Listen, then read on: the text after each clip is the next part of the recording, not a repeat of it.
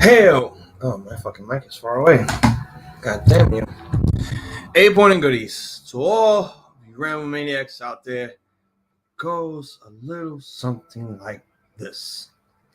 Ladies and gentlemen, boys and girls, children of all ages, the Ramblemania show probably brings to you. It is I, your former 8-time Ramblemania heavyweight champion, Hazel, the iZombie, and welcome back to another edition of Raw Rantz live reactions and thoughts, where I sit here and react and give you my thoughts on the good and the bad and who booked this shit. Here on Monday Night Raw, we got our Double or Nothing recap right after the show. Myself, TJ the Great, hopefully Toon will be joining us later on. Right now we got Becky Lynch in the ring cutting a promo. Let's hear what she has to say.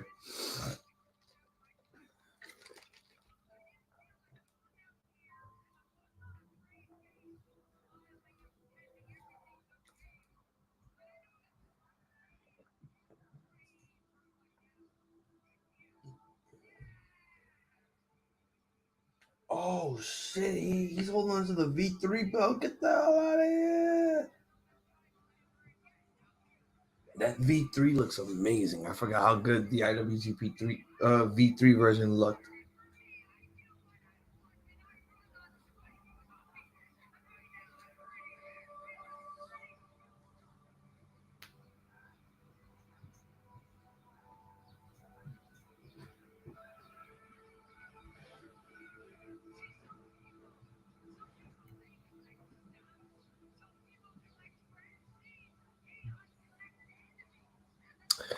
Yo, what's going on, man? Point of goodies to you. I hope you had a really good time in Vegas for Double or Nothing. Sucks we couldn't see the signs since you said you were going to be by the hard cam and shit, so that was a bit of a bummer. I'm glad you had a good time. I just saw the picture that you sent me holding the IWGP heavyweight belt, the V3 version. That was pretty fucking cool.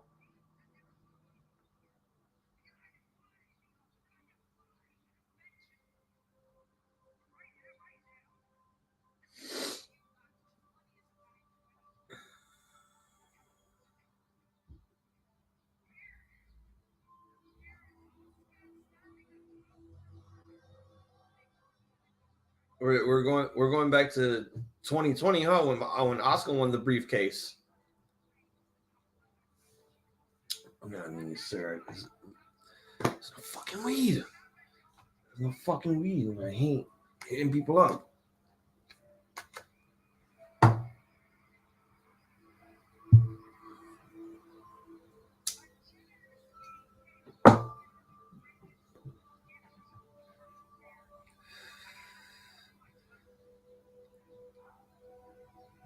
Are they really going back to all of this? What the hell?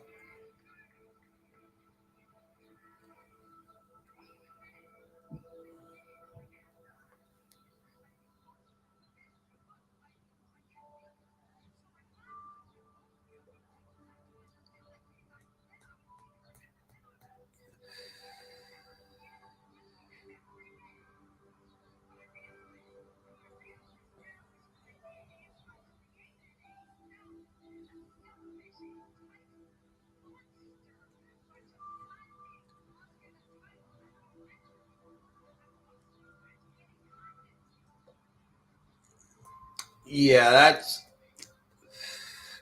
Oh my god, her facial expression is just like... She's so angry that Asuka's coming out, interrupting her. Like, holy shit. Still in Vegas, heading back tomorrow. I still got no voice. I bought a small AEW flag, CM Punk pennant today. I bought Wrestle Kingdom 12, Okada, Naito's shirt, and Nakamura's old NXT shirt. Holy shit. At least you're walking out with some souvenirs indeed.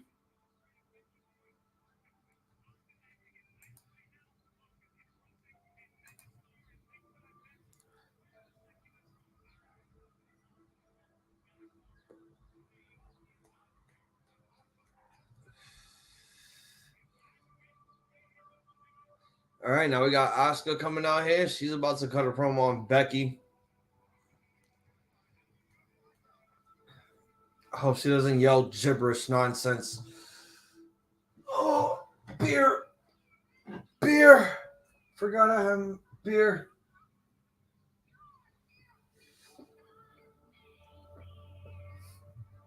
Big time baby.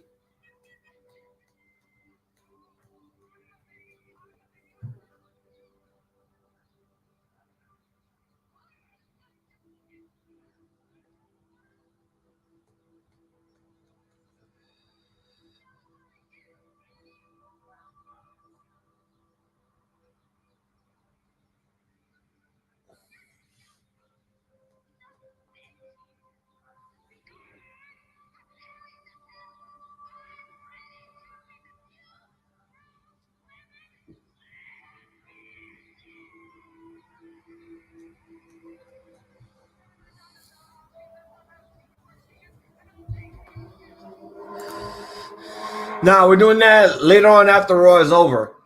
I told you, Young Boy, I told you before the show even started, like days before, there was going to be more matches, and a lot of people were going to get really tired. We were surprised that the show ended at 12:30 because I predicted one. The fact that you had 13 goddamn matches, that was a bit of a buzzkill. I understand that you're doing 4 pay-per-views within the year, but you don't got to do all those matches in one fucking show. Everyone gets tired. And I think a lot of people got tired after both men's and women's Owen Hart tournaments.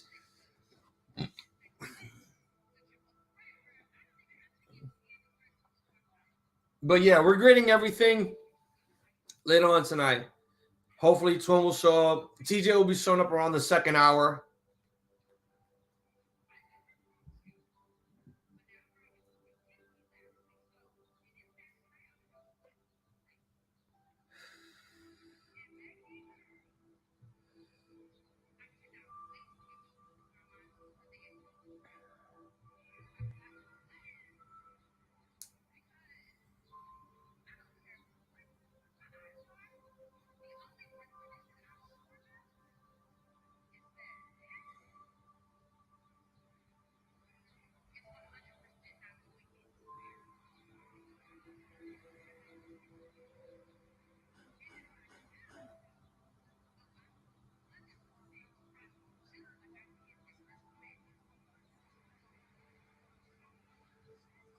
Oh, she got dropped.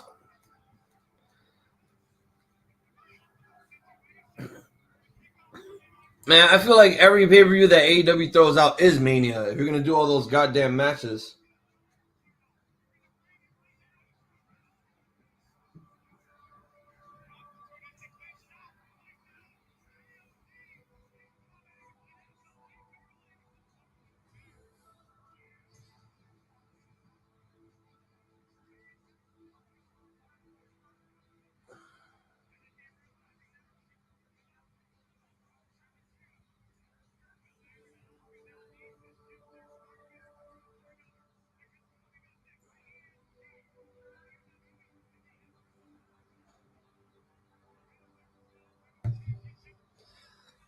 So brawl happened, and wait, it's Asuka, Beck, and Bianca teaming up right now. Who are they facing off against?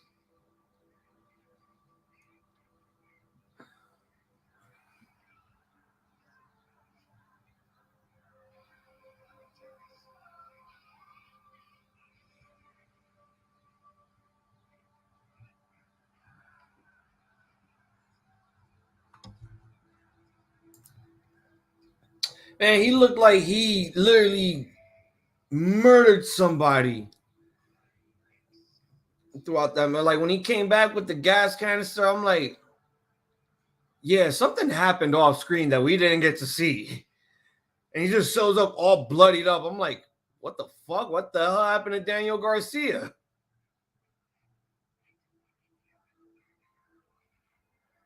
And this was fucking crazy. I am most likely, we're probably going to see Danielson take on Eddie Kingston on a Dynamite because of that whole shit.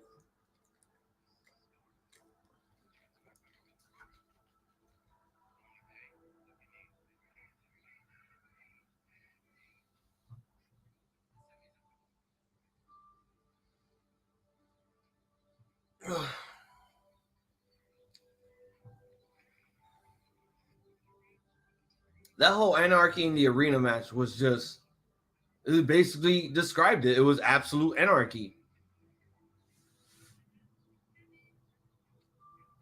That whole thing was just, I mean, I was kind of stoked that they had Moxley's music playing for like 5 straight minutes throughout the whole match. I'm like, what the fuck?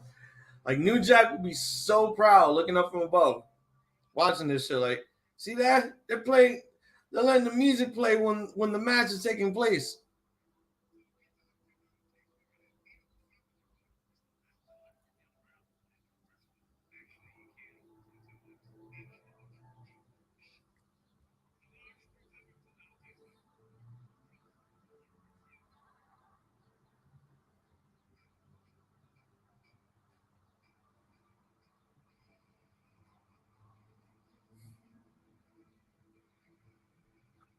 But yeah, I got a lot to talk about with all these matches that took place, especially the Owen Hart one, because that one I was literally upset with that whole thing. I felt reneged from that tournament. Yeah, I didn't even think they were gonna let him say it. I'm like, fuck.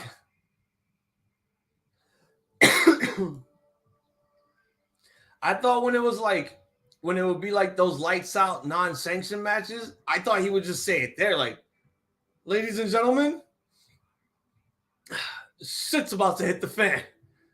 But he said it here for the Anarchy in the Arena. I'm like, yeah, makes sense. Makes sense. And I'm glad that we're done with the whole stadium stampede thing. I get that it was like a COVID thing, but who knows? Maybe if they go back to Daly's place, they might just bring it back again just for the fuck of it. I think AEW loves that shit.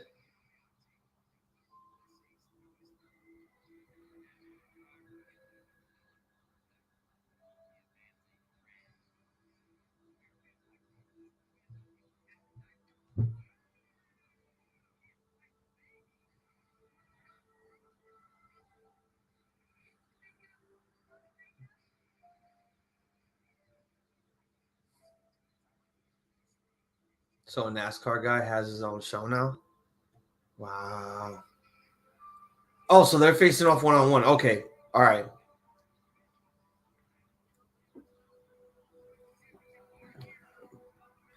Oh, and congratulations to Ivy from Raw Zone NYC's podcast from becoming the first ever female to become Ramblemania heavyweight champion.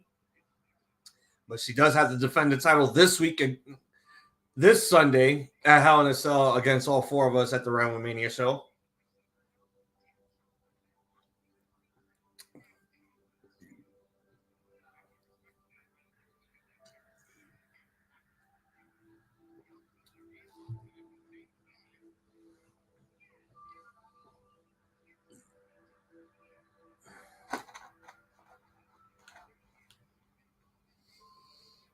This is the first right here. He got arrested days ago. What I heard, it was for a domestic abuse charge. And the funny thing is, he got big. Like, you can see the mugshot in his face. It looked like he got fat.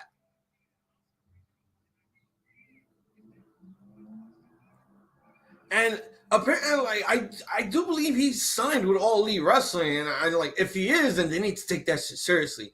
Either put him in some sensitivity training like they did with Sammy Guevara, or let him go like they did with Jimmy Havoc.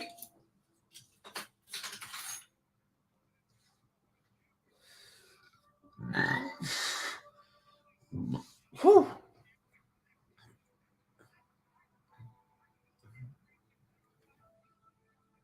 All right, good. They showed a graphic of Cody Rhodes, but no goddamn countdown. And apparently, they had the Money in the Bank truck circling around the T-Mobile Arena throughout the entire night with Cody's face on it. I'm like, nice way to advertise your show that's taking place in Vegas. Just not in a stadium, in a goddamn arena. Because apparently you couldn't sell enough tickets.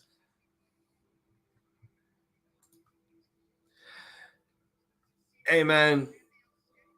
You think you know a guy, and then next thing you know, you find out on dirt sheets or on the news that this guy did this guy did that, this girl did this and that, and it's like, wow, I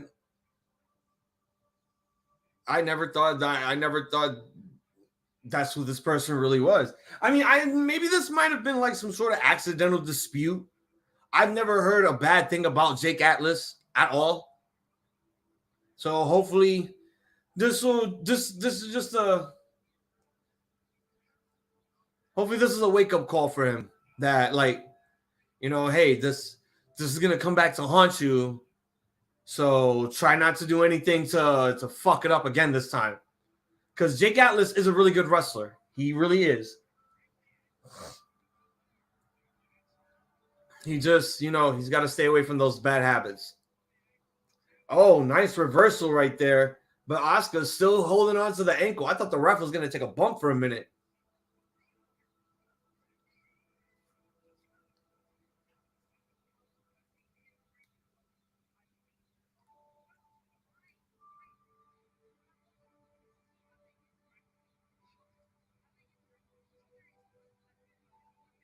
Oh, right into the knee bar there. Right into the knee bar. Oh, Bianca back up on her feet.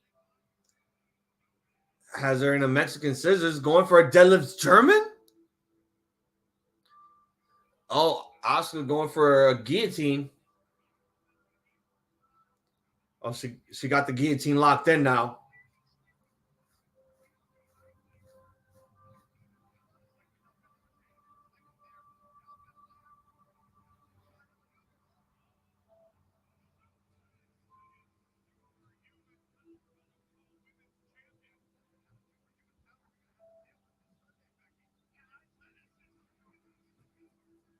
Here's the cover now, and Asuka's kicking out. Hey! Don't call yourself a wizard. That's Jericho's thing.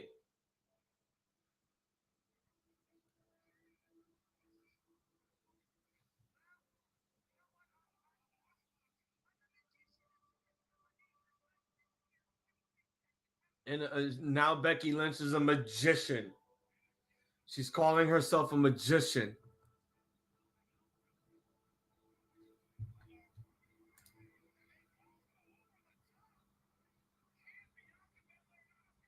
Really? Holy shit. That's some good shit there, Young Wolf. I hope he gave you credit for it.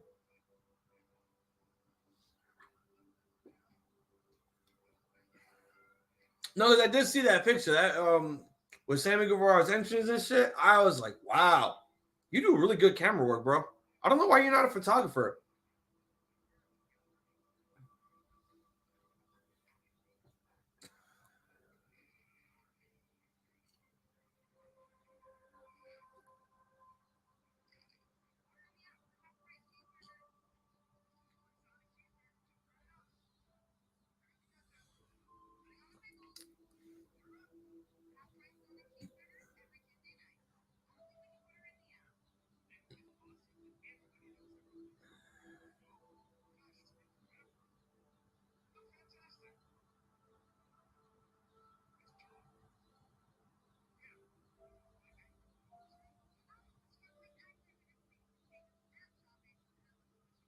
Ugh, stupid commercials.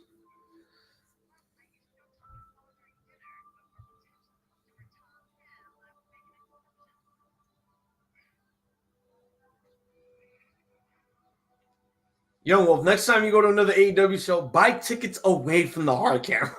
Because it was a bummer that we couldn't get to see the sign at the show. But really proud of you for having the sign there. Two shocking moments for me last night. Darby lost, which was a shock, and Hangman lost, which honestly, I don't want to say that was a shock, but it's also like, oh wow, they went left field with that. They really pulled the trigger. I'm guessing they only did it because they know that Punk is a huge draw, probably bring the ratings in every week, going up to the millions with AEW. And I think that's how I feel. I feel like they didn't do enough with Hangman. They felt like Hangman was just probably not good enough ratings draw. I'm not saying that he was a sucky champion or like he just wasn't really utilized that well because he faced a lot of competitors while he was champion, even though they were mostly on free TV. I think it gave a bit of a ratings boost, but not the kind of numbers that AEW were expecting. They want to hit the 7-digit numbers. I get it. I get it 100%.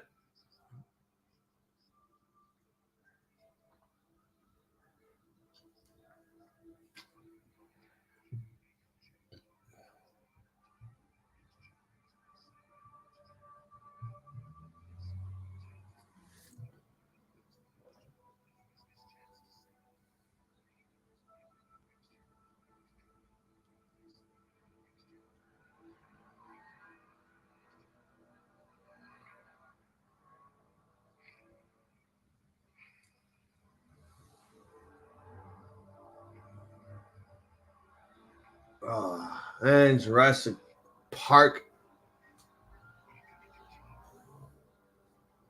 Back to the match now.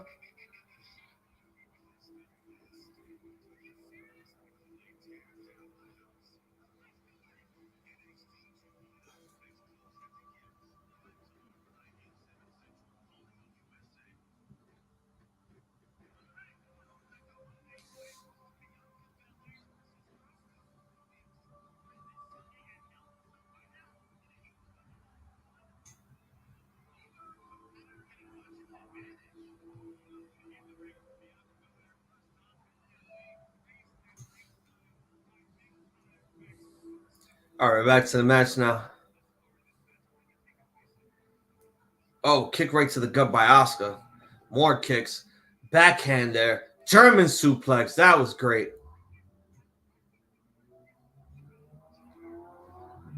Oh, with the rear end. Oh, what a 2.9 there. Holy shit.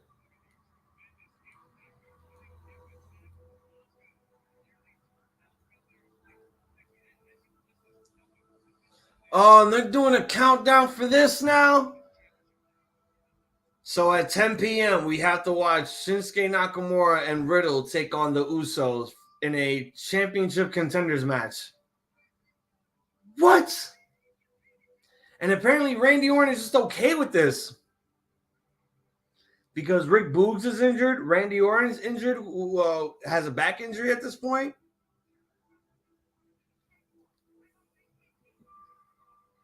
Now all they have to do is come up with a new team name for Nakamura and Riddle. The Naka Bros? Nah, it sounds stupid. Oh, nice moonsault there. Oh, beautiful drop kick there, Asuka. It goes 1, 2. Nope.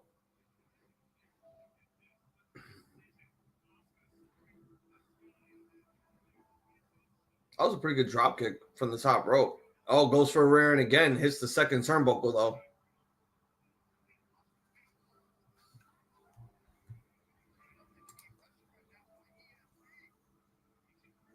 I don't mind the hard cam now. I usually sit on the other side, but I mean, I sit by media people.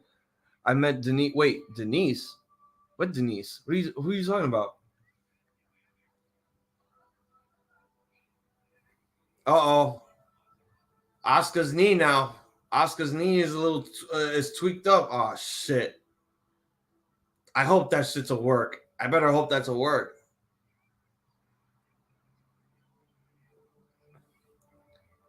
Oh, my God. There it is. Oh, come on. Don't fucking start that shit. Oh, you're still on? I didn't even realize. Turn off. Oh, come on.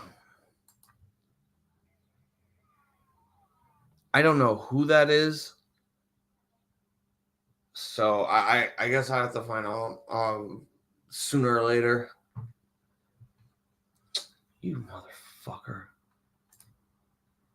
Of course you would do that.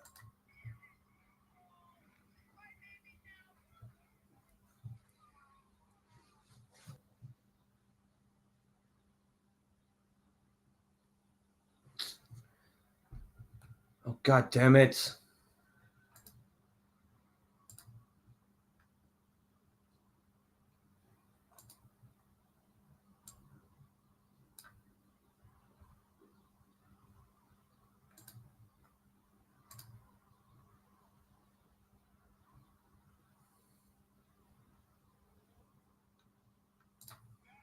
There we go.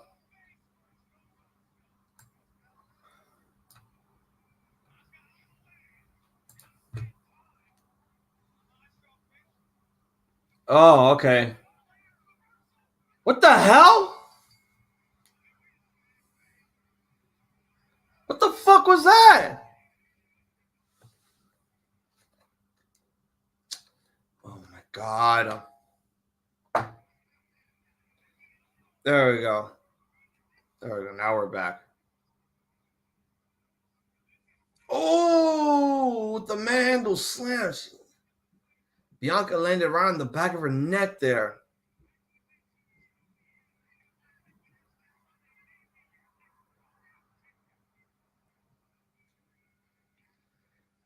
And I called this shit. I had a feeling that they were going to do this a triple threat.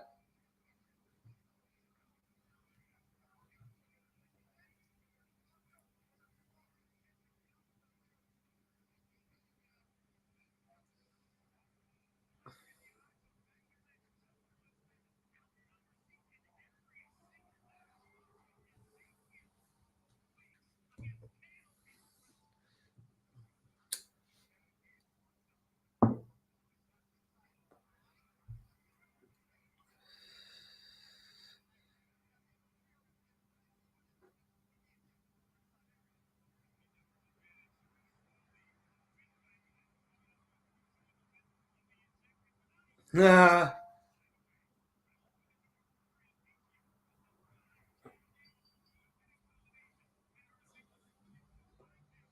Oh, yeah, I forgot. He's going up against KO at Hell in a Cell.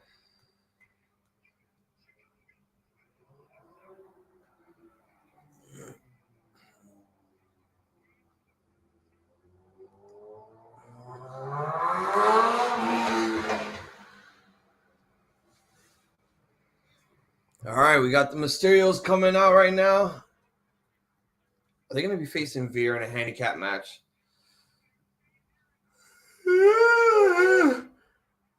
Fuck.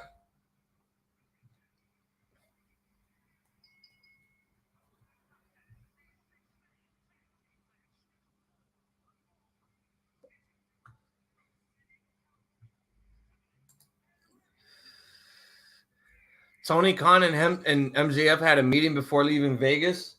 I wonder what that meeting was all about then.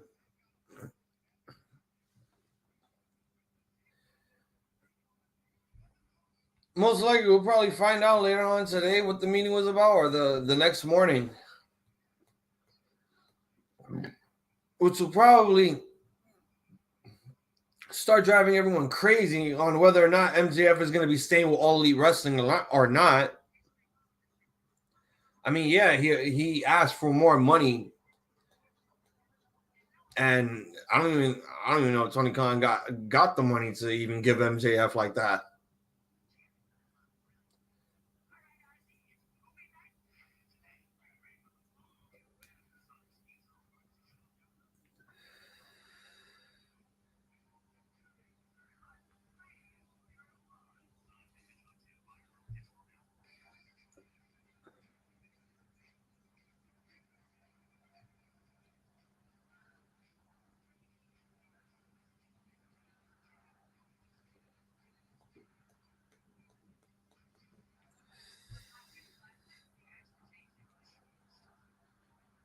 Oh God, this Little Caesars commercial again.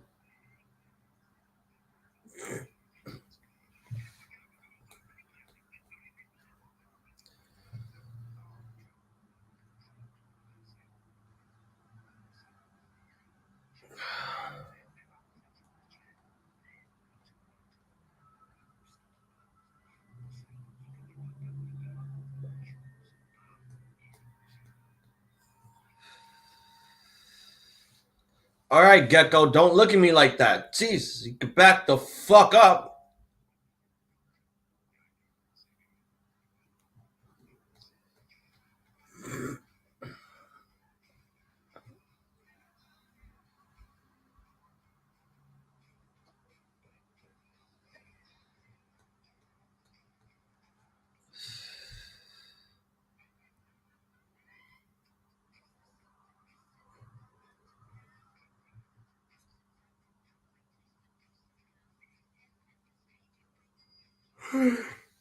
Fuck, I'm getting tired. What the hell? Guess all this wrestling took like.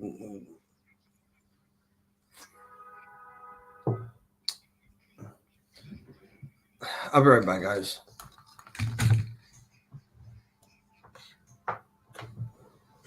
Mm-hmm.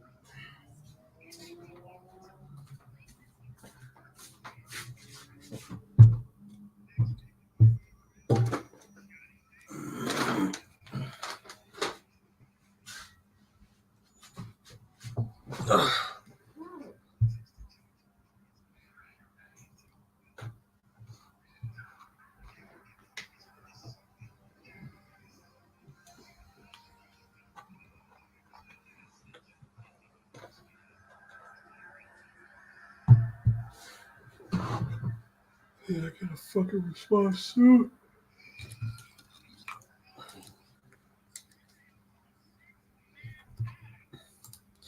WWE posted to Twitter where Becky said, I'm a wizard. Someone retweeted saying, but does she know the lyrics to Judas? Oh, I gotta close the door.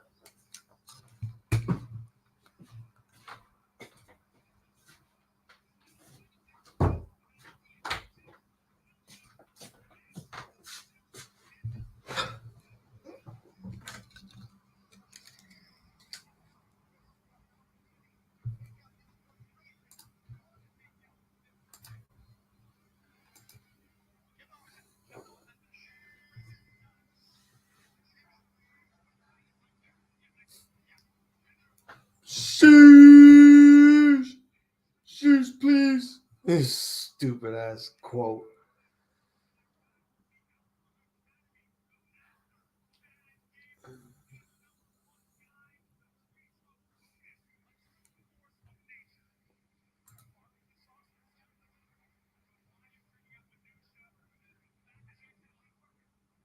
What the hell? I'm not in Queens.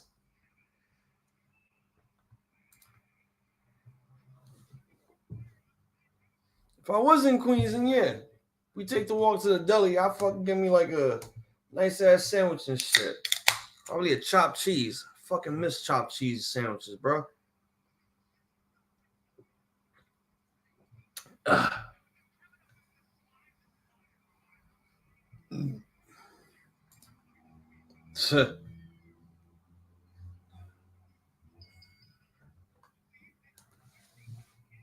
might as well swap this whole fucking pack if that's the goddamn case.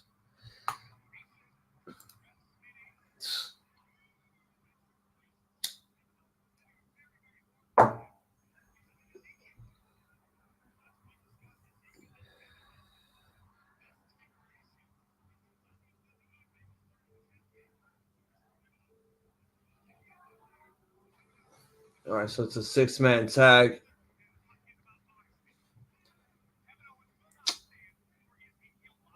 Oh, God. Your deli sells bud? What the hell?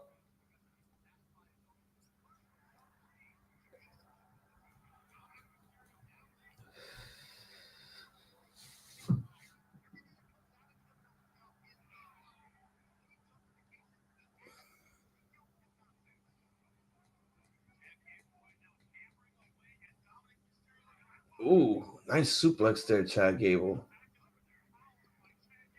Another belly to belly.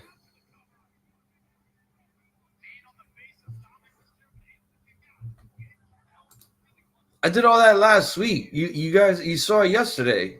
All this. I think it was different because I moved the table a bit more so that the background.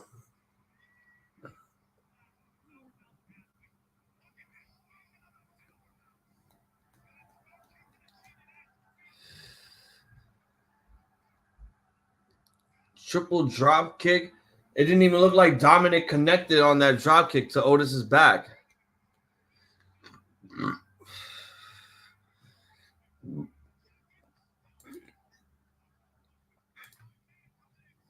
Ospreay versus Punk at the Forbidden Door. I would love to see that.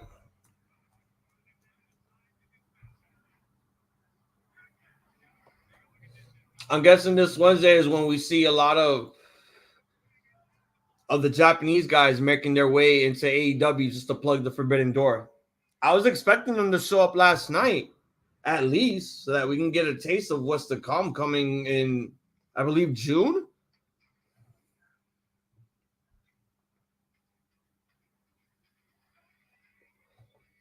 So yeah, it's like I think they got 5 weeks to start building up stories and shit.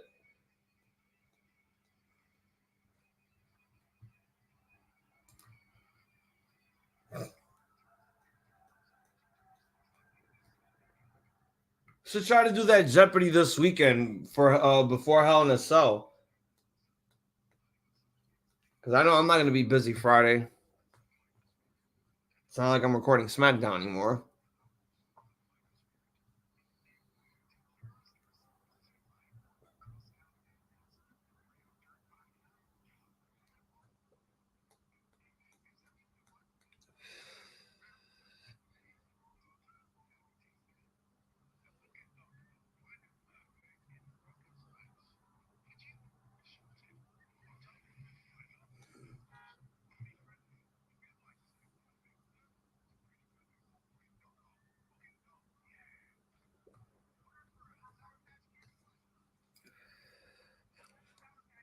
Fuck. Oh my god. Shit.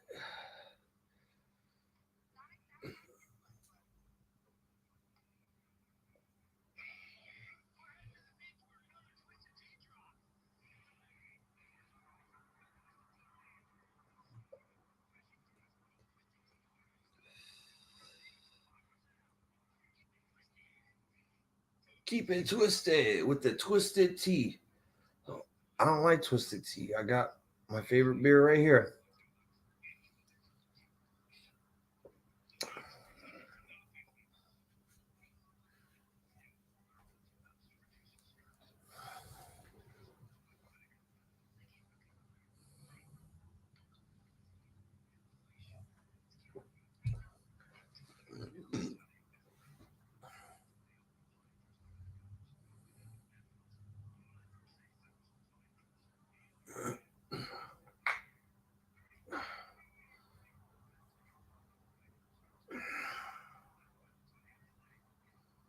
Oh my god. Oh, stop with these goddamn commercials. Fuck.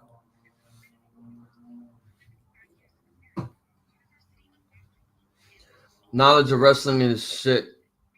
Just enjoy it. Yeah, that is true. Just enjoy it. Unless if it's bad. If it's really fucking bad, then yeah, talk shit about it.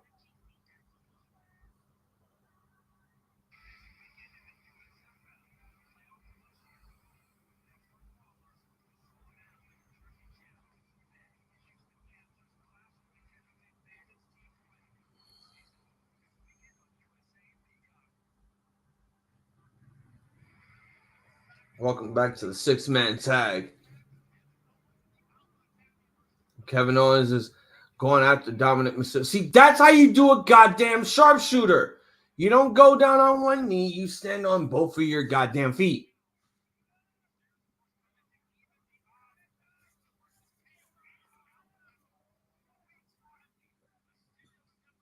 Yeah, you're going to the wrong side. Dominic Mysterio was going to the wrong side of the ring to tag in one of the Alpha Academy guys. God damn it! Oh, that looked horrible.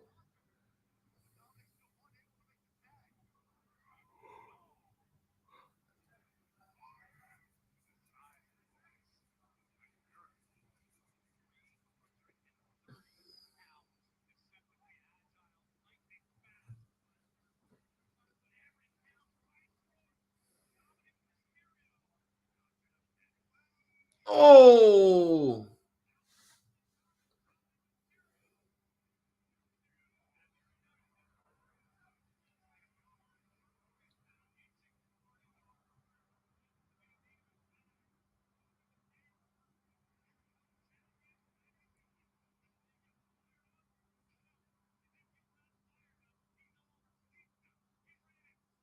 He's all zeked up. And he's zeked out. Wow.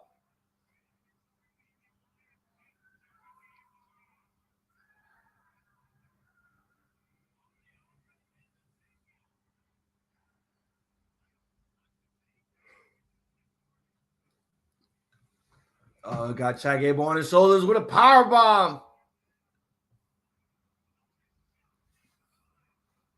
Breaking up the count. Otis there. Dominic's on the top. Flying cross body. Ray.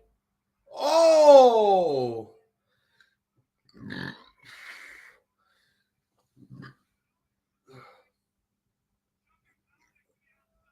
Dominic's been sent over the top rope. Gonna go for a pump up, but now counters it with a Hurricanrana 619. Misses it. Oh, he super kicks Chad Gable.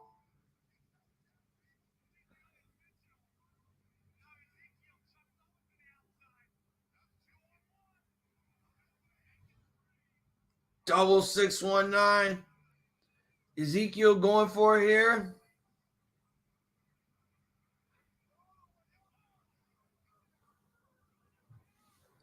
A stalling suplex combined with the drift away. Okay, not bad. Not bad at all.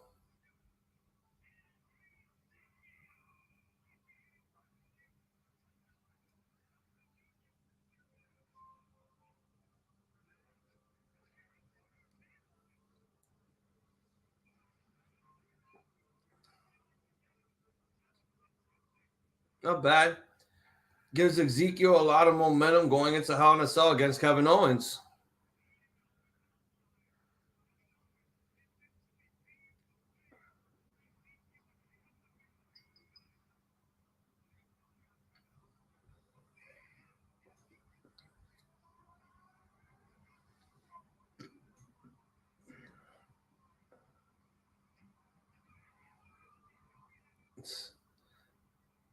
He's just trying to destroy that announce table. The monitors are gone. The top part of the announce table's gone. And Kevin Owens is going ape shit.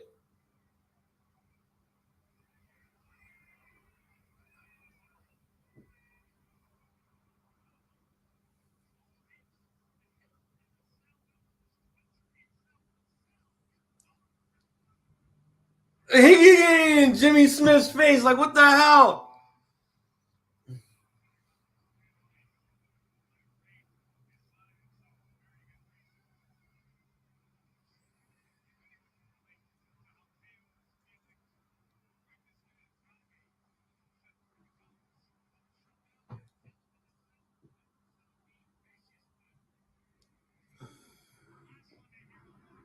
Oh, yeah, this match was not that good. It really was not that good.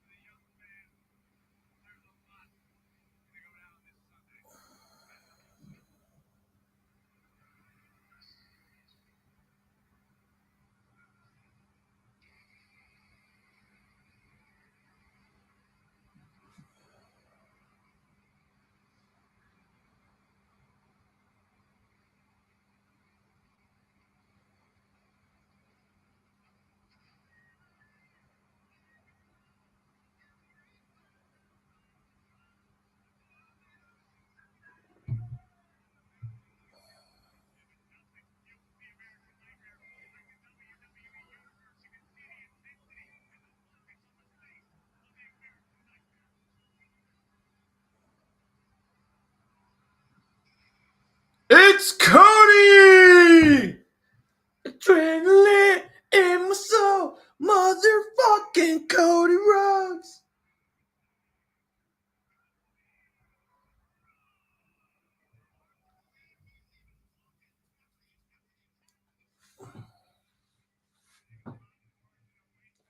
hate that shit, man. I hate hitting people up just to get stuff. Fucking hate it. I hate it. Fucking hate it. More pyro! Adrenaline in my soul. It's motherfucking Cody Rhodes. Oh, this man's about to cut a promo. $100. The only reason why they're, and I told TJ this last week, the only reason why they are doing this match inside Hell in a Cell is because Cody wants to bleed. He wants to feel like a legitimate superstar bleeding inside Hell in a Cell like a stuck pig.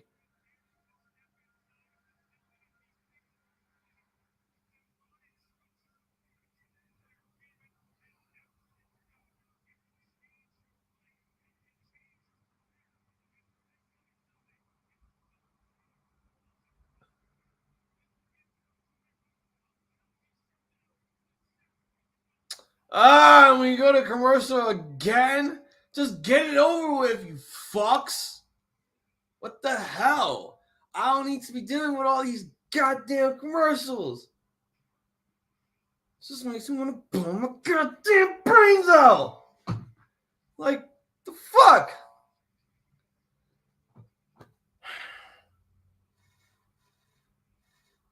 I'm trying to save this goddamn quarter pounder so I can get high and eat. And no one's like coming through to bring me my shit. And now I gotta wait for this Cody promo to come back from fucking commercial. And I didn't want to deal with that. I just wanted the promo to happen now. At least the good thing is they didn't do a fucking countdown for Cody. Otherwise, I would have gone ape shit.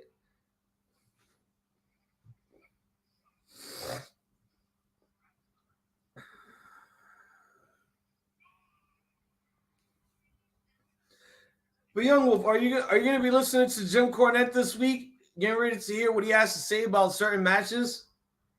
Because the guys are looking at me like, really? Why are you listening to Jim Cornette? I have no problem listening to Jim Cornette. It's just, yeah, he has issues. He has some really serious issues when it comes to him ranting about certain things with modern wrestling. But it's also like, hey, modern wrestling is okay. You may not like it, but other people do. But I only listen to him because he says things that are funny. In my ears, they're funny. But sometimes I listen to shit and yeah, he goes a bit too fucking far. He goes way too goddamn far, and I can't stand that type of shit.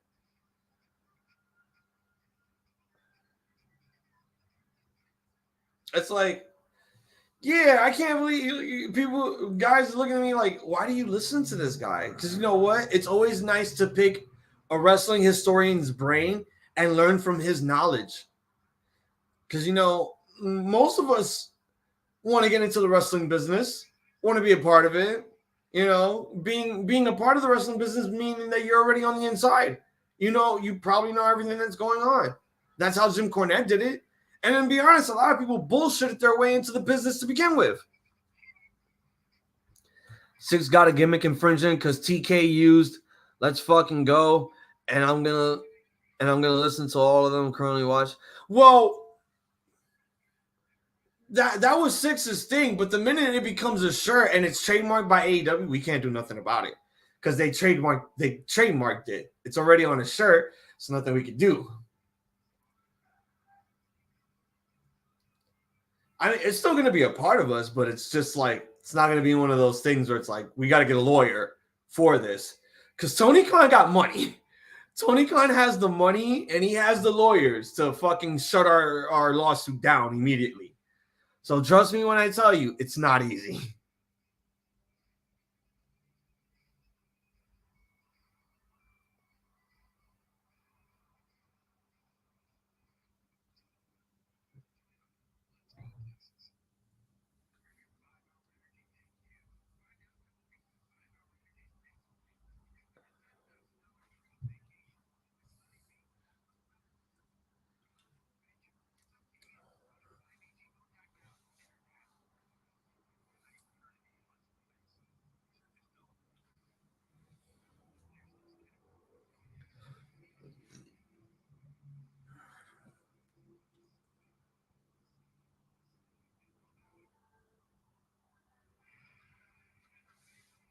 All right, let's see what this man has to say. We are officially on, well, not officially at hour 2. I think we are. Because they just showed the goddamn credits. I built my kingdom. Tear this roof up on the crowd. Why are you showing this goddamn shit again? We know they're facing each other at Hell in a Cell. They show this goddamn package before the commercial. We come back from commercial. They show the goddamn package again. We didn't need that. We know what's happening this Sunday. We know it. And watch them show it again when it comes to the main event. Send you a funny pic of a donut. What?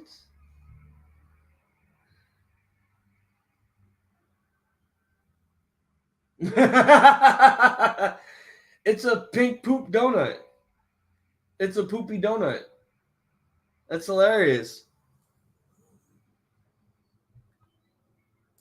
It's like it just looked like one of those Japanese cartoon poops that appears on what is it, Arale?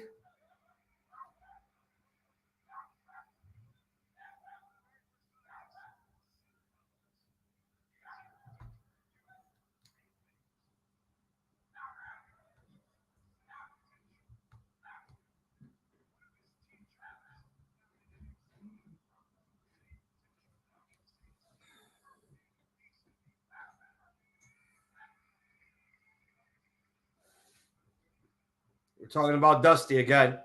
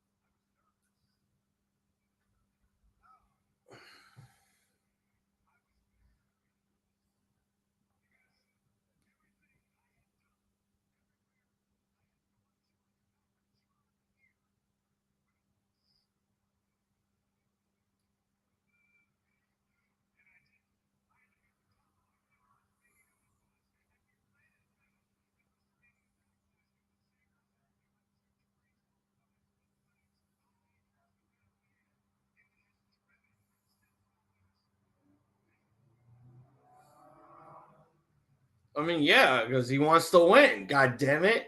I wouldn't blame him. I would act the same way if I lost twice in a row, knowing that I might lose a third fucking time.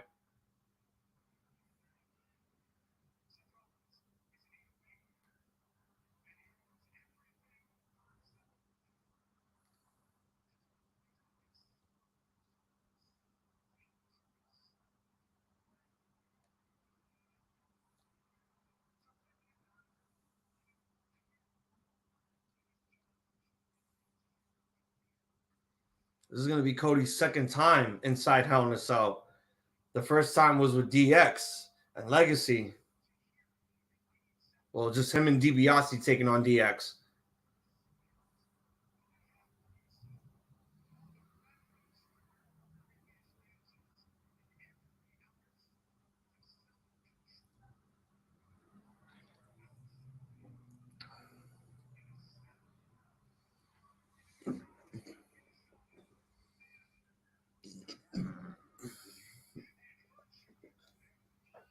Oh, here comes the Drip Messiah.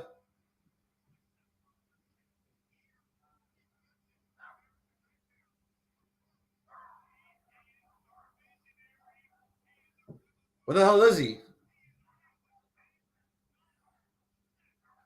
Are they in Iowa right now?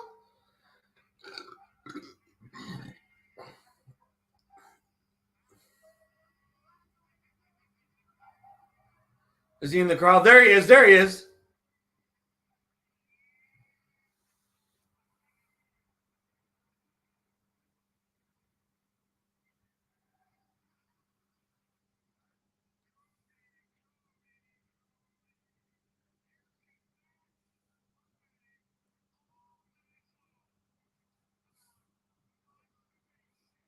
This man with these glasses, he looks so fucking stupid.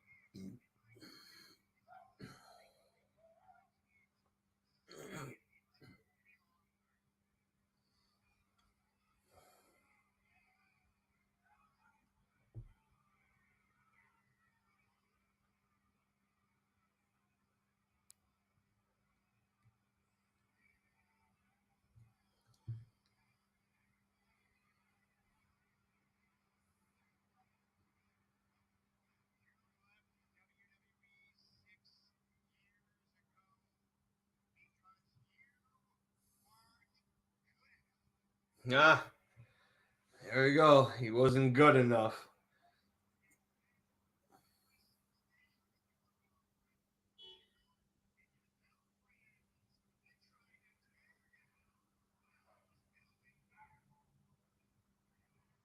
That's a shot at AEW.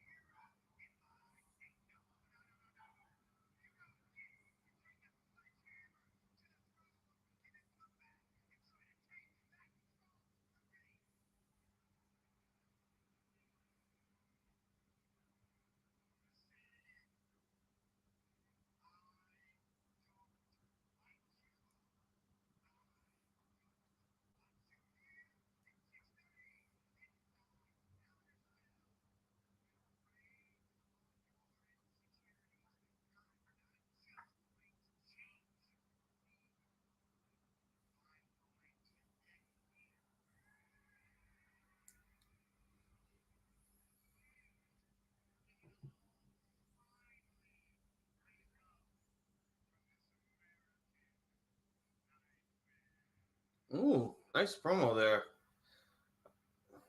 Good shit there, Seth.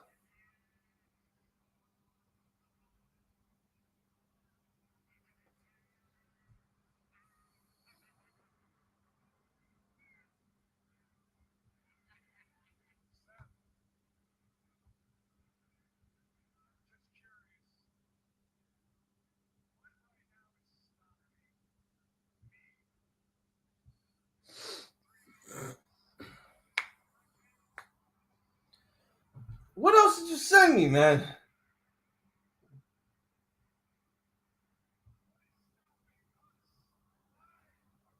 Ah, dope. Dope. That flag is kind of small, though, but it's perfect for your room. It is perfect.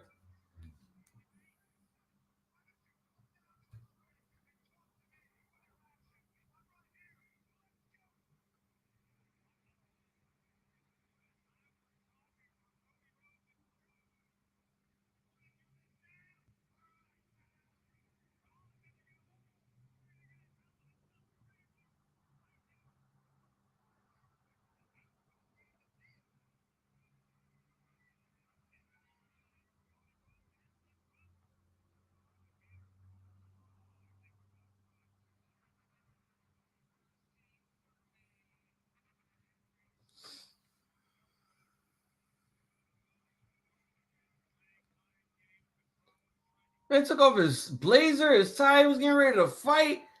And Seth just said, "Now, oh, he jumped out of the ring. He's going over the barricade. Fight!" Oh, they brawling. They brawling. They fucking brawling. I was just happy to see Taya Conti get her face kicked in again.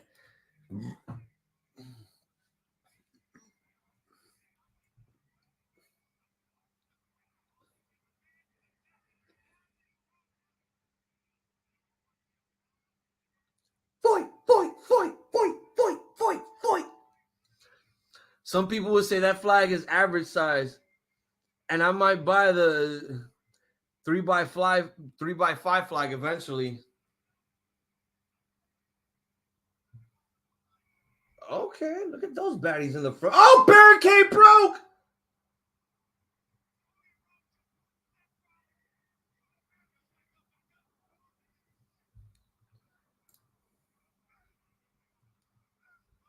I'm trying to get a flag soon.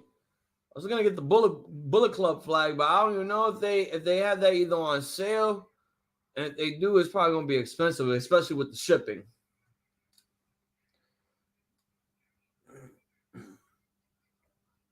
It's all about right now, right now. Let them fight right now. Fuck that. For the second time on Raw, the commentary table had to get out of the way. Okay, this is becoming a good go-home show for Hell in a Cell, but it's only a matter of time before they fuck all that up.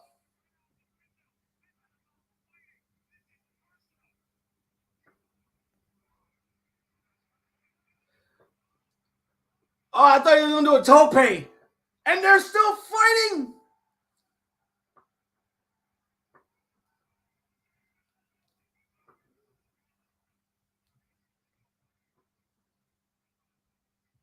Oh, shit. It's getting real. It's getting way real.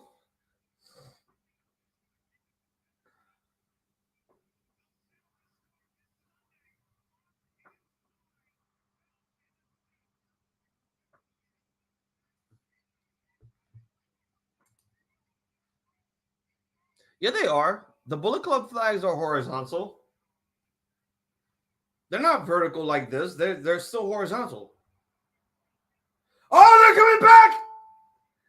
Oh, they're beating the shit out of each other. They won't stop. Security can't hold these men down. Referees can't hold them down. Not even the goddamn officials. Look at fucking Daivari.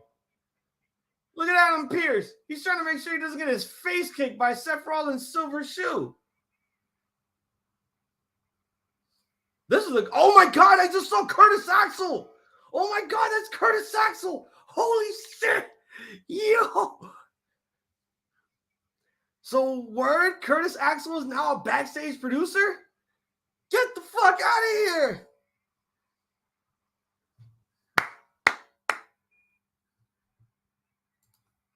Oh, you just type in Bullet Club flag online, like on Google, you'll find it. You will find it.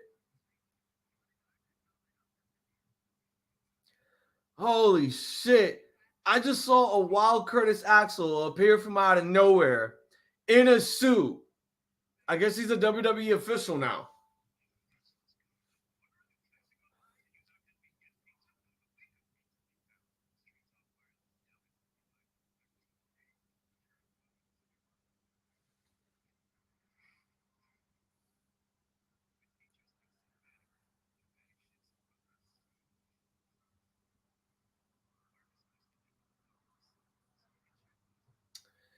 All right, so far only one match is getting a lot of build-up for Hell in a Cell. I haven't heard any fucking other matchups that are taking place. So yeah.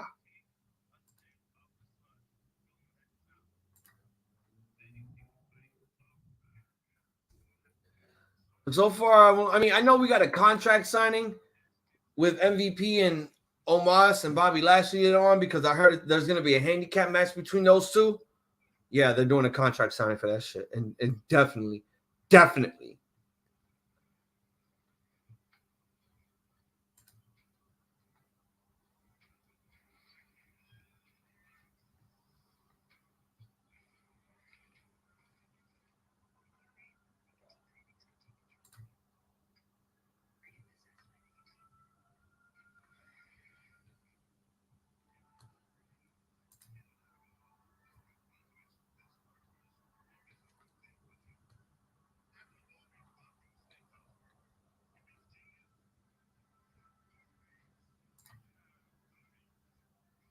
That's it. That's the only preview they have. That's bullshit.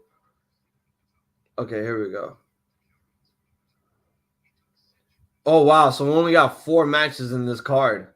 They got to add more. They have to add more because at this point we have Ezekiel versus Owens, Lashley versus MVP and Omos, Bianca, Asuka, and Becky, and then Seth versus Cody. So they have to build. They got to do a lot more build up going into this. So I'm hoping 2 more matches will get added onto this card because it would just look stupid if they only do 4 matches for this show.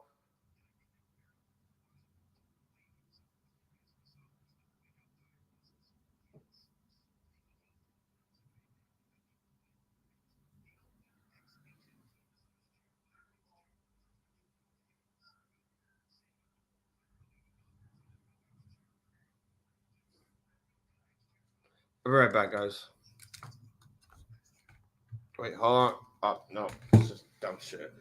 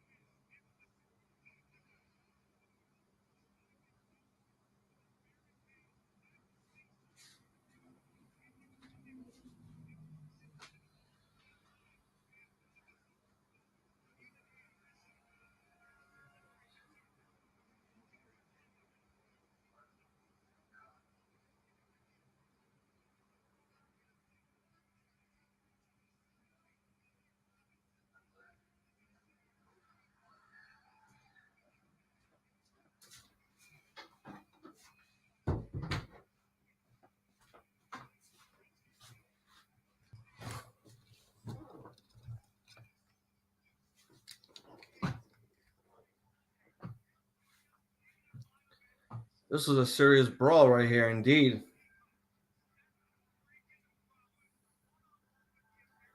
And they're showing the broken barricade. If someone could just walk through that shit and just enter in the fucking ring.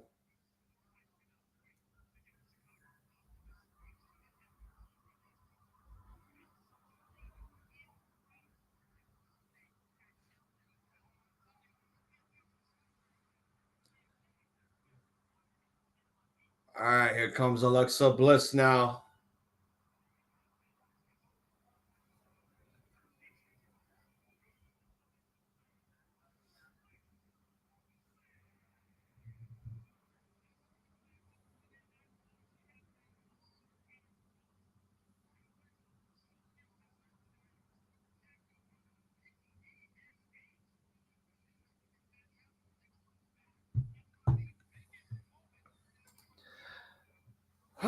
Well, yeah, he might lose his shit indeed about MJF.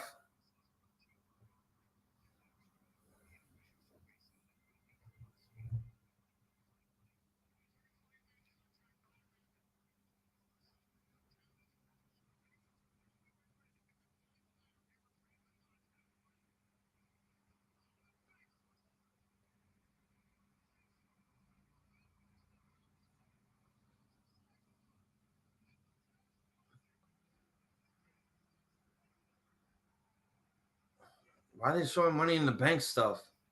We got Hell in a Cell coming up this week. Why is Money in the Bank still being brought up?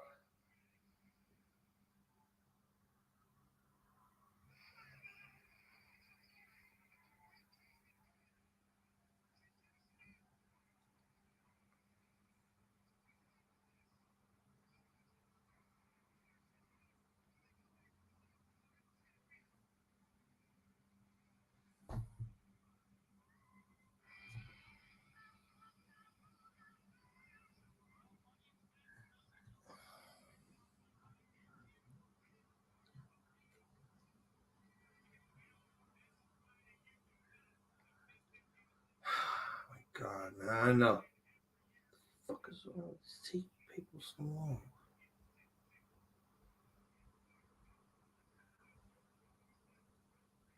Who's she going up against?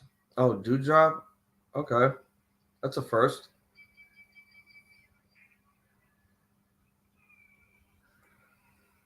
I swear, Nikki really needs to get rid of that superhero stick, man. It's not working anymore. It's really not.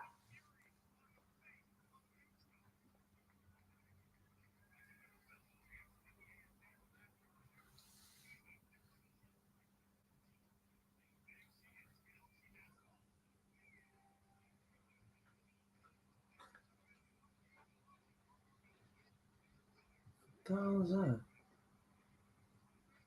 The fuck is that?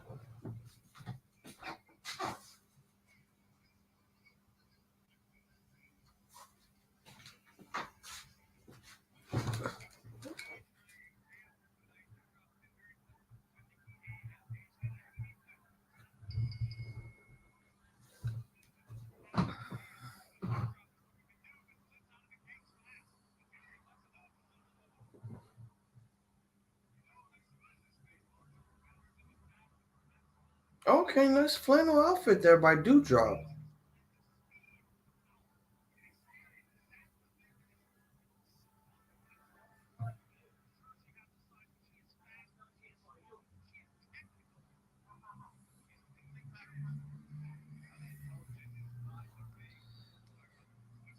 And in 45 minutes, we're about to have the championship contenders match.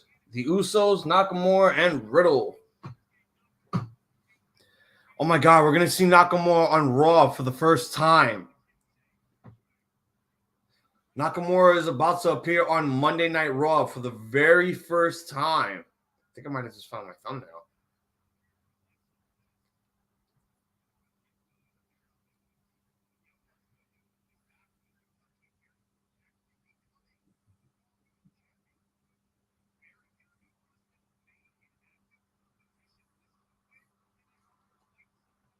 I hope he loses his shit over MJF. Because I know he's got a lot to talk about him missing the meet and greet, him teasing that he was already on the airport going back to Long Island. You know, I think we all know the heat between him and Tony Khan, and it wasn't just because of he didn't get an approval on a podcast. I know there's more to it than that. I had a feeling that MJF asked for more money, that he's more than what he's worth, and Tony Khan just couldn't provide it. And I'm guessing this is how this shit just happened. Didn't want to go to the meet and greet. And again, I went out of my way and said, like, oh, this is probably MJF working people, because MJF has always worked people because of his character. He doesn't break kayfabe. He never breaks it.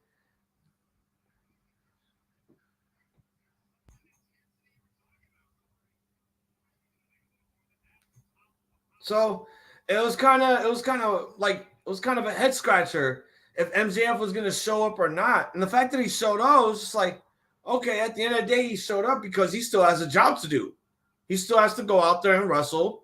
And whether the match wasn't the way it was supposed to be, how like everyone is I don't know if everyone's basically saying this, but people are going out of the way and saying like, oh, this was a legit burial for MJF. I don't think it was a burial. I think this was just a punishment.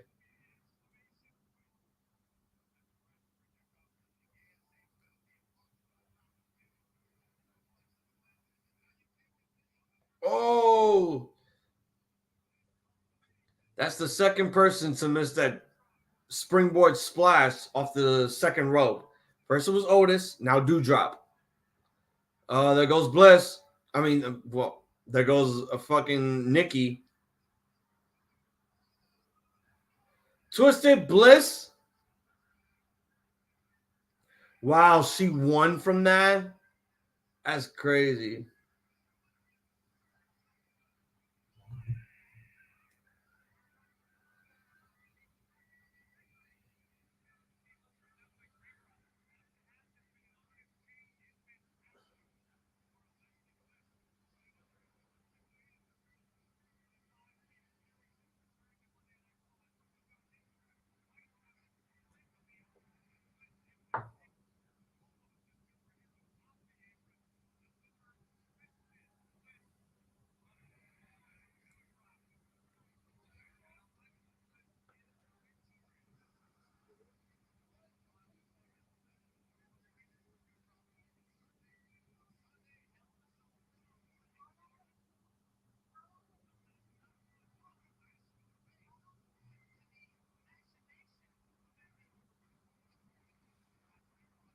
Guess this contract signing is about to be next.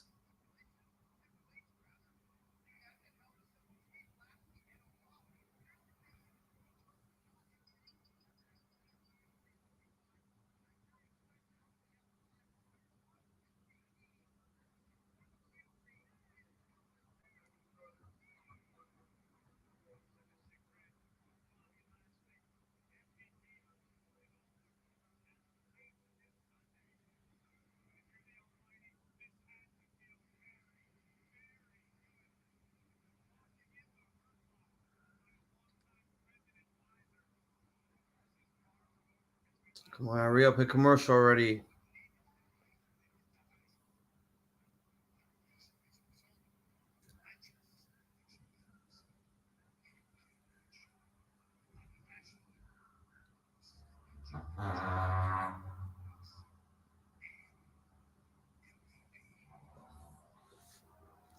So this happened on Raw Talk last week.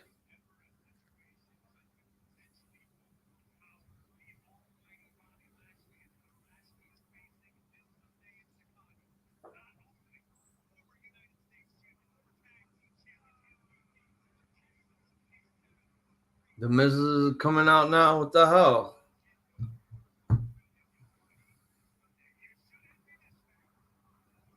Is it time for another? Oh, it's Miz TV.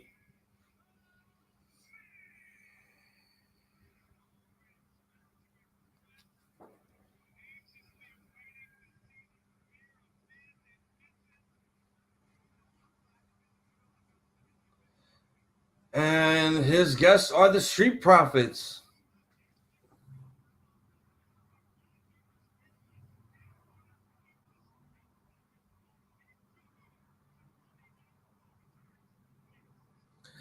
All right, I'll be right back, guys. Probably take me a few, but give me a sec. What is this bullshit, bro?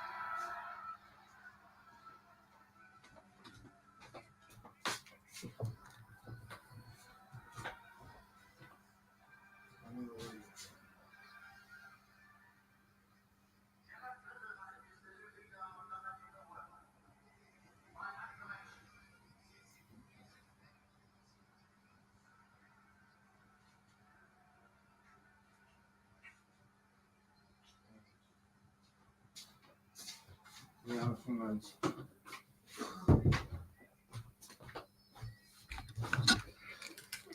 Jesus fucking Christ, man. It finally came! Yay! I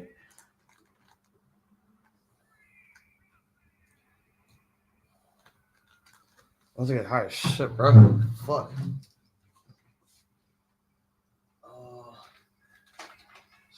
What's this? This also.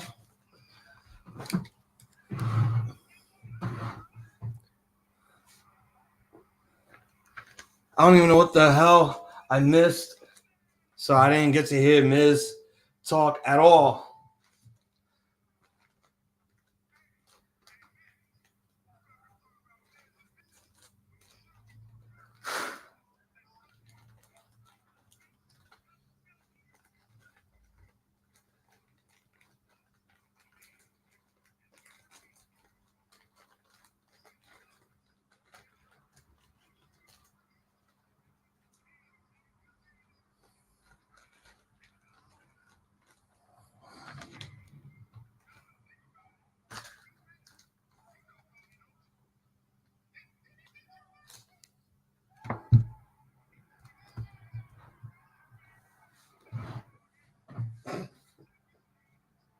The fuck? Oh, there it goes.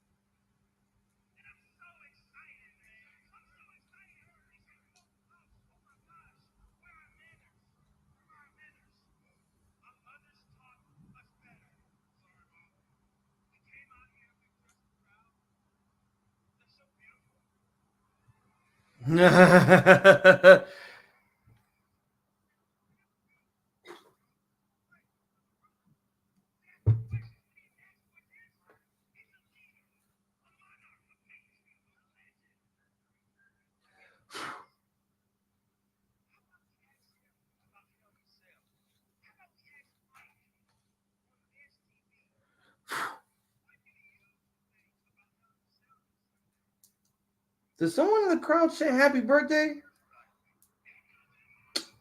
And they steal the Rock's line. Just for a cheap fucking pop. Just for a cheap goddamn pop. If it was The Rock, it would have been more better. The pop would have been huger. The fact that the Street Profits did it just felt fucking tedious that they did it. Oh, when his hand goes up, your mouth goes shut. Oh, no. They are... What the fuck is Dana Brooke doing? What the hell? Oh, there's Tozawa.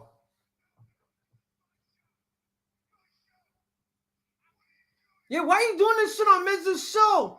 What the fuck is it? You don't win the 24/7 championship by just taking it away. And look, some more intergender shit on WWE.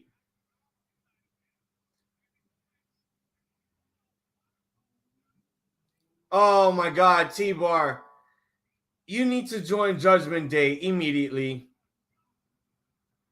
You really need to join Judgment Day. Montez Ford just kicked Donovan Dijakovic right out of there. Apollo? Damn, his career went down the drain the minute he went to Raw. Where the hell is Commander Aziz? I just realized that.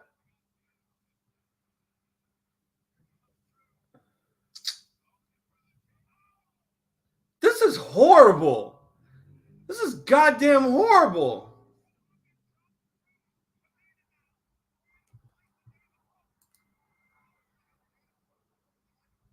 I would love to see that.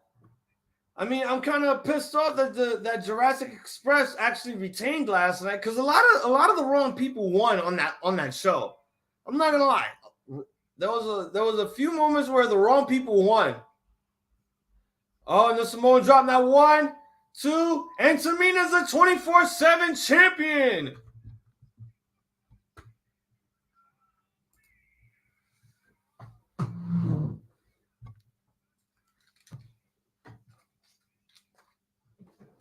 Son of a bitch.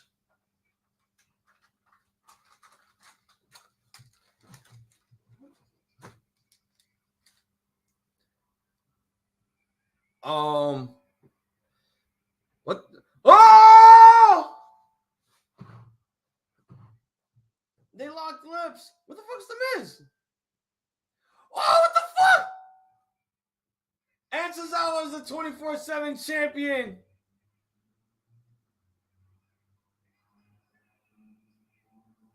Tozawa has a new theme song. I didn't even know he had a new theme song.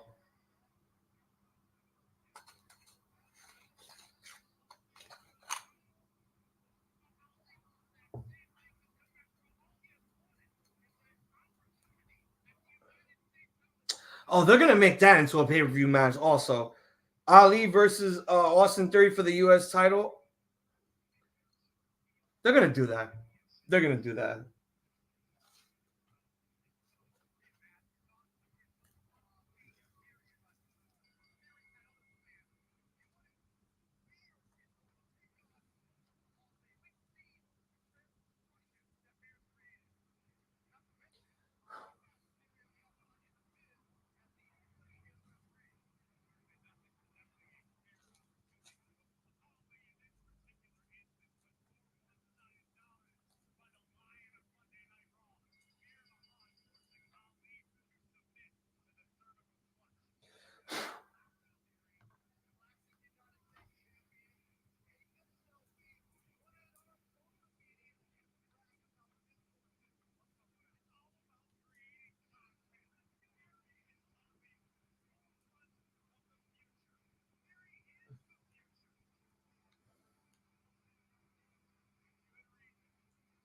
And here's the United States champion Theory. Another fucking promo. Another goddamn promo.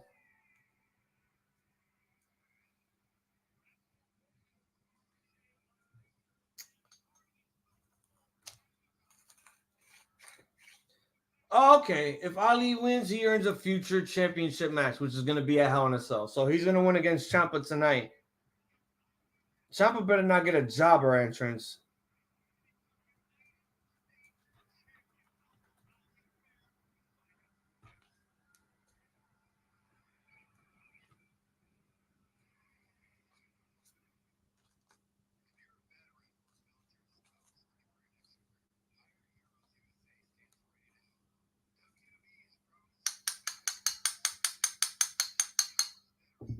Hire Heroes USA.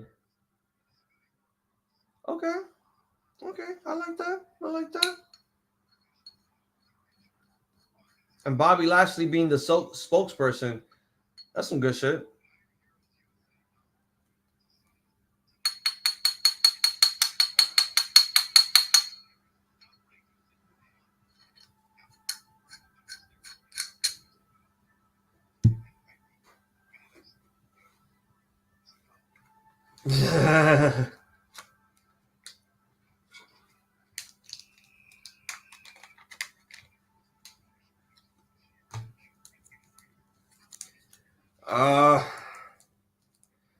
Well, and most likely Twin will not be joining us because I sent him the link.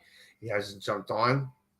So yeah, still got to speak to him about that. But hopefully TJ shows up within the third hour. Because again, I don't want to plug that we're doing Double or Nothing recaps and I'm the only one still here.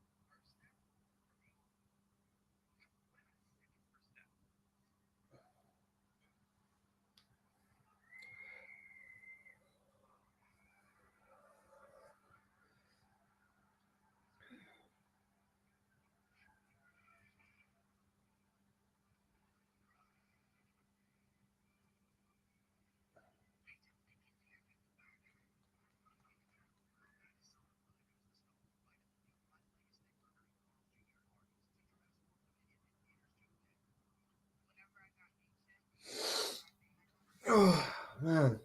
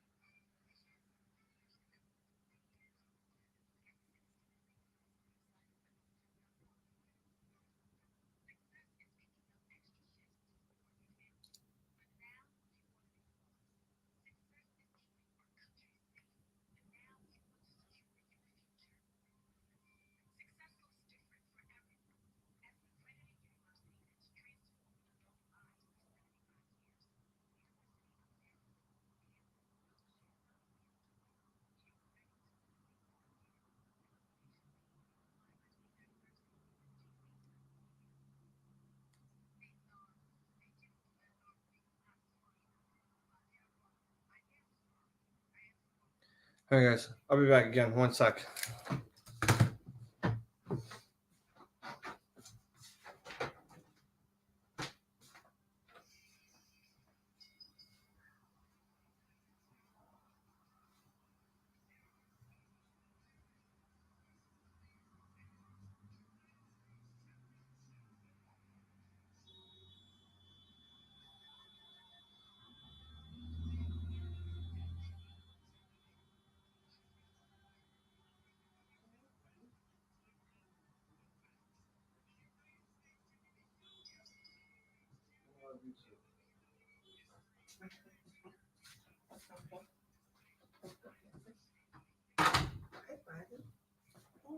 People want to see you.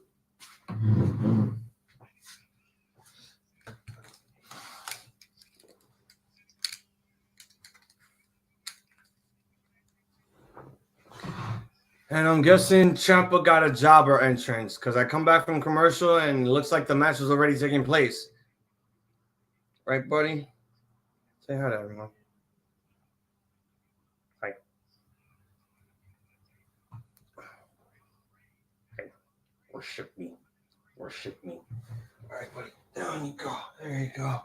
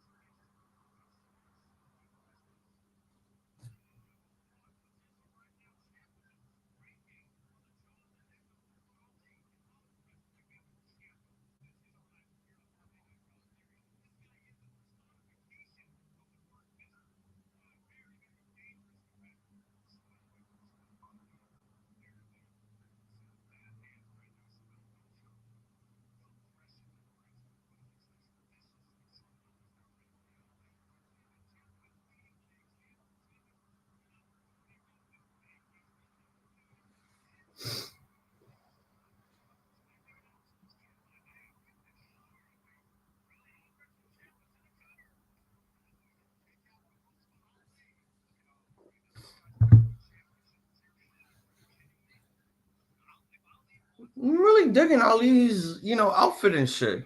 Very unique. Very unique indeed. Really digging the green. Really digging that.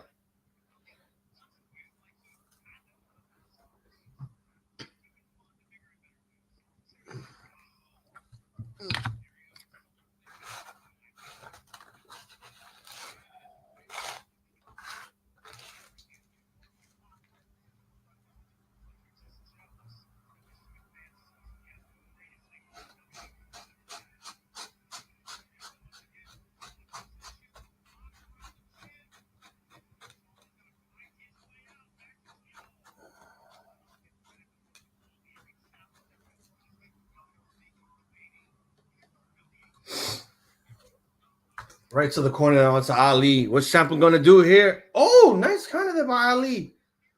Clothesline ducks. And Ciampa takes a clothesline of his own. The crowd feels mild because I don't think they give a shit.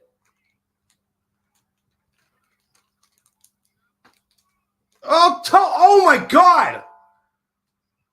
Ali looked like he hit his own head on the table after that tope suicida. What the hell, Austin? What are you doing? Oh, and a DQ. So that was dumb as hell. You just gave him the championship opportunity via DQ, you dickhead.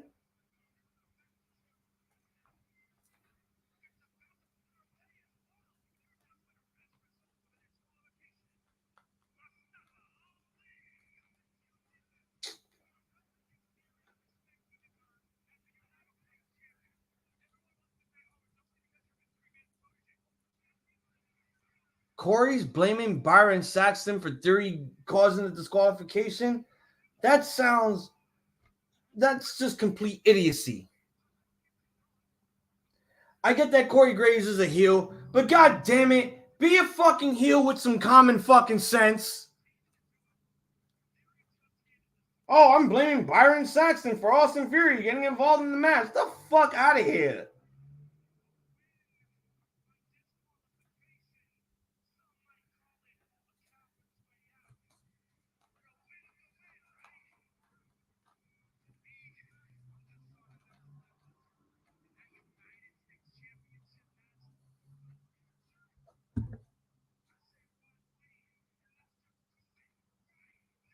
Wait, what? We're gonna do it now? No, come on, dude. Don't do that now.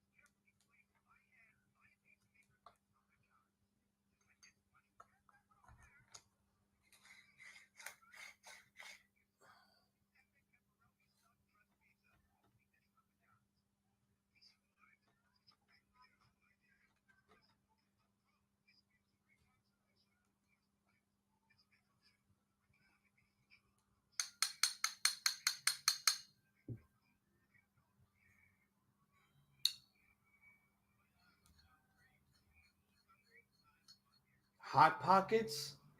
A brain?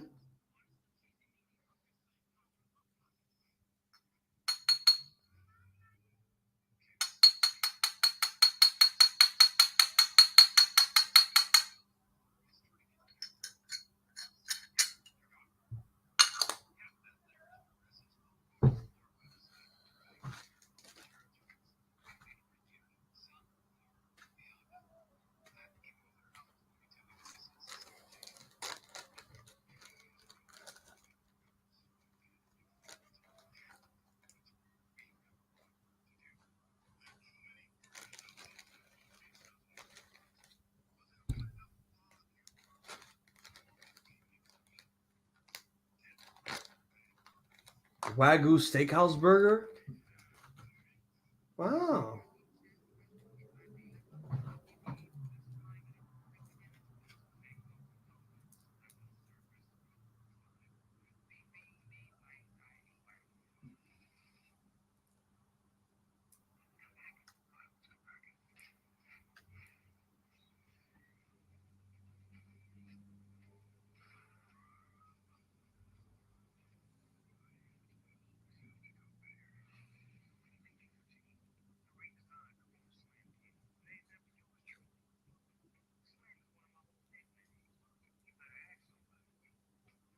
Is that Slim Can? Oh yeah, they're promoting Slim Can Coronas and shit.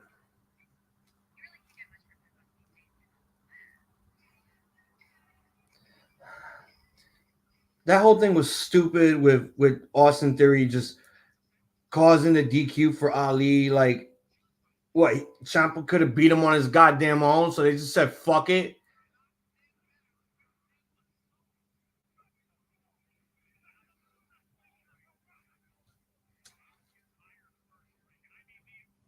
And the bell hasn't even rung yet. He was just beating him up the whole goddamn time.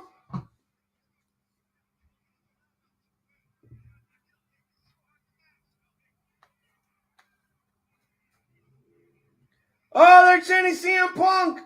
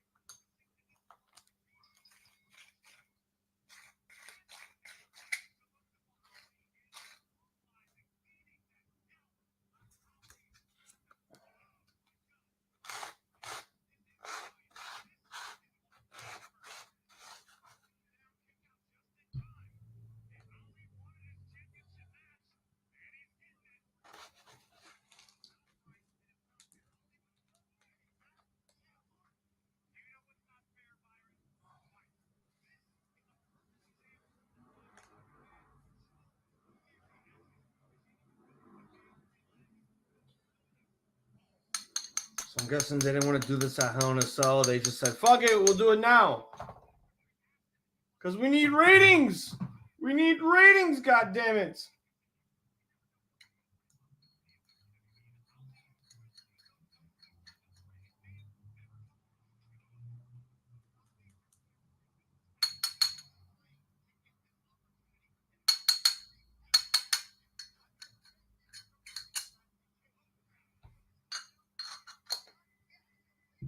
Oh, nice counter there.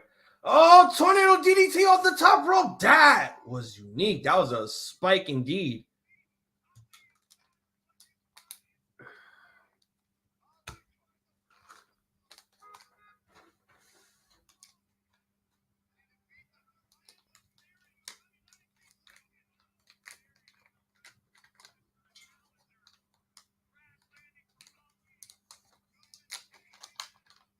It's over.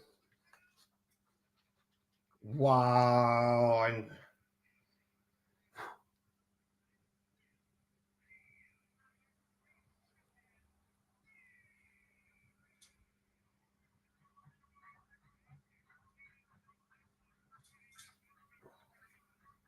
As ridiculous as all hell.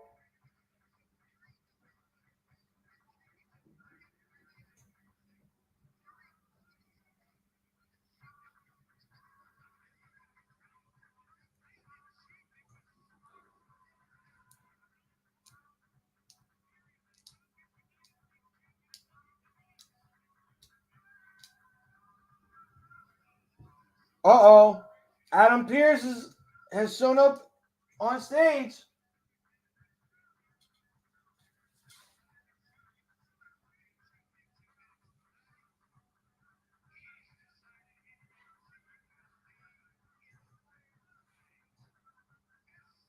There we go.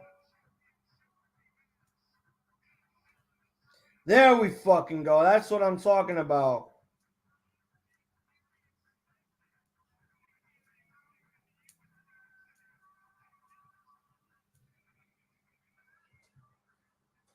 This man is just cocky as all. You fucking goddamn you.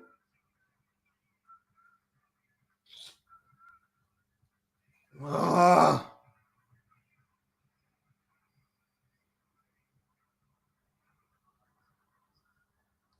What's with the flashing lights behind Matt Riddle?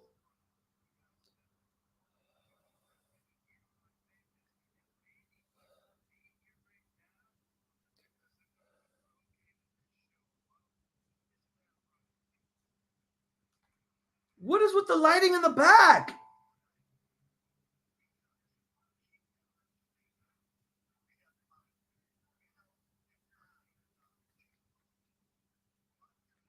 Samurai warriors, they're two Ronins.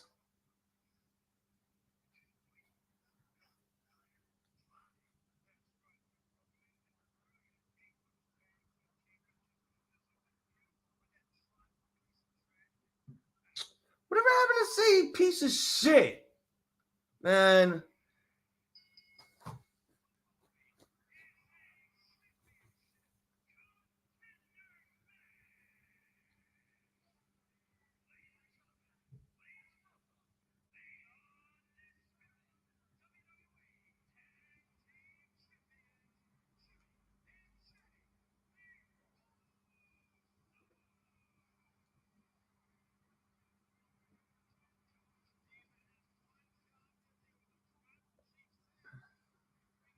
All right, time for the championship contenders match. This probably will get added onto the Hell in a Cell card also.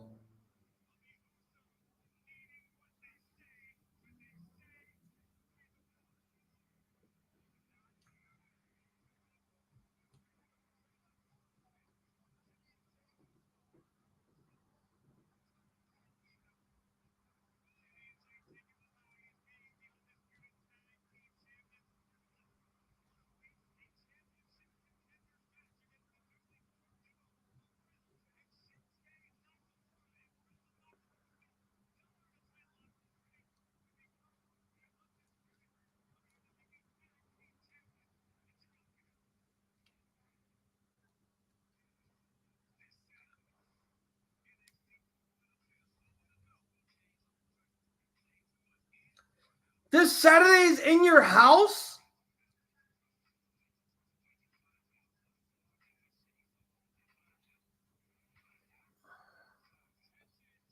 God damn it, man.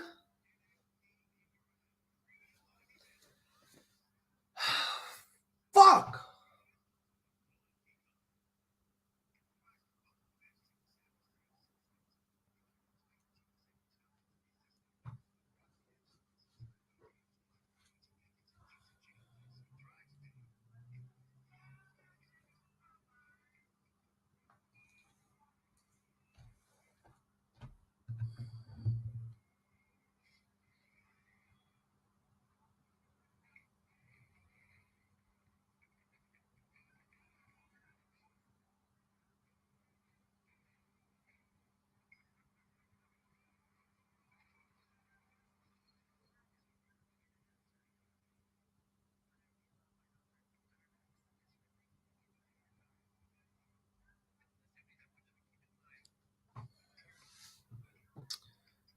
Hopefully he comes on soon, because again, I'm not trying to do this shit by myself. I don't mind doing the recap, but I don't want to do it by myself. So something needs to happen.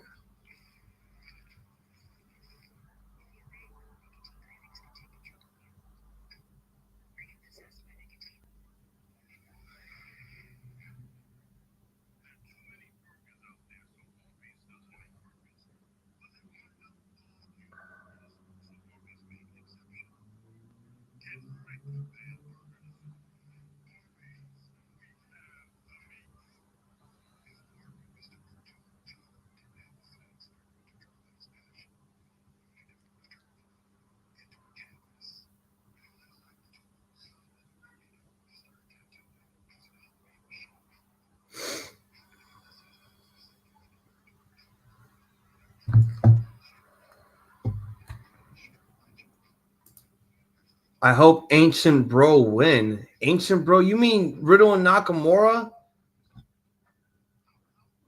And thank you for joining the chat, Johnny Autism Wrestling.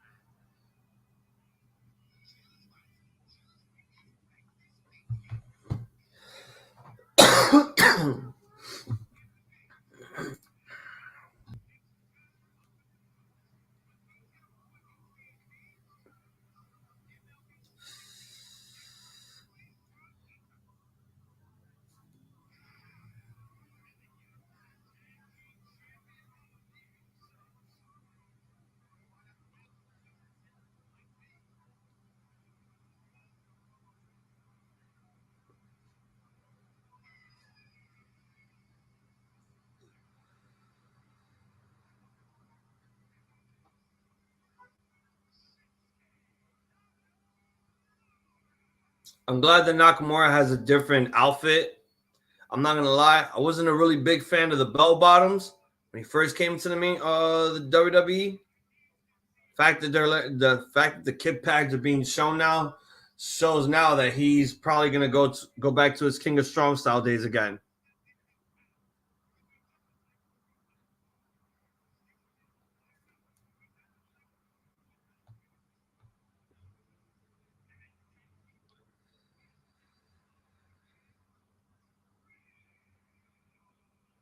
I wonder how long before they stop announcing Riddle as one half of RK Bro.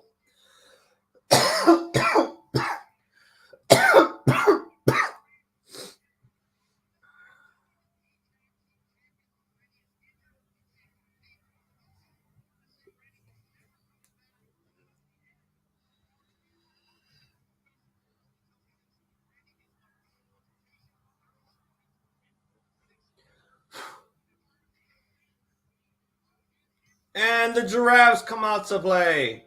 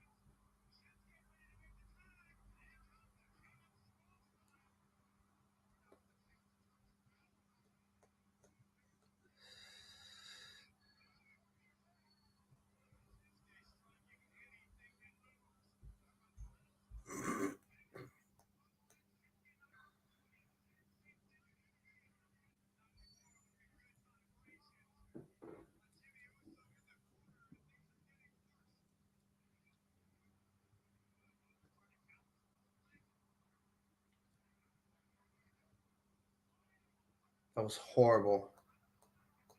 That sliding German was just fucking horrible.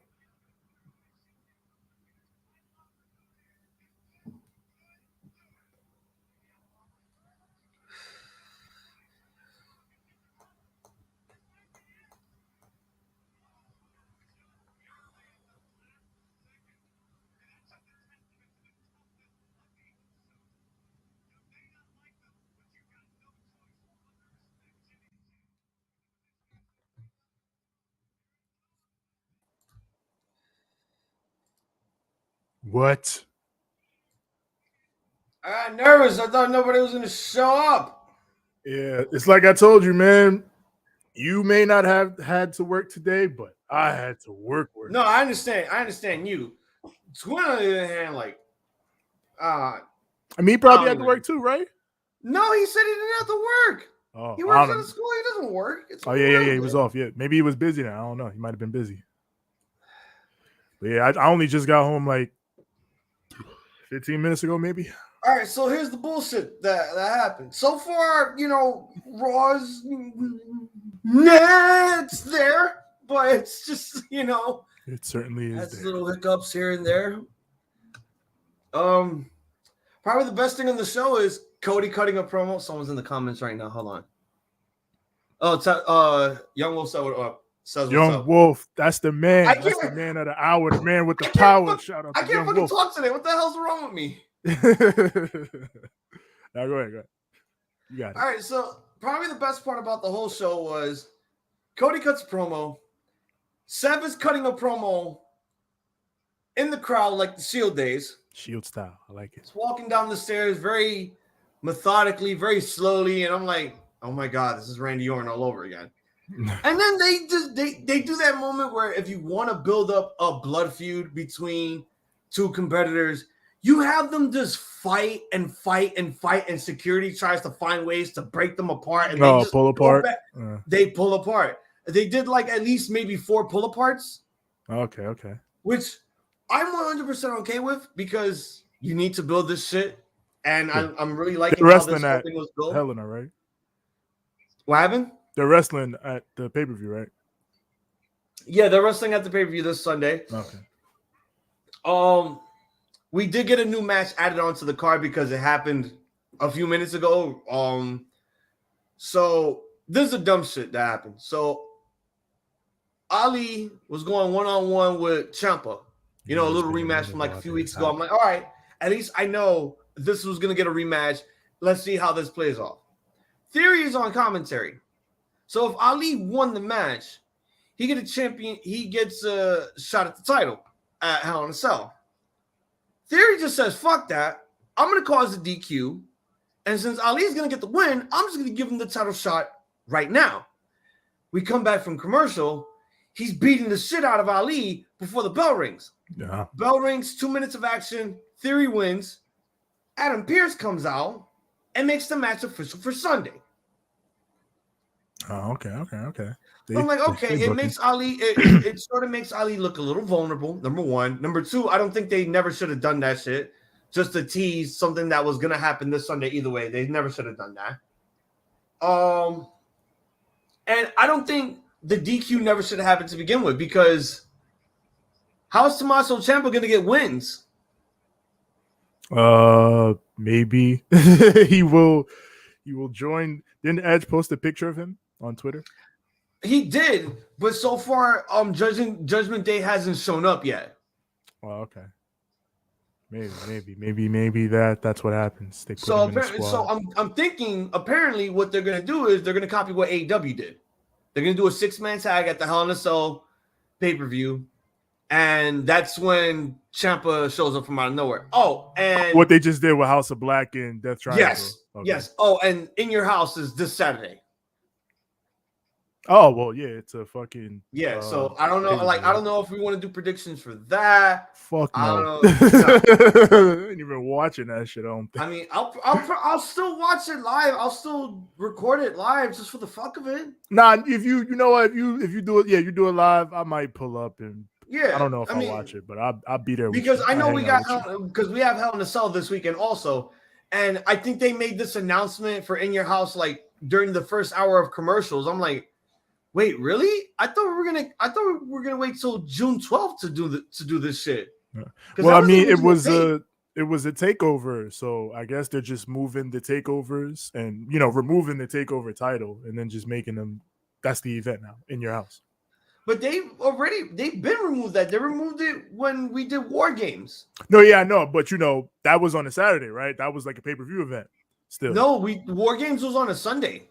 Oh well, pay-per-view event, regardless, weekend, whatever. But like, since the takeovers were pay-per-views, I guess they're still keeping them pay-per-views, just not as takeovers. I'm guessing what they're doing is like, I guess what they're gonna do is they're gonna have like the big four for WWE have their pay-per-views for like Saturday, like how they did last year. They did SummerSlam on Saturday, and then we did the recap for NXT on that same night when they did 36 on Sunday. Yeah. So I'm thinking that's how they're gonna do it. Okay, yeah, that probably makes sense. And I mean, go ahead.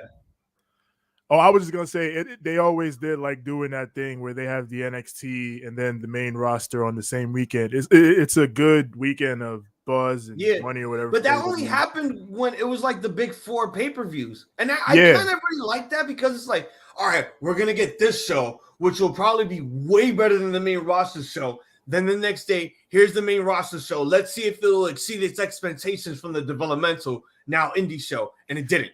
Yeah, like those were because you knew you were getting at least one good WWE show that weekend. Exactly. Like even if the main roster wasn't all that, the NXT takeover would have been fired. But now that's why I'm telling myself this weekend it's like, oh, okay, we might probably get a good NXT show because I like In Your House. And I like to see what they do with In Your House. Maybe we might get the house again. Who knows? In Your House is always a fun but game. Last time I checked, NXT is now going back on tour again. Yeah, they're going to do loops again. So I'm hoping that this goes along with Hell in a Cell this Sunday. Like they share the same arena for both events. Nah, I don't think, because there's no way they fucking sell enough tickets for the NXT show. No way. They did it for Stand and Deliver. But that's because that was WrestleMania. Like they would still do it. I mean, like with WrestleMania, you're gonna have so many wrestling fans in the vicinity that they're gonna be looking for shit to go to. So you can play with that weekend, but for a B pay-per-view, I don't think so. Yeah. All right. So here's what happened right now. So Nakamura and Riddle are not a tag team. What happened to Randy? Randy Orton, the night that they lost the tag belts on SmackDown. Oh, with the RKO right off the top, bro. That was some good shit. All right, so apparently Randy Orton was suffering some injuries. Oh, okay. And apparently that SmackDown where they lost the belts, he suffered a back injury. Oh, and Sammy Guevara used one of Young Wolf's pictures from when he came out. Oh. I didn't know Young Wolf was a photographer, and I'm like, when he told me that, I'm like, oh, and I checked out Sammy's page. Yeah, and I saw it. I'm like, be fired. Shout out to Young Wolf though. I gotta get to know my fans more. Young Wolf is about this, man. So yeah, because I think this is probably the best story that they could have for Riddle and Nakamura, because we remember that WrestleMania, the Usos injured. Well, supposedly injured, but he injured himself. Rick Boogs got injured in the Mania match with Nakamura. Oh, okay, so. And Randy Orton got injured when they lost the tag belts because it was basically a savage assault before the match even began. That's why I was telling you that. Yo, children were crying. They were literally like crying. They killed Randy Orton. No. They killed Orton. No more RKOs. He'll be back.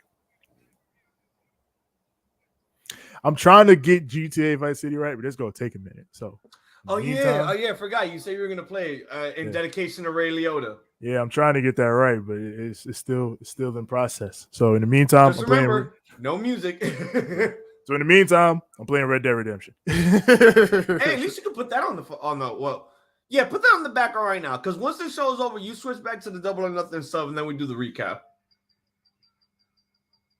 What the hell? Oh, okay. The Wi-Fi went choppy for a second. But I am not on Wi-Fi. I am on a wired connection, so I don't even know what that's about. I'm not gonna lie. I'm not gonna lie though. That whole thing that happened in the 6-man tag, and Julia Hart showing up, I'm like, finally, goddamn! She's a demon now, by God. I just, you know what it's like. Really, Liv Morgan is a fan of video games and scary movies. Word, Liv. I like video games. I like scary movies. It was like, my man, the Varsity Blondes were like the substitute teachers for fucking that triangle. Yeah, basically they were their surrogates. Because Phoenix's injury, and we can go way in the beginning when this storyline started. Pat's issues with the traveling and all that shit. That was a big issue at the time. So I'd understand. But also it was like, at the same goddamn time, House of Black had 2 goddamn angles. It's like, what the fuck? They did. They were feuding with like everybody. I guess since the main dudes we were feuding with, like you said, since the main dudes they were feuding with were gone. That's why I got mad when it was like, okay, here we go. Finally, Julia Hart is finally going to do the unthinkable and betray her goddamn team and stop being this goddamn cheerleader. No! It didn't fucking do it. And then she shows up last night, and I'm like, I want her now. It was the last. That was the last vestiges of good Julia. Like that was. I've never seen a girl next to Rhea Ripley. I've never seen a girl look that that beautifully sinister with the face paint. And like she looks so goddamn fine with that shit. Look at you. You sip it over. And here I am telling myself, yo, Rhea Ripley looked fine with a Judgment Day scale on her cheek. But no, here comes fucking Julia Hart with face paint. I'm like, all right. And I'm like Vince McMahon in the attitude there. Oh, yeah, pal. That's the good shit, pal. You ever seen Sable in cotton white panties, pal? That's that good shit. That's what I like. This is some good shit. That's what I'm talking about, pal. My wife is literally asking me, thank you, sir. Can I have another blunt? Tommy Dreamer, sir. And I'm the Sandman? What kind of abuse is this? Like, last time I checked, I'm not playing Takeshi's Challenge where I could beat my wife in a Nintendo game from the 80s. Whoa. Oh, I'll probably there. There's no way I could play Man in the Box. We'd get taken down. Well, what does Man in the Box have? Is it like Dreamer's song, Man in the Box, Alice in Chains. Oh yeah. His ECW song. Oh yes. Damn, you just reminded me. Fuck. Yeah, because his WWE one was just rip off Man in a Box. I added one of those songs in one of my stories when because I remember there was like I went to a haunted hayride, and I called that whole time the haunted hayride the fucking the realm of Fearview, because that's what it was called. It was like a Fearview, like some sort of haunted hayride shit. And I got to see so much shit there. That's how I got my jacket and shit. That does sound fun. And I finished watching part 1 of Stranger Things. Yo, I gotta get back in. I ain't even finished season 3, so I gotta get back in, I guess. I'm not. Well, good thing you haven't watched it. I can't tell you shit yet. Yeah. I just can't. I'm way behind. Like, I'm like halfway through season 3, and I like just stop. But just know that the first part's already out. There's 7 episodes of it. Second part of it is gonna come out the beginning of July, the 1st of July. Oh, they're doing 2 parts. Yeah. Tev, fuck that. Young I'm gonna Wolf, just binge it. Yeah, that's what I'm saying. Young Wolf sent you something on IG, Tev. All right, let's see. What he sent me the funniest shit on IG. I don't know if he's gonna send you what I sent you, but I'll tell you what he sent me the minute you see what he sent you. Okay.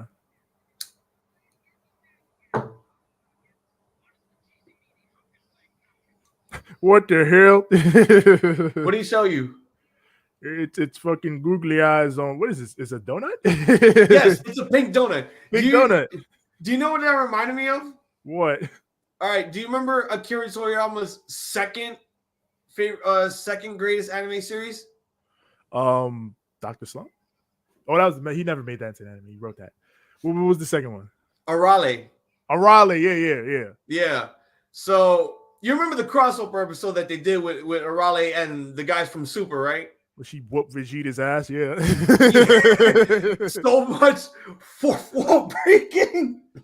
That episode was hilarious. And all of a sudden, that stupid machine that Dr. Slump produced that he won an award for, that it thought of a pink poo. And when he almost sent me that, I'm like, yo, what kind of a Raleigh shit did you just send me here, bro? That is what that is. I'm like, yo, I want to get a stick and poke the fuck out of this thing. Yo, no lie, I remember in the fucking, I think it was Budokai Tenkaichi 3.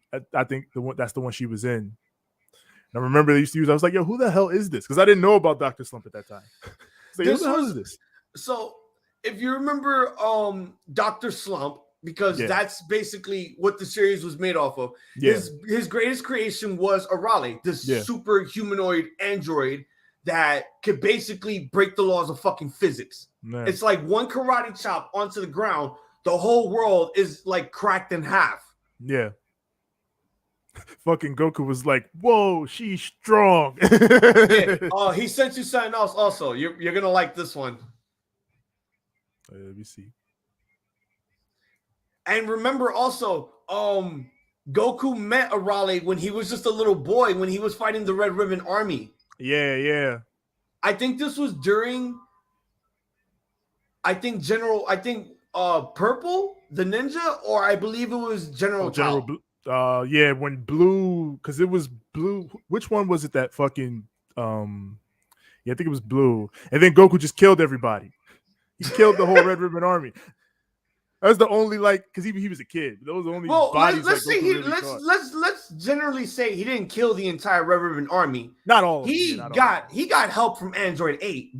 Basically the very first android that we saw in the whole entire Dragon Ball series. To find out that he still existed in Super, yo, that right there, that's good storytelling.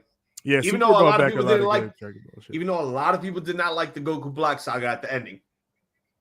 It got crazy. It got crazy. Honestly, Zamasu or Fuse Zamasu is my fucking idol. Zamasu. Yes.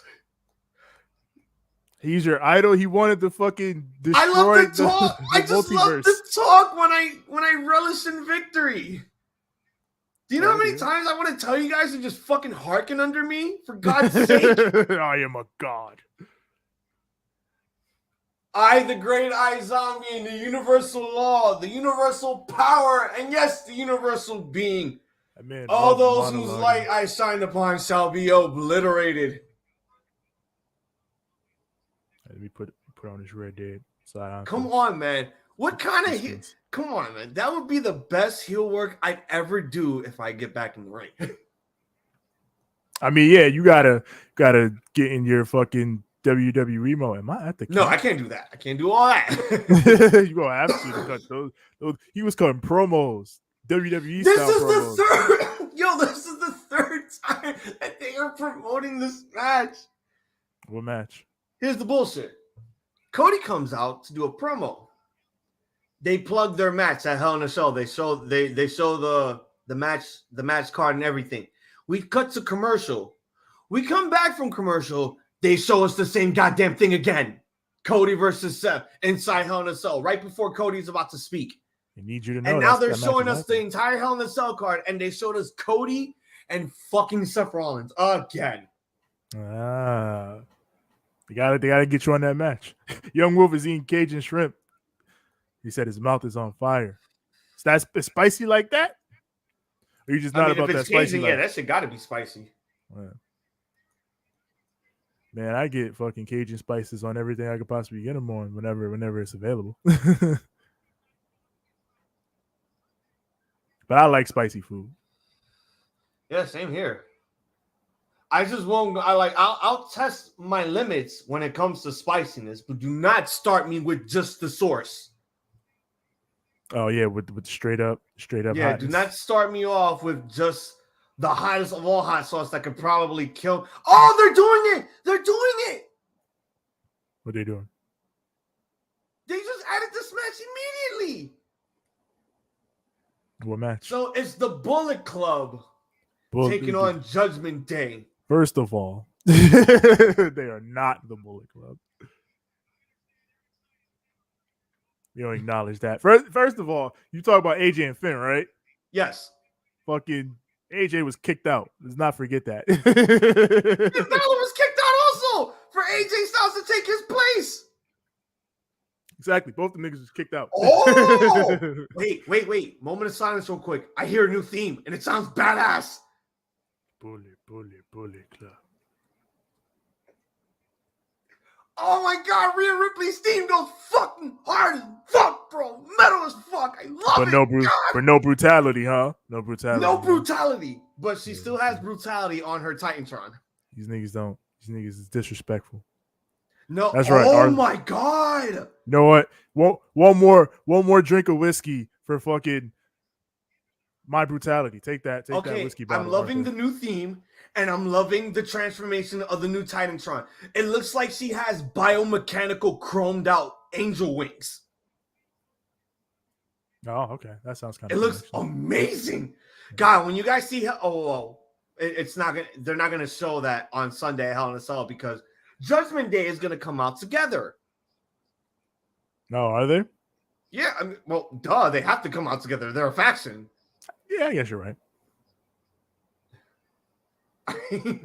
What the fuck? What are you expecting them to do? Come out one by one? That's just gonna take forever. Save that for the baby faces. Liv, Finn, and fucking AJ.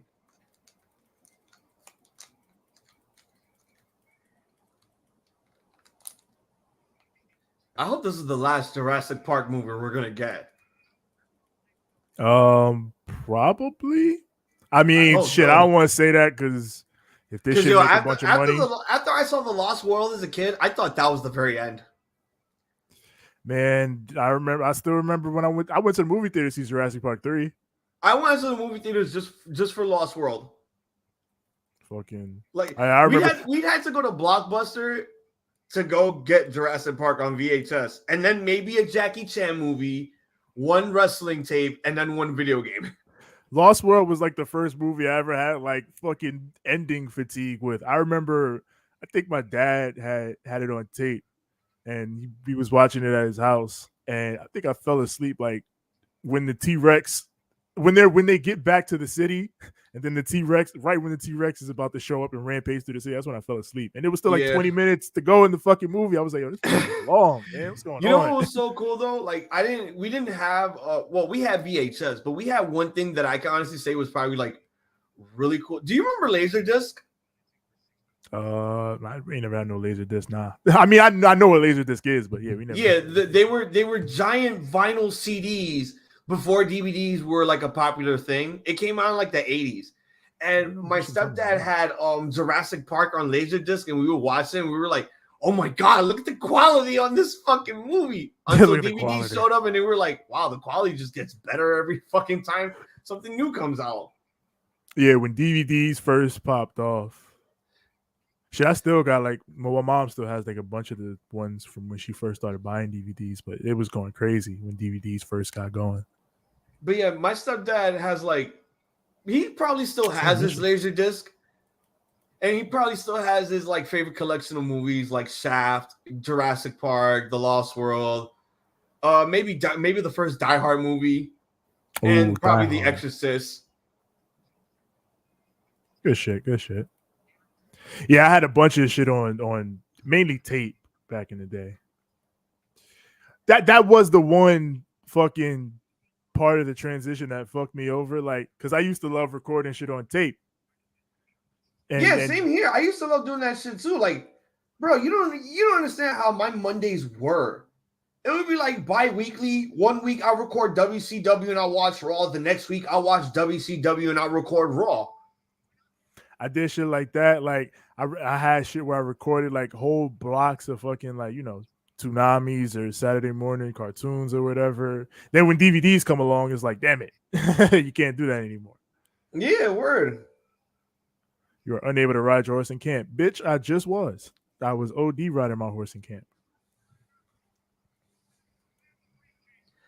The way y'all talking remind me of regular show, laser discs, DVDs. Hey, I love regular show. That was my shit. That regular show was good.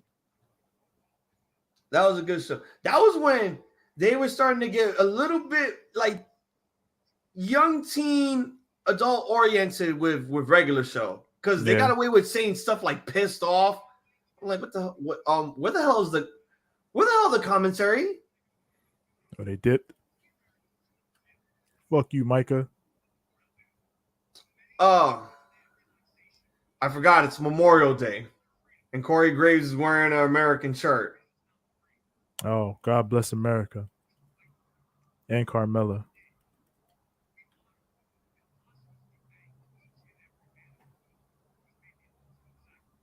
I gave Lenny a watch. When? I like how they're zooming in that close to Corey's face, getting really passionate about this shit when he's supposed to be the goddamn heel. God, well, America's a heel country, so they got that part of it right. Yeah, true.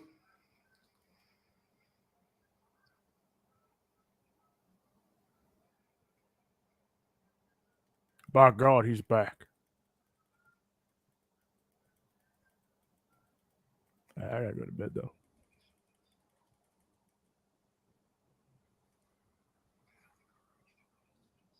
What the hell is this man's health so low?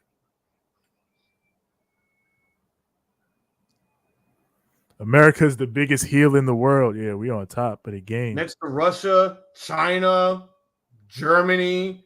I mean, come on. Well, those three countries are basically the definition of military superpower. Yeah. You know, idealism, totalitarianism. Yeah.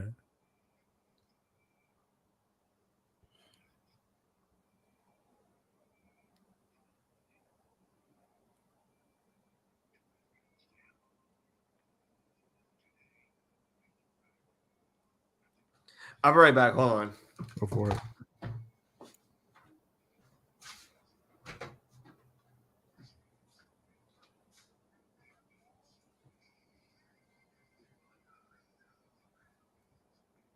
God, they're still doing singing outside? Jesus Christ. This game is dense as hell. There's so much shit that you can miss out on, even if you play through it like God knows how many times. Dutch, get your ass up.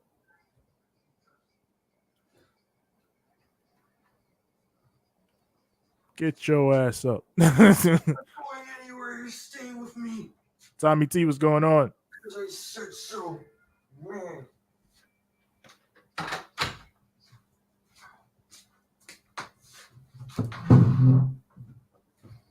Oh, shit.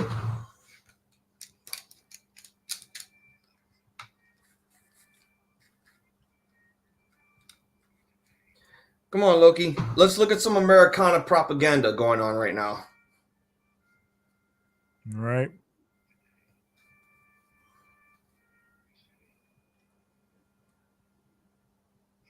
It's only 3 hours in the morning. That's crazy. Tommy T, thanks for joining us on the chat. Point to see you. We're doing all right. Just enjoying this Monday Night Raw shit until we talk about Double or Nothing. He is. I'm playing Red Dead Redemption 2.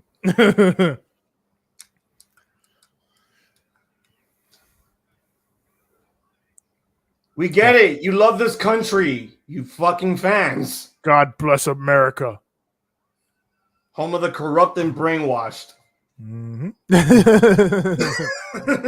Don't you forget it. Wait, these two women have been standing in the ring the whole time just for them to do this stupid fucking pro. Yo, what? This window is open? Why is this window standing in that ring the entire time? Are you guys ready for Hell in a Cell and In Your House? Well, most likely Hell in a Cell, we kind of are. In Your House, not really, because we just found out that it's this week. I thought it was going to be next week. But I'll probably be watching that shit live. We'll probably do some fun shit with it. Facts. Man. Just for us to get ready for the championship match at Hell in a Cell. I'm so tight I didn't tie. We could have did a sim.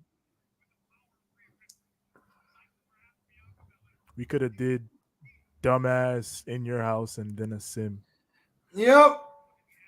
We could have, should have. We didn't because you failed. You went for Cowboy. I did. I failed.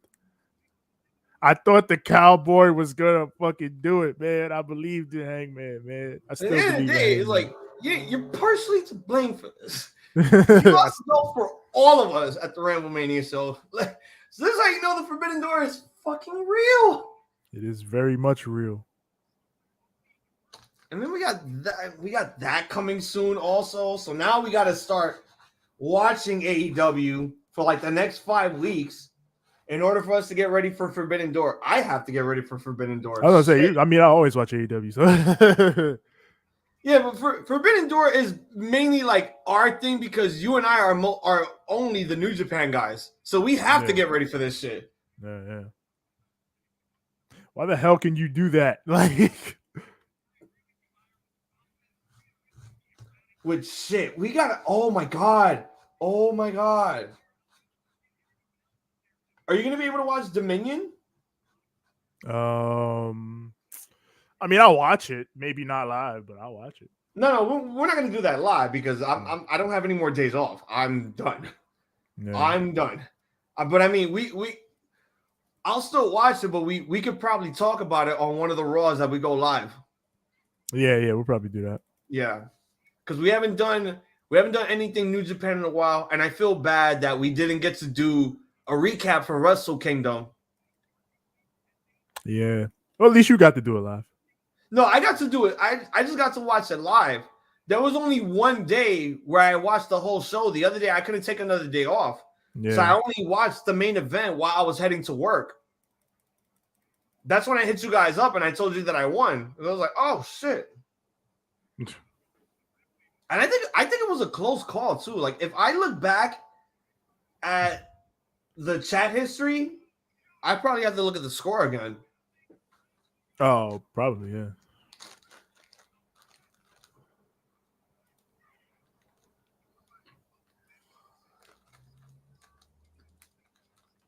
Fuck you, Micah.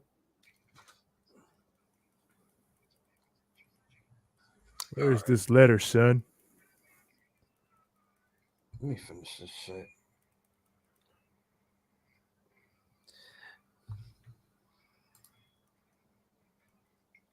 Symbol. Wait, what did Young Wolf send us now?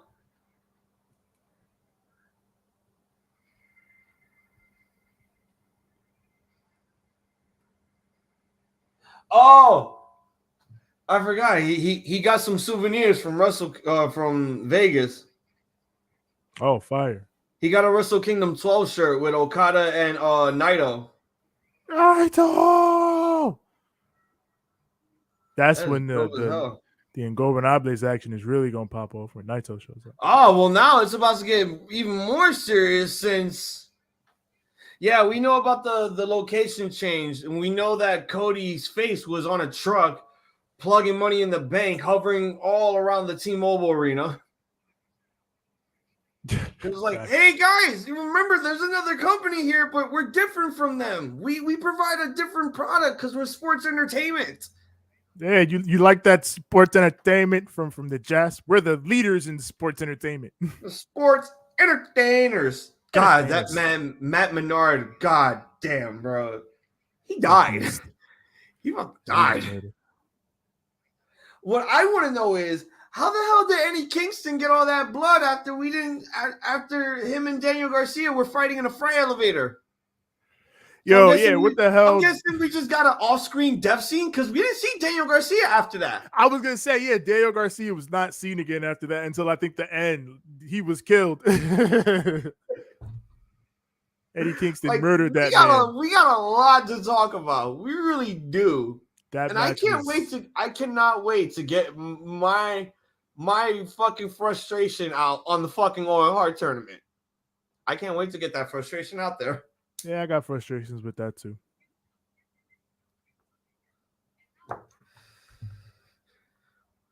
We got a witness. Because remember, Young Wolf was there.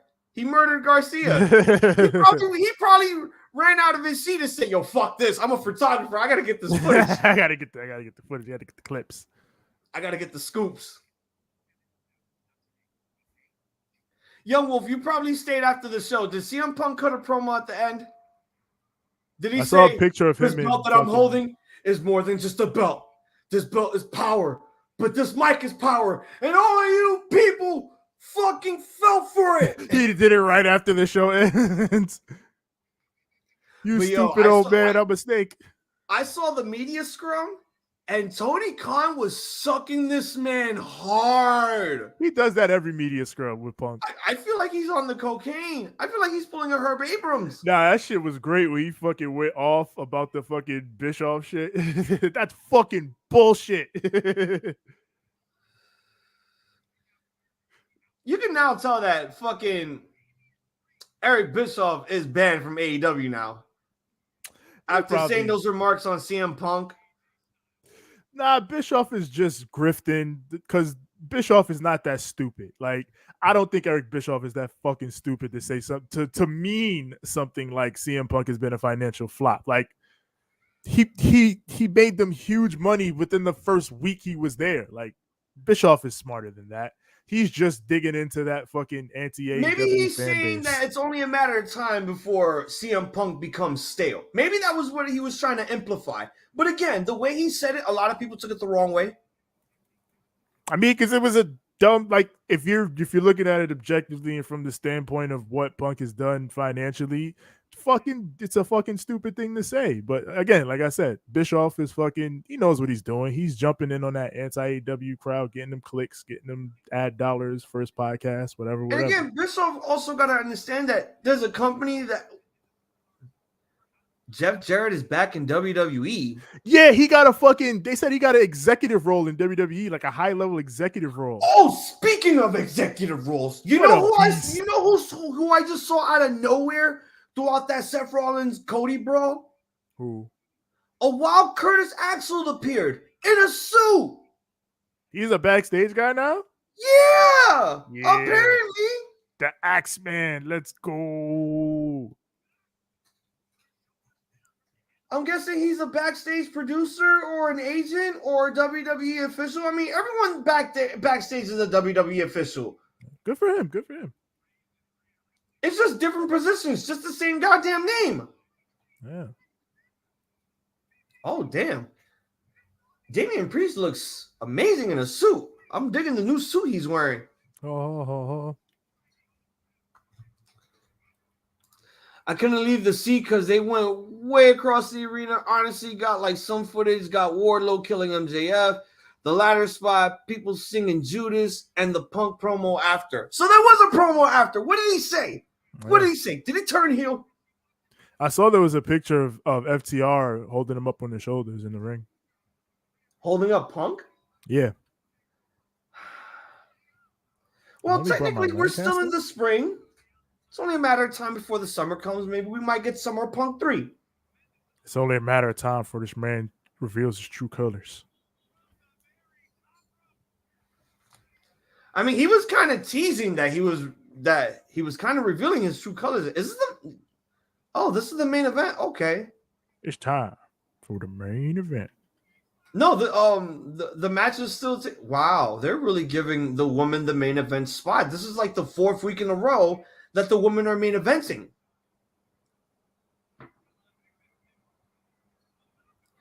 Oh, Damian Priest grabbing onto Rhea Ripley's tights. Hey, man, that's Buddy Matthews' girl. You can't be grabbing onto all that. Facts. Oh, and there goes AJ beating up Damian Priest now. Maybe because he has experience since Tyson's backstage. Tyson? Oh, Tyson Kidd. Wait, what the My boy TJ. Are you kidding me? Rhea Ripley kicked out of that. I didn't even hear the ref slap the 3. This is boy. And the match is over? Ooh. Bullshit.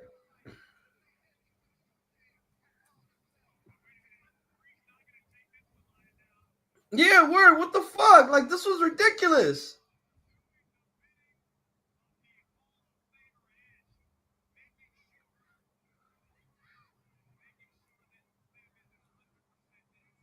Balor.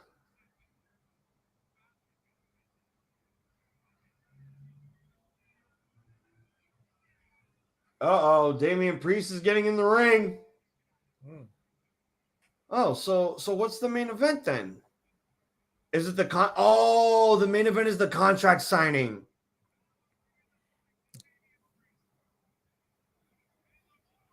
Okay, there we go. Yeah, the main event is the contract signing between Lashley, MVP, and Omos. Bring in Omos. That means I might actually see Omos go through a table. Oh, nice. Damn, did I shoot this horse? I ain't mean to. I still gotta take the saddle back though.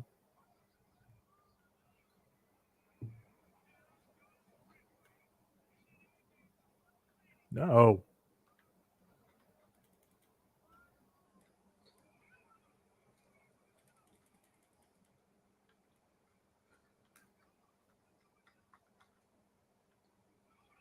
All right, that's not bad. It gives the baby faces some momentum going into the pay-per-view. Got to make Judgment Day look a little weak, even though they're probably going to win this Sunday. Surprised Edge is not here. What the hell? Excuse me? Could have sworn he would have shown up. Rhea's going to be on NXT tomorrow. That's his boy. What? What are you? Oh, my God. They're doing too goddamn much. They're doing a lot.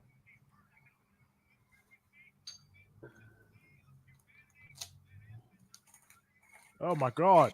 Corey Graves said the WWE universe is a sea of humanity, while Seth and Cody were brawling or in the crowd. Really, really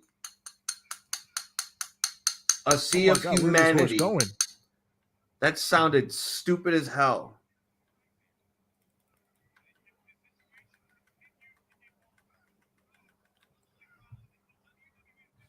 No, get back here. Girl, this horse is going crazy. Yo, this horse won't let me. Yo, this horse dipped on me. You lost your horse? It's not my horse, but it's one of the random events where fucking I cried girl when that was CM kidnapped. Punk won last night, not because I was upset. It was because I was so happy. Yo, I don't want to shoot this horse, but it's gonna make me shoot it. Just shoot it. I don't want to shoot it. I just want to get the girl and let it go. Oh my God. Bro, this shit is dipping on me. Yo. No, they didn't turn T-Bar into Dijakovic. In fact, Dijakovic showed up in the 24/7 division during Miz TV. Dominic Dijakovic. Damn, I think I lost the horse. And the 4th time they plugged Cody versus Seth inside Hell in the Cell. Yo, I lost the horse. No. That's never happened to me before playing this game. I've never seen What, that. trying to get a horse? No, when like someone's on the back of a horse tied up, usually the horse will stop and you can take them off, but this horse was not stopping. He said, Young Wolf said, don't put the horse down. You're putting down Hangman. Right? We already put down a cowboy last night. I don't want to put down this man Lashley came back in the fucking Harley Quinn tights. Oh. God damn you. I guess he realized the camo shit wasn't working out since we couldn't read what it was saying in his tights. Yeah. He wanted to be Dr. Harleen Quinzel. Oh, wait, who that over there? Is that the girl? All right. They're going to go on commercial break. This will be the final one, and then they cut their promo. So far, I don't see a table. No. Yeah, I don't see a table yet. Oh, one of these things with the fucked up night people, I think this is. What was the other match added, Tommy? I just found out about the 6-person tag between Judgment Day, AJ Finn, and Liv Morgan.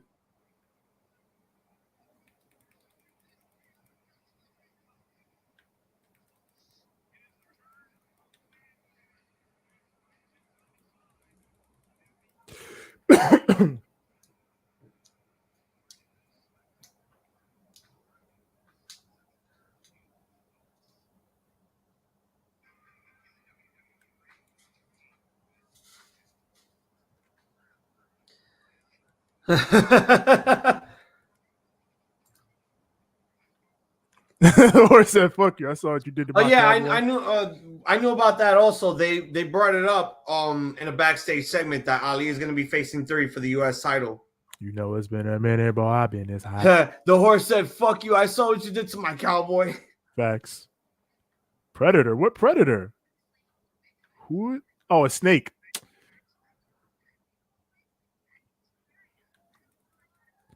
I thought there was a fucking bear or something. Oh, careful with those bears. You don't want to get all revenant and shit. Nah, bears in Red Dead be crazy. They're fucking insane. I haven't played Red Dead in a fucking minute. I want to get 2, but I haven't beaten 1 yet.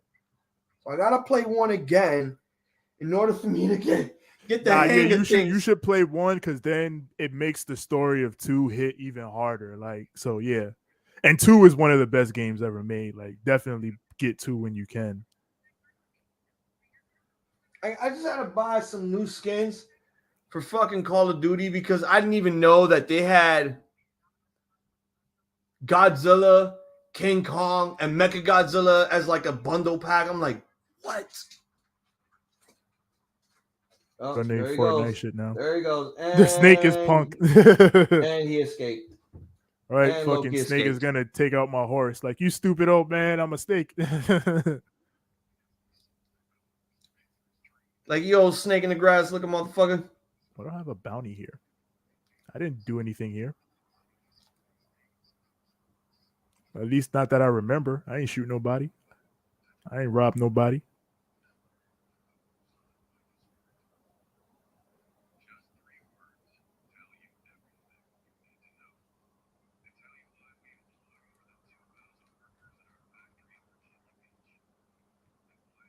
I didn't do anything.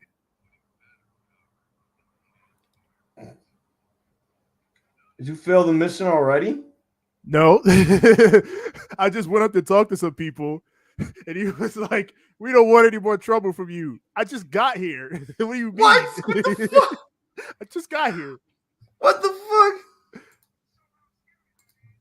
They took three matches away from In Your House. Is it because a lot of people got released? Is that why 3 matches were taken away from us? Edge tweeted, and what he tweeted was a photo of. Oh, really? Edge is tweeting a photo of The Rock's daughter? No, he's probably annoyed. Probably wants her to join the faction. Did she reveal her new wrestling name?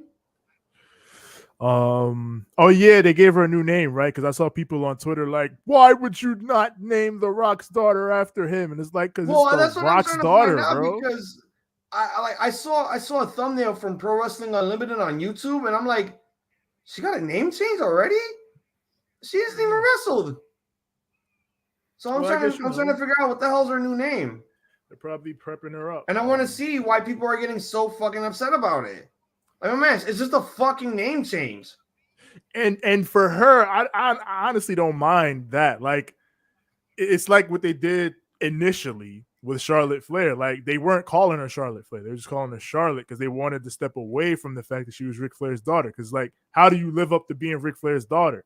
The same. And it's situation. not like they were gonna call her by her real name, which is Ashley. Yeah, and the same situation with Rock. How do you live up to being The Rock's daughter? You might as well just step away from that and let her establish her own identity. Exactly, and she hasn't wrestled yet, so I don't know. I don't understand why people are freaking out over the fact that she's getting a fucking name change. So she hasn't even gotten in the ring yet or showed up on camera. Yeah, I don't mind that. I gotta pay this bounty before we do all of that. Get over here. They're gonna name her the Pebble. The Pepper Pomp Womp Womp. No, yeah, I think someone tweeted that to her. Like, they're gonna call you the Pebble. She was like, yeah, come up with a new joke. Which, like, fair enough. Like, for us to joke about that, that's cool. But like, you think she hasn't heard that shit 1 billion times? Like, the fuck I look like? A tiny rock? I mean, yeah, I'm the Rock's daughter, but last time I checked, I'm not a tiny person.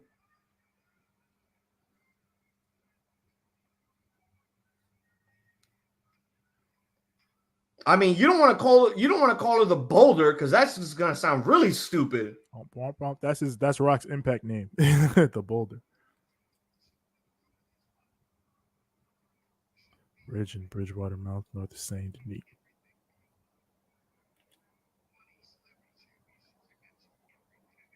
That shit over here. That shit kind of deep. I'm gonna ride over there though.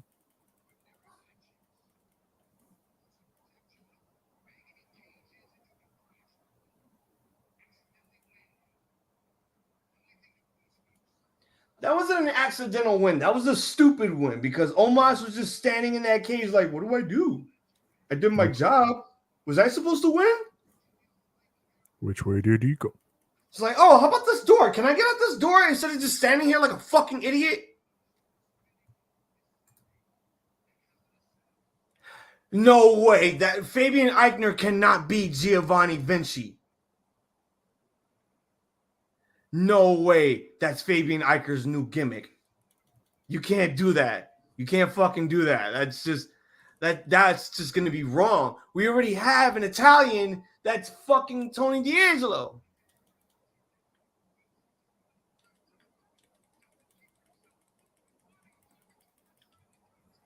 This man antagonized me. And I lost my hat. I'm really hoping when I go live tomorrow for NXT, I'm really hoping that it's not Fabian Eichner as this new character. I'm really hoping it's not. If this is what he left Imperium for, I'm going to be really pissed. Hey, listen, man. Would you rather that or him fucking being called some dumbass Nazi shit on SmackDown? I mean, I don't. Look, I don't want him to be called some Nazi shit, but I don't want him to have some generic Italian character when we already have a generic Italian character in NXT. Hey, but Tony D'Angelo is a mobster. Is this dude going to be a mobster or something else? He's basically, he's one of those rich Italiano guys, with the nice watches, the fast cars, the suits, the Versace. Yeah, but that doesn't necessarily mean he's in the type of business that Tony D'Angelo is in. I know that, but I'm just saying. Still, we're gonna have another Italian gimmick in NXT. Both may be different, but it's still the same thing. It's a generic Italian gimmick. One is rich, one is just a mobster from America. Yeah. Well, they'll probably change it again because you know how Vince doesn't like to do that. So, which I think of Rush showing up. And Lashley and Omos are just tossing security out like they're fucking Wardlow.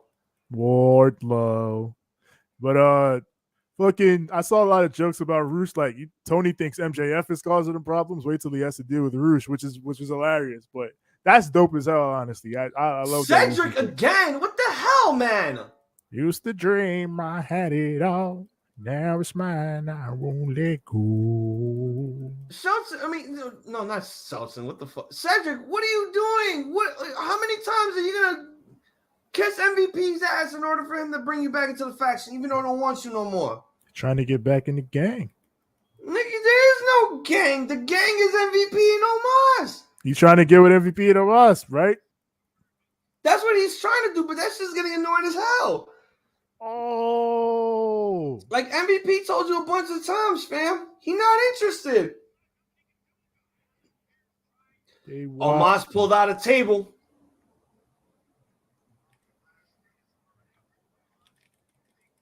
Act stupid.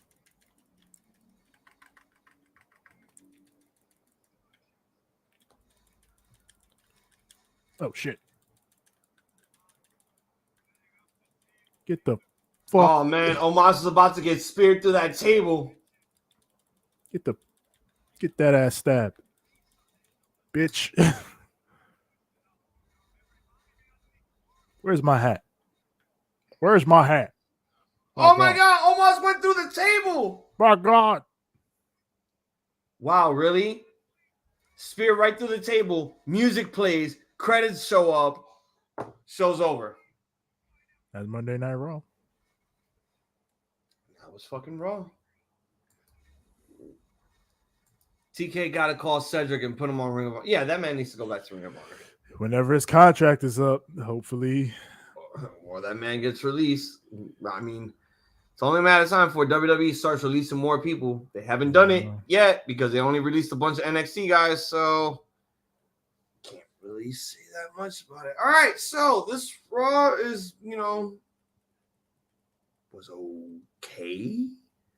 So I'm going to give it a solid good.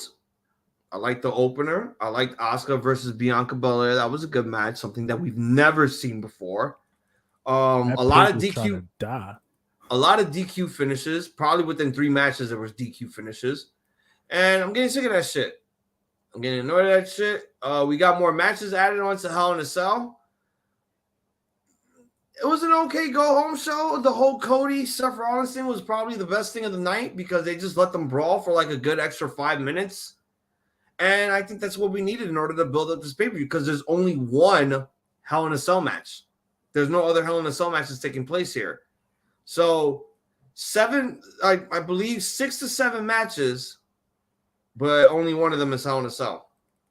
No. Like I said, they need to just, this pay-per-view is useless, so they should just make every match in Hell in a Cell. They would, but the crowd would get tired out after like the second Hell in a Cell match. Like, oh, we gotta watch another one? Man, train them to get with that shit. TNA lockdown style. You better make that shit 2 hours if that's gonna be the case. But yeah, Raw's gonna get a solid good. Okay, go home show for Hell in a Cell. Just gotta wait to see what happens this Sunday now. If it gets really interesting. After what we saw last night, and WWE is gonna have to find a way to deliver that shit. PWG booked a women's match. They did. Yeah, there is 6 matches, but they're probably gonna add one more onto there. They're probably gonna add the Usos versus Riddle and Nakamura for the tag belt, since that match ended in some sort of DQ finish. Yuka Sakazaki versus Masha Slamovich. Oh, that shit's gonna be fire. Yeah, Yuka Sakazaki's gonna die. Man, you could get crazy. But Masha Slamovich slammed the shit out of Jessica Havoc last week on Impact. She did. But Yuka crazy. All right, well, I think it's time for us to get down to the meat and potatoes of this whole thing. Let me just find this shirt real quick. Where are you? Will this work? Yeah, perfect. That'll work. It is time for us to recap Double or Nothing. And by God, they gotta stop doing this shit with too many fucking matches. I understand that there's 4 pay-per-views within the year for AEW, and you want to build up shit in order for it to look good the minute it's time for pay-per-view. But holy fuck, man. Holy goddamn fuck. There are way too many matches on this card. Way too many. People got tired after both men's and women's Owen Hart tournaments. Like, I think everyone wanted to go home after that. But then you gotta realize that there's a different time zone there. So the show ended there at 10:30, while it ended 12:30 on our site. So, yeah. If any prescient criticism of the show exists, it is that yes, it was too long. There was too much. It was fun, but there was too much. They could do with a little less. Like when we started watching AEW when it first came out, when first Double or Nothing came out, we started telling ourselves, okay, this was not bad, a good match card and all that stuff. I think there were just basically about like 10 matches, and there wasn't even a TV show debut yet. They were just like up and running, trying to get this shit over with. Now, years later, and they're doing all this shit, and it's just like, you gotta fucking chill out. There are too many matches for everyone to enjoy here. And yes, we're happy that everyone is getting a shot in to be a part of this pay-per-view. Know your limits, though. I understand that you want your pay-per-views to be 4.5 to 5 hours because you don't do pay-per-views every 2 weeks, every 3 weeks, or one every month. But don't forget that this is just too goddamn much for us to endure. We get tired. Like Six looked like he was about to pass out. Yeah. I guess that is the good part of it. Like AEW only does 4 a year, so. But yeah, they gotta shorten up, tighten up. 13 matches on the card. God damn you! This is basically a Mania card for the ages. Start out with the buy-in, which was Hookhausen taking on Tony Nese and Smart Mark Sterling. The match was 5 minutes and 20 seconds. Go ahead, take your ramble on. This was exactly what it needed to be. It was Hook whooping ass, Smart Mark getting his, Tony Nese. Tony Nese wasn't beaten up too much, so they preserved the potential Tony Nese and Hook match. But Danhausen got to get his shine.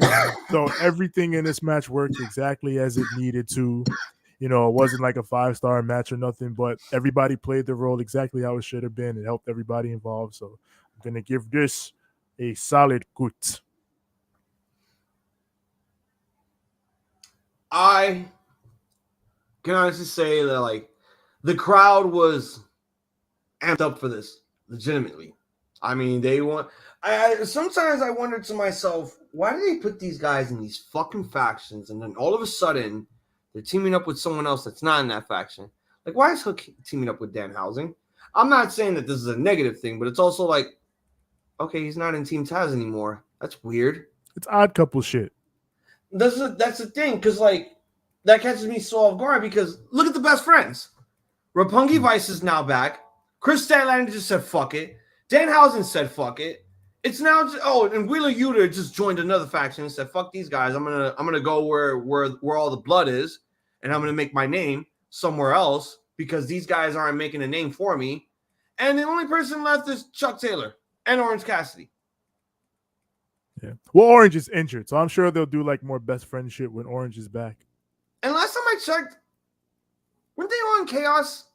Even Wheeler Yuta. What the fuck?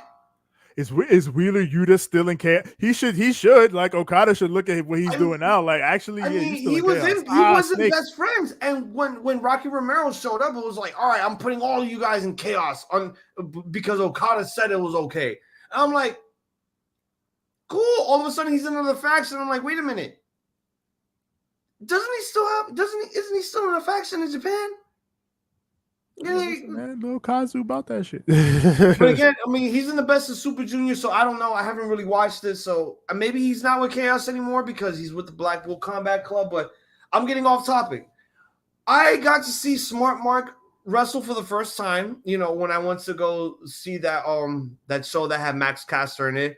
He teamed up with Swaggle, and I'm like, oh shit, I'm finally going to see Smart Mark wrestle.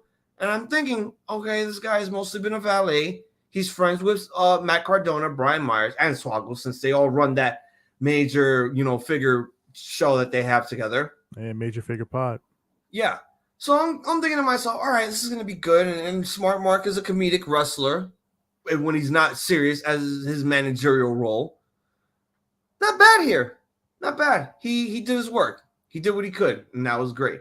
I feel like Tony Nese could have done more, which I felt like he didn't here because everyone was just more focused on Hook and Danhausen, which made sense. Match is getting a good. Good, solid good. There you go. Now we open up the show with what everyone is basically calling a epic burial. Do you think this was a burial? I don't know if this was. How is this a burial? It's MJF versus Wardlow.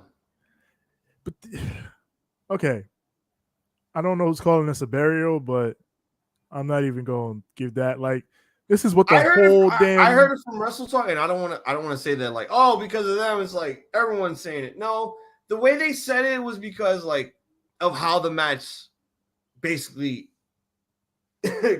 It's how the match happened. Bro, this is what the whole angle was building to.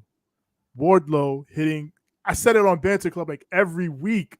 Wardlow is going to get this man and hit him with 1 billion power bombs and pin him. And that's what happened. It's not a burial. That's the logical endpoint of this story. Like, MJF can come back whenever he's going to come back and still fucking be a top guy in the company. It's not a burial. The story had its logical conclusion. The heel got his. But the heel, MJF is MJF. He can come back whenever he and Tony Khan sort out all this shit between them and they work out whatever he's going to do in the future. He'll be back and he'll kill shit. Like, bro was not buried. Like, we're not doing none of that. We're not doing that. He was not buried. But as far as this match goes, like I said, this was exactly what this whole thing was building up to, and they paid it off perfectly. And shit, the whole saga of it ended up adding a little bit to the match with the "you showed up" chants and MJF doing the little plane taunt when he first got in the ring. Like, it was just, he seemed like even more of an asshole, which made it perfect that Wardlow killed this man. And then you had the big moment with Wardlow. The Wardlow is all elite graphic. He finally got it. You know, he's free from MJF. He's a wrestler in AEW now. Like, this was perfect paying off of a big storyline. So for that, I mean, it was only like what, 7 minutes you said? Yeah, it was 7:30 flat. Yeah, so, but I'm still gonna give it a bars because this is exactly how you pay off such a storyline to a T. They did it perfectly. Now, I thought this was the shortest match on the card, but I stand corrected. Something else was shorter than this. I don't want to say that this match was burial. Oh yeah, the Red Sox lost to the Baltimore Orioles 10-0. Fuck the Red Sox. Take that, Red Sox. Fuck you guys. You suck. I consider Sox. this more of a punishment. You had a job to do. You didn't comply with your job. You let some of the people who paid their hard-earned money to see you, you let them down. And you also let the crowd down. Even when you showed up, it was like, you're still a dick. So you're like, you want to be treated like a dick? Fine, we're gonna treat you like a fucking dick. We're gonna chant everything that we can out of the book. It's pay-per-view. We can say fuck. We can say shit. Can't censor us. No, certainly so cannot. I look at this in general not as a burial. I feel like this was a punishment because MJF didn't comply to what Tony Khan asked him to do, and now it was just to go in there, sign autographs, take pictures, and just play kayfabe. Was this a work sort of because he showed up? But at the same time, it's like these two have been butting heads with each other since some podcast that MJF showed up on that he didn't even get approved by AEW. He just showed up because he wanted to. I get it. You want to play by your own rules. Cool. That's just my opinion. I'm happy. Honestly, because honestly, the only negative that I can say about this storyline was this happened a few years ago with Cody. The only difference was MJF won. Cody lost. MJF lost here so that we could finally have the happy ending for Wardlow and finally have that big old moment on the Titantron saying that Wardlow is now officially all elite. Bars. Straight up. Give it a straight up bars. Because you know what? It was a long time coming for this man. Professional, unprofessional or not, it was a long time for this man to finally get what he deserved. I mean, he's been getting a lot of what was coming to him within all the other angles. Punk, what was the other one? Moxley, all the other shit. Like, that's why I can respect MJF as a character, because he sticks to that character on and off camera. Just, bro. Yeah. Just do your job. Yeah, like just do your job. Like Young Wolf said, like Meltzer said he would have had, like if it was a work, Meltzer said he would have had MJF like go to the meet and greet and then like have an argument with someone and then leave, so that at least the people that paid their money to see him still get to see him, and then they get to see, whatever the angle is, and it's like, oh my God, what's going on? They'll get all their video footage to post up on their social medias or send it to like, all the other wrestling podcasters are the ones that are on YouTube doing all their stuff for them to talk about, and then they get the credit for it. Yeah. And then it will look real just by getting that footage. Yeah, and you still generate all that same buzz, but without fucking overpaying customers. But that's why I think that situation wasn't a work, because AEW has said we don't want to fuck overpaying customers. So it would be fucked up for them to do that. So, I mean, if it was a work, I'm hoping people who were going to see MJF at the meet and greet got their money back, at least. They said they refunded people, yeah. Okay, that's good. That was good. All right, so next match, we have a tag match. The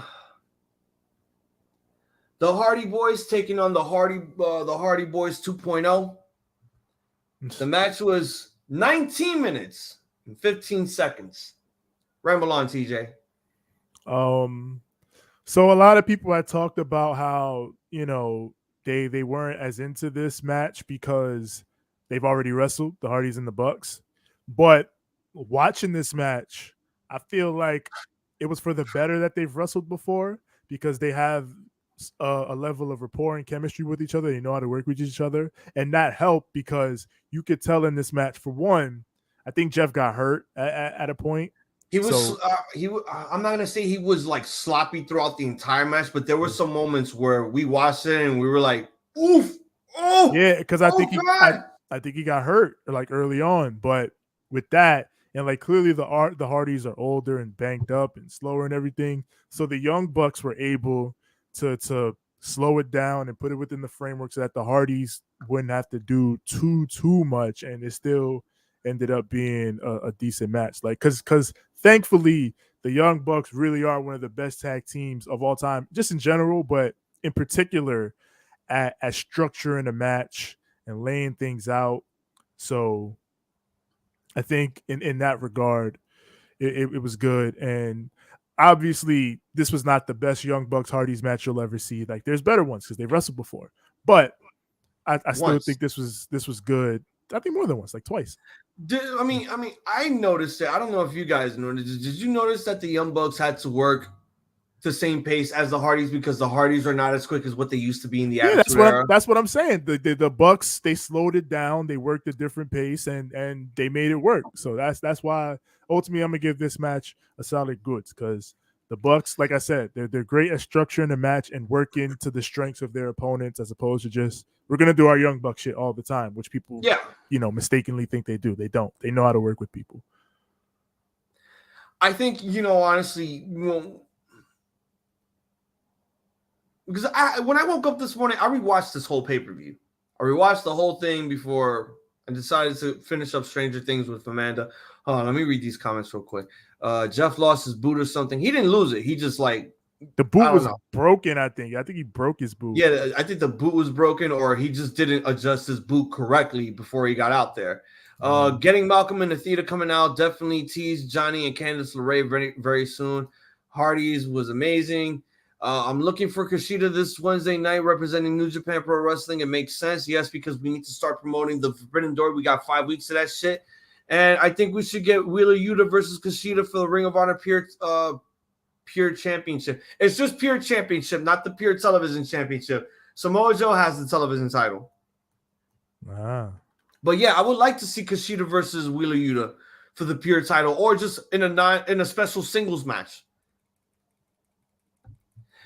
But this tag match, I gotta say, I was the only one that went for the Young Bucks here because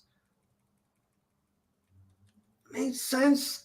You want to pass the torch on to the next team of the future, even though those guys are getting fucking old already. Nick is already losing his fucking hair. Matt is at the point where he can't keep selling his goddamn back anymore. He's been selling that back for like 5 years. At this point, he's gonna have to stop selling back, back moves. Right, he's just gonna have to reverse it and sting it. Like, my back has now become so strong. Just no fucking sell that shit. God damn, bro. At this point, the Young Bucks are on the verge of fatigue. They're gonna be on the point where they're gonna be like Kenny Omega, where they're gonna keep working throughout all the injuries until it's time for them to be like, yeah, we gotta stop. They said after the FTR match, we don't know how much of this we got left in us. They said it. And I still ask myself, why the hell did you make All Elite Wrestling anyway? If you guys knew that you weren't going to last this long. To come on now, to build a big promotion, an alternative, something big for the future. Yeah, a legacy. This is their legacy. I don't hate the match, but the match was not that. It got good at the end. Then you had your little New Japan moment where, Hardy spit in the Young Bucks' face, and I thought right then and there that was going to be the fucking end, but no! They overkilled it with the near finishes. They overkilled it so much. I think that was like my one negativity. All the close near falls was getting a bit overkill within this match. And I'm thinking right then and there were moments, and CJ, you have to agree with me here, there were moments where it was like, all right, this is the end right here. No, fuck. We got to keep going. It's still great, but we got to keep going. I know, like, we were sometimes asking ourselves in our heads, fuck, this is still going? We got 10 more matches left, god damn it. It was still a fun match, though.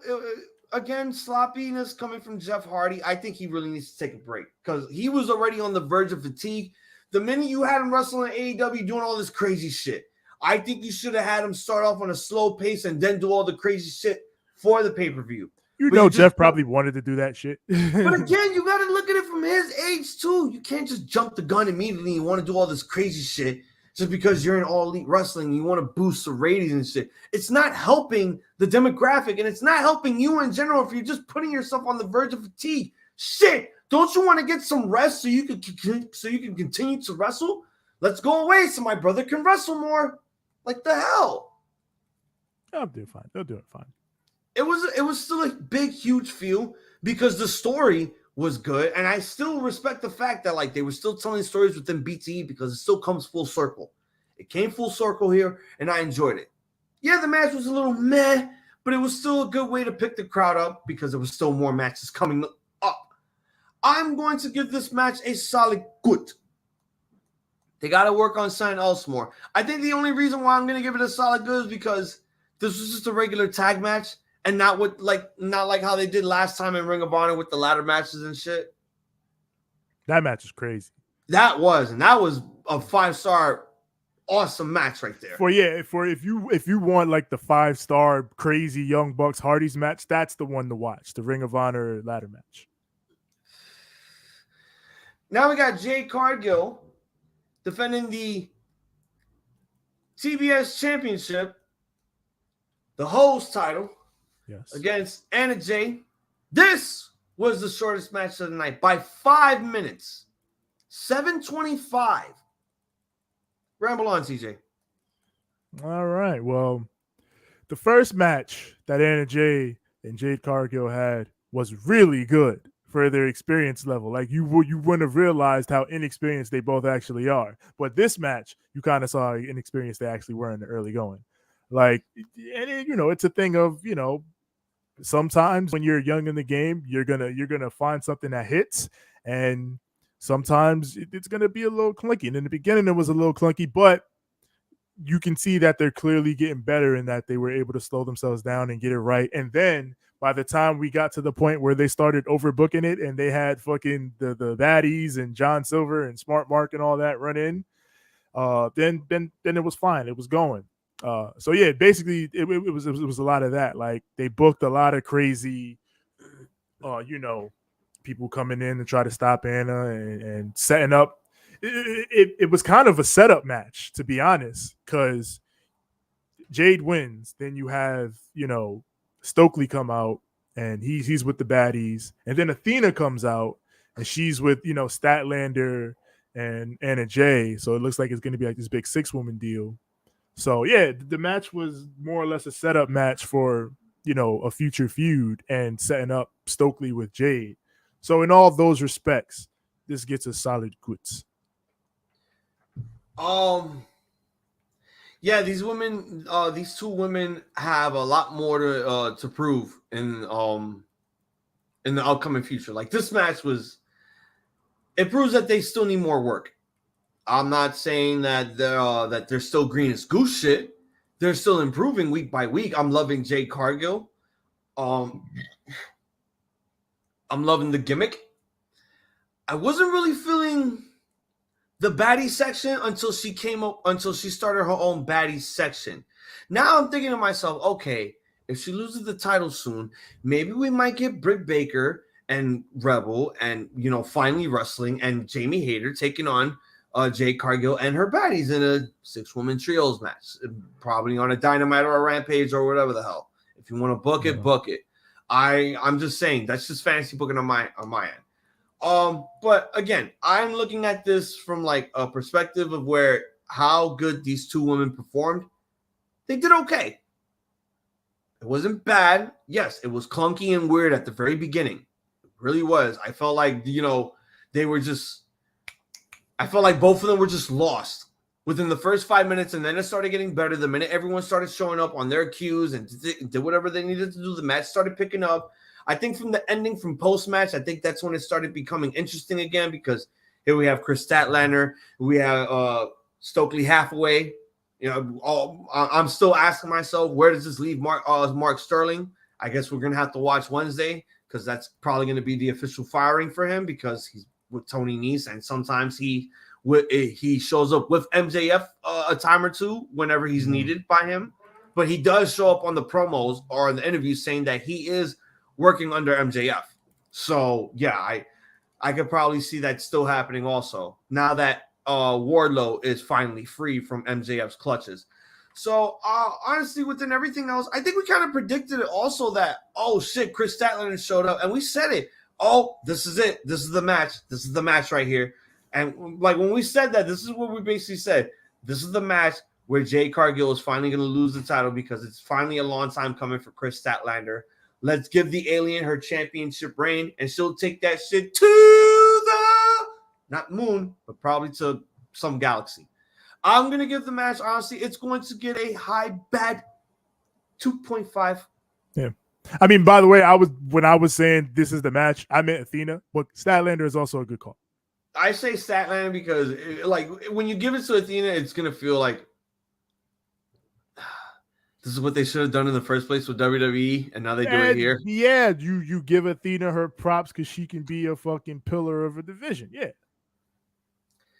What about all the other women that are trying to, get their way out there? All right. So people thought Claudia Castagnoli was going to be seen at Double or Nothing. Ha, nope. I love Eddie Kingston raids. It felt like the TNA days. Hazel, I'm not gonna lie. One of those matches felt like a huge debut was about to happen.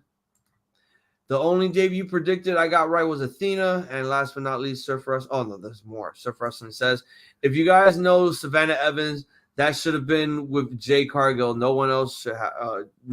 Nobody else, just her. Yeah, I would like to see Savannah Evans with Jade Cargill and get rid of everyone else in the baddie section, along with. Oh, no. Keep the baddie section. The baddie section is fucking great. Athena was a great signing. I knew she was going to AEW instead of Impact Wrestling because Mia Yim went to Impact Wrestling. Is that why? I truly believe 9 or 12 months of special Dynamite, Sasha Banks debuts as Mercedes. Maybe she's suspended with no pay.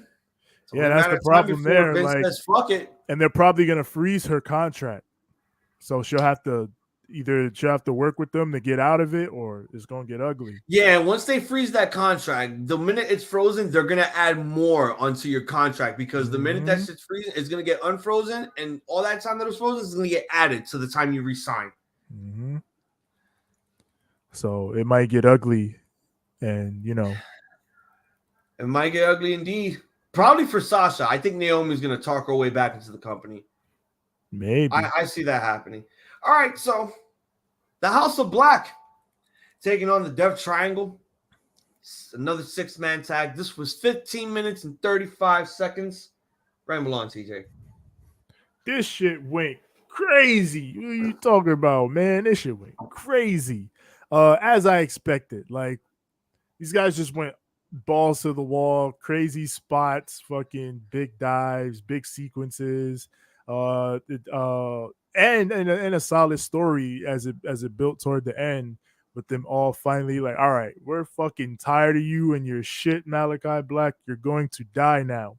But he fought them off. Yeah. You can't kill a man that's supposedly already dead. Yeah, that's the thing. He fought them off.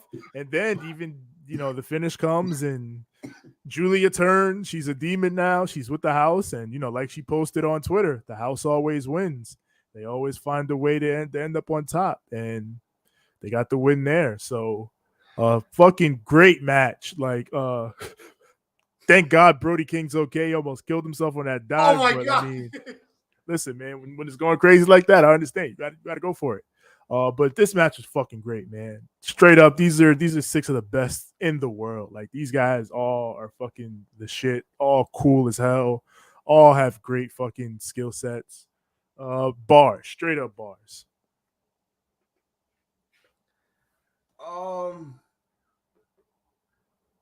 Honestly, I can finally say the House of Black finally killed 2 birds, 1 stone. They ended the rivalry with the Varsity Blondes. Now that Julia Hart is with them, took you fucking forever to do it. Why didn't you just swing the goddamn chair, bitch? Shit. Man, listen, man. There was the good part of Julia. She was fighting. Yeah, but you were fighting that shit for too long. Way too fucking long. I understand that, yes, there were some travel issues with Pac. Yes, Phoenix suffered a really, really freakish graphic injury. Yeah, that shit was crazy. Only person left was Penta. And I'm like, okay, you could have just done Malachi Black versus Penta Old School 1-on-1 at a pay-per-view. Could have just done that instead. At this point, it was just like, oh my God. What's going to happen here? And everything. And that's why I said I'm glad they finally got to kill 2 birds with 1 stone. Because now this is it. The rivalry with Death Triangle is done. We don't know what's going to happen next now. Now that Julia Hart is with them, good shit. Now Judgment Day gotta bring someone into the faction this Sunday for Hell in a Cell. They gotta do it. So I'm predicting it right now. If Joe Gacy doesn't win this Saturday, he will be joining Judgment Day. Oh yeah, he could bring them the Druids. Nah, fuck them Druids. They can go back to Outworld. He gonna send them back to Outworld? Yeah, go back to fucking Outworld. Go back to floating. You guys aren't fucking floating. Yeah, You just sit. This is what they're doing. They're just sitting there doing this. They meditated. I'm like, what the fuck? That's what you do in the game. Yeah, man, yeah. Assholes, do something else. Do this or something else. Just do this. I'm like, just show your faces, please. You got the Druids on call. Man, yo, this match was balls to the wall. Fun. This was fun indeed. I mean, I know we were going to see some crazy shit, but I didn't think we were going to see that much crazy shit. I mean, Brody, goddamn, I really got to stop that. Yeah. My man's just changing. Just call yourself King. That's it. Nah, he's Brody King, man. He's Brody King. My man's, he almost died for the cause. My God. I mean, I've seen him do shit over the top rope plenty of times, but this was scary as hell. This is beyond, like, this man could have either been paralyzed, could have snapped his neck in two, his back would have been done like HBK in that coffin match against The Undertaker at the Royal Rumble. You know, there could have been a lot of bad scenarios that would have happened there, but luckily he was safe. Luckily, everyone caught him in the nick of time. I think everyone missed Rey Fenix the most because holy shit, he pulled out all the stops. He pulled out all the lucha things. My God. That is the dude right there, Pac man. coming out with a mask, that was very honorable. Luchador Pac was great. Luchador Pac is great. I just wish he wrestled with the mask just so he could represent his crew with pride and honor. Yeah, that'd have been fire. That would have been fire, but Pac is Pac. He's the bastard, so he has to show his face and all that other good shit. I loved all of it. It was very fun. It was very stellar. And I think this is what got the crowd very, very wide awake until it died down. 4.5. My God. What a match. What a fucking trios match. Please give us trios titles soon. Yes, for the love of God. Give them to us soon. God damn, man. Like, we need this shit. The Streets is hungry. Fuck, man. The fuck? AEW's hungry for trios belts. Streets starving for these trios titles, man. Stop playing. And here we go. Go ahead, talk about the fucking men's Owen Hart match. That was 12 minutes and 30 seconds. Adam Cole and Samoa Joe in the final. This is the first match they've ever had, which is kind of crazy. We were supposed to get it on NXT. Yeah, they were, like everybody said, they were building to it on NXT. And yeah, even they had been in Ring of Honor. I mean, wires crossed, but you know, it's still kind of crazy that these two never hooked up. But here they had it here. I thought Joe looked pretty good in this match, honestly. Like with the submission work and shit. Like between this and the O'Reilly match, I think Joe has had a solid outing these past few weeks. Cole did the basic heel work. He worked the arm and all that. And I think what threw this match off was people were expecting Lethal and Satnam Singh and, you know, Sanjay and all that, and he never came. It was just Bobby Fish. Bobby Fish just pulled up and fucking, you know, interfered and distracted Joe. Cole hit the boom and got the win. I know Hazel is going to be very unhappy about this match. I thought it was fine. I thought it was a good match. I don't mind that Cole won because Cole, you know, this is a good spot for him. For Cole, I think this is a decent spot because he came in with the big star introduction and then he got a world title feud, but he lost it. He lost the feud to Orange Cassidy, then got bumped up to a world title feud, lost that feud.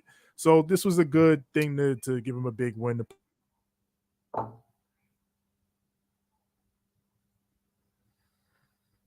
What the hell? Oh, you froze up for a minute. I didn't hear the rest of what you said.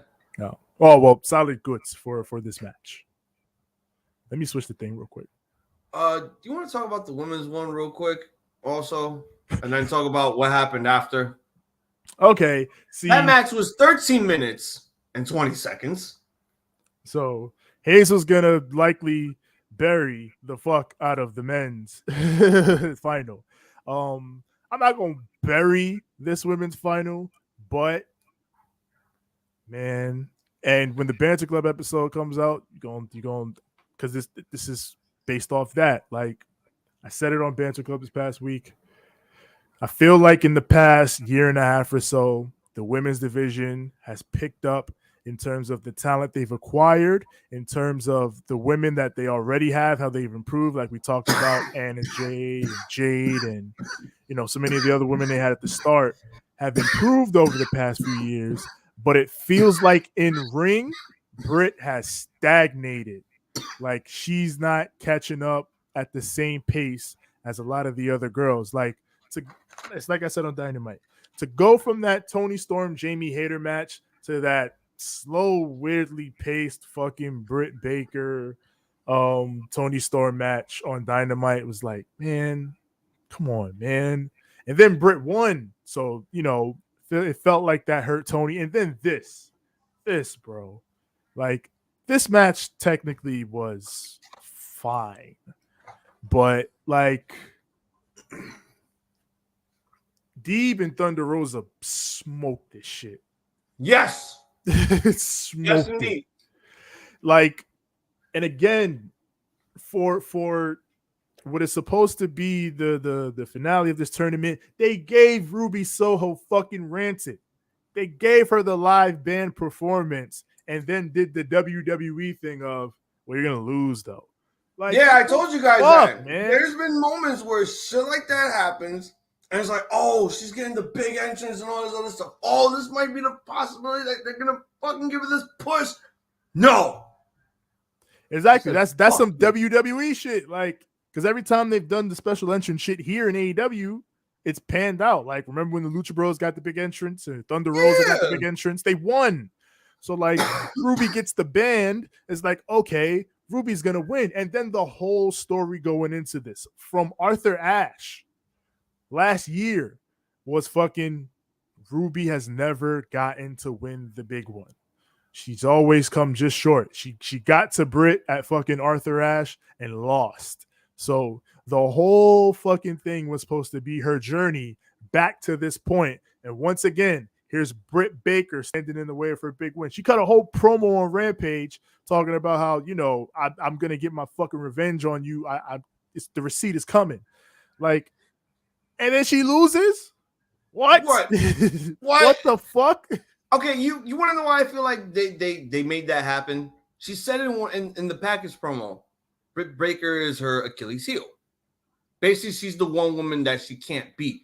But when you said that, I was like, okay, this is the moment where you gotta fucking pull the trigger already. Overcome it and you beat her. You topple your Achilles heel, and she did it again. And it's like it feels like this. Like a lot of people are like, Ruby was buried. I don't think Ruby was buried. But this hurt her. This hurt her. Like in a way that the Arthur Ashe match didn't, because that was her first big match. And it was like Britt was rolling with the title. So it was like, all right, Ruby lost. You can build her back up to this point. So they built her back up to this point to lose again. What? My first thought was, who does she piss off in the back for this to happen? And I'm thinking to myself, no, that can't be the possibility because it's like I said, like, I like Britt Baker a lot.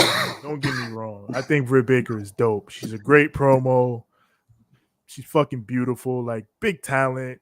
It's dope as hell that she's a dentist, a real life dentist, and a fucking pro wrestler at a top level. But, like, again, she ain't progressing at the same pace as a lot of these other girls. And then when you insist on having her go over so many of these girls in these big matches, it hurts them.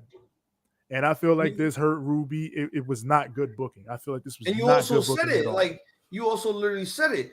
Britt Baker is literally already fragile, on the verge of fatigue. She just had, like, gruesome matches with fucking Thunder Rosa. We just had another rematch from St. Patrick's Day Slam between these two in a steel cage, and she's doing all this other shit with the tournament.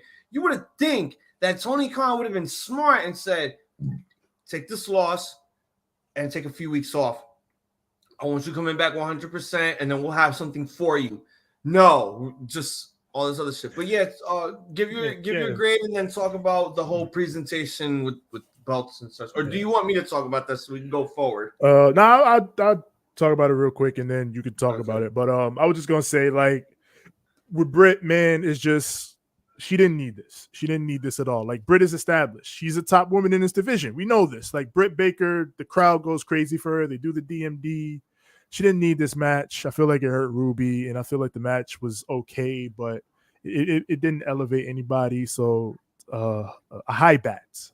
And as far as the presentation of the trophies and the belts and everything, that part I actually liked a lot, because it's basically just Martha getting to do Owens Hall of Fame speech that, you know, she never got to properly do for him, because she's never gonna, you know, let WWE use his name, because she feels they killed her husband. So that's fair. So for Martha to come and, you know, for the crowd to be chanting for Owen and for Martha to feed into that, like that, I felt like that was a beautiful moment. And for Owen's legacy to finally be respected and represented and being put on a big stage, all of that I thought was great. Like, You can see Adam Cole wasn't even fucking being a heel here. He was being Chugs. He was being his regular old self. He was just like smiling, and he was like, "Thank you so much to Martha."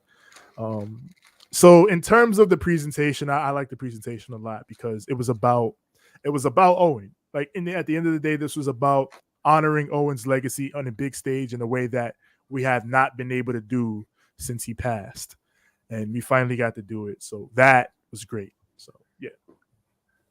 What do you grade it? As a grade, I guess a GOAT, because genuinely fucking to see Martha speak about Owen's legacy like that was great. The views of Hazel the iZombie are his and his alone and do not reflect that of the Ramblemania show or the Banter Club. Yeah, man, don't you talk shit about Martha. No. The only thing, let me just get the presentation out of the way first. The only thing I'm gonna say about Martha was that she looked really nervous and she looked very awkward given the presentation. She had to pause a few times because it looked like she was gonna break down into emotional tears. I understand. You guys gave me the hugest credit since like immediately when the belts came out, they looked great. They represented Stampede Wrestling to its fullest. That was the original Stampede Heavyweight Championship. I liked how they did it for the men's. I liked how they did it for the women. So overall, like when I give my grade for this, I want to be fair because the presentation gave me the farewell to Owen that I deserve. Okay? Because, yeah, you are right. This tournament was basically dedicated to a wrestler who died while he was doing what he loved doing the most. And this was also a charitable tournament for the Owen Hart Foundation that his wife basically founded and everything else. The matches. Tony Khan needs to stop doing all the fucking cocaine that he has in the back. You're doing Herb Abrams shit, man. You're doing Herb Abrams shit because you know what I felt like in this tournament? I felt fucking reneged. You cheated me out of a good tournament here. Literally. The wrong people won. I don't care if they're a fucking couple and all this other shit. Britt Baker should have had the loss here. She should have taken the loss. I felt like everybody got like, yeah, everyone went for Adam Cole. Yay, Adam Cole, yippee, you got it. You guys are all happy. I'm not, honestly. Because in reality, Adam Cole didn't fucking need it. He didn't fucking need it then. He didn't need it now. It would have been fine for Joe. Would have been fine. You know what? It would have looked great on him going forward, being the Ring of Honor television champion. Would have looked like an incredible threat. What the fuck is Adam Cole gonna do? They have nothing for him. He's not going after the goddamn belt anymore. Well, they got him in that angle with Bullet Club and shit, so you know. Well, yeah, we got the Forbidden Door stuff, but still, it's just like there are other guys that deserve the opportunity to hold on to that cup, to hold on to that belt more than Adam fucking Cole. Yes, he's a great wrestler. Yes, he's a good talker. Yes, he's the total package that AEW desperately needs. But he can't be fucking getting everything. You can't just be giving this man everything on a silver fucking platter. And that's not fair to everyone that worked their goddamn hardest to be a part of this tournament. One of the FTR guys could have fucking won. I would have been cool with that. I would have been perfectly fine. Because you know why? Because they respected the Hearts. What the fuck does Adam Cole have to represent in the Hearts? Absolutely nothing. His favorite wrestler is Shawn Michaels. Exactly. So basically, you just said, fuck it, we're going to let the screw job guy in the future fucking win. Bullshit. I was fucking reneged on that. The women's one, everybody got reneged.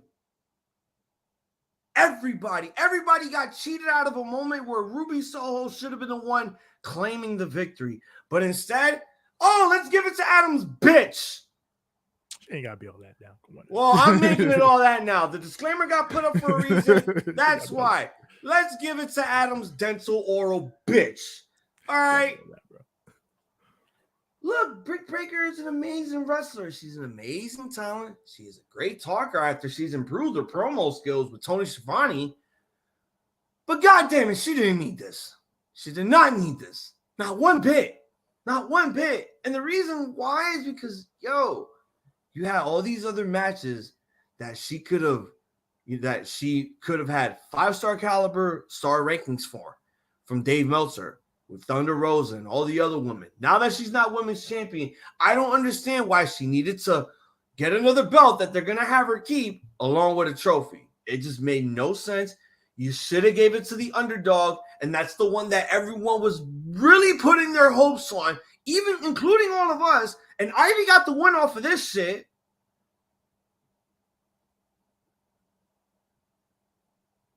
When I got mad over this, I wasn't mad because I was losing. I was mad because literally I was really excited for what this tournament was giving us. And the fact that they just said, fuck it, let's do WWE shit and make this very predictable and horrible and probably hateful. They literally did it. They wouldn't did it. I felt cheated. Honestly, I really wanted a happy ending for this tournament. And I got it with the presentations, with the belt and the trophy. But with the wrong people. -2 nouts. Oh, goddamn. I'm sorry. I love this tournament, but you got to do better this year. You got to do better next year. And you got to not make it so goddamn predictable.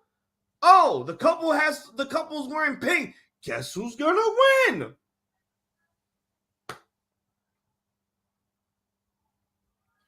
I don't know, man. American Top Team of Ethan Page, Scorpio Sky, and Paige Van Zandt. Oh, God. I got a lot to say about her. Versus Frankie Kazarian, Taya Conti, and her tonsil hockey mate, Sammy Guevara. I shouldn't even call them tonsil hockey mate. I should just call them the OnlyFans. Yeah, they was going at it. Because at this point, they're just putting out free content on free TV and on pay-per-view. They wildin'. They fucking man. 12 minutes and 30 seconds. Wow, the same as Adam Cole and Samoa Joe. What the fuck? To go from Britt winning, which I do feel like took the crowd down a notch, to then follow up with this, which for me, this is the worst feud in AEW history. This is the worst feud AEW has ever done. Like, because even with shit like, wait, hold on. Thank you. Finally, someone's like, God damn. I'll get tired of you guys like playing it. But I've been shitting on this for weeks. Like, like this is, but it just got to a breaking point. Like after they did the ladder match, I was like, okay, I see the vision, because they double turned them. They turned Scorpio face and Sammy Hill, and I was like, okay, this works actually. This is fine now. Then they turned them back. They turned Men of the Year back Hill, and I was like, okay, fuck this shit. This shit sucks. No more of this. But like it, like with the Nightmare Collective, remember Brandy shit with Mel and all that? Yeah, that was bad. But like there was a point to that. I at least saw the point to that. With fucking, you know, when the initial Dark Order, when that was going badly, it was going bad, but I saw the point to it. Like, you know, I see the vision. Nightmare Collective was go away heat bad. Like, nobody wanted that. It was, but like, I saw what they were trying to do with it. I saw what they were trying to accomplish. But with this shit, I don't know what the fuck they're doing. I don't think they know what the fuck they're doing. Like, who are we supposed to cheer? Who? You know what it is? I think they forgot what the fuck they were doing the minute Sammy won the title back from Cody, because it was like the minute Cody was gone, Sammy was lost in translation. Like that's the obvious thing, right? Like this was supposed to be Cody, but Cody left. Yeah. So they just put in Sammy and Ty into this spot and removed them both from babyface runs that they were doing fine in, and then just turned, and now they're heels doing this bullshit. But like, you have a heel team versus two heels and a babyface. And like, the only people that the crowd wanted to get behind in this match were Kazarian and Paige Van Zandt, because they like Paige Van Zandt. Oh, when I talk about her, trust me. I mean, I'll talk about her real quick. Go ahead. She's green. Yes. Yes. She's very green. Like, I see her. I see where she could be good though. Like, but she got to get reps. That's all. Did you not see that Michinoku driver that she gave to Taya? I told you guys. When she dropped on her fucking, If they would have showed that on a different camera angle, we would have saw Taya get dropped on her fucking head. Yeah. Young Wolf, I'm just going to say right now, Paige Van Zandt is not TV ready. She's not. She needs more work. She probably should do like some darks or something like that to keep Go to to get YouTube. her. Yeah. Instead of having her do straight TV matches. But this match she's also, that big star. Not ready. Yeah. But she's also like a big star. So I get why they put her on pay-per-view. But like Young Wolf, I'm not slandering Sammy. I'm slandering the feud. That's the problem. I like Sammy Guevara. I like Ty Conti. I like pretty much everyone involved in this. But what I hate is what they're making them all do. They're booking this shit terribly. Like, again, there is no one to cheer here. Like, the biggest pop of the match was when Kazarian was like, fuck you guys. And he like walked off. But then Ty got super kicked. Yeah, and Ty got super kicked. But then even after that, when Frankie was like, fuck you guys, he still came back to help them anyway. Like, what? What is this? Man, like, the match itself as a composite, thing in the pocket, like, Paige was green, but the crowd was heated for what she did. So, like, there's that balance of, the crowd wants to see Paige Van Zandt do stuff in a wrestling ring. It's just that Paige Van Zandt is so young in the game that you have to manage that. You have to manage that very carefully because you don't want her doing too much because she's not ready to do all that yet. But you also want to show off the little bit of good things that she can do because she's very obviously a star. Like Paige Van Zandt, if she gets it right and gets it clicking, she'll probably be a big star for AEW. So, I mean, as far as the match goes, it was fine. But, like, in terms of the booking, this is the worst thing AEW's done. Like, man, this shit is dirt, man. Like, and I hope it's over. I hope it's over. Like, I don't want to see no more. What's the second worst thing? Is it the people exploding barbed wire death match? No, because that match was good. It's just the finish was bad. Ugh. Like, even with that shit, like that and blood and guts, like, those were things where the ending bits were bad, but I liked everything before that.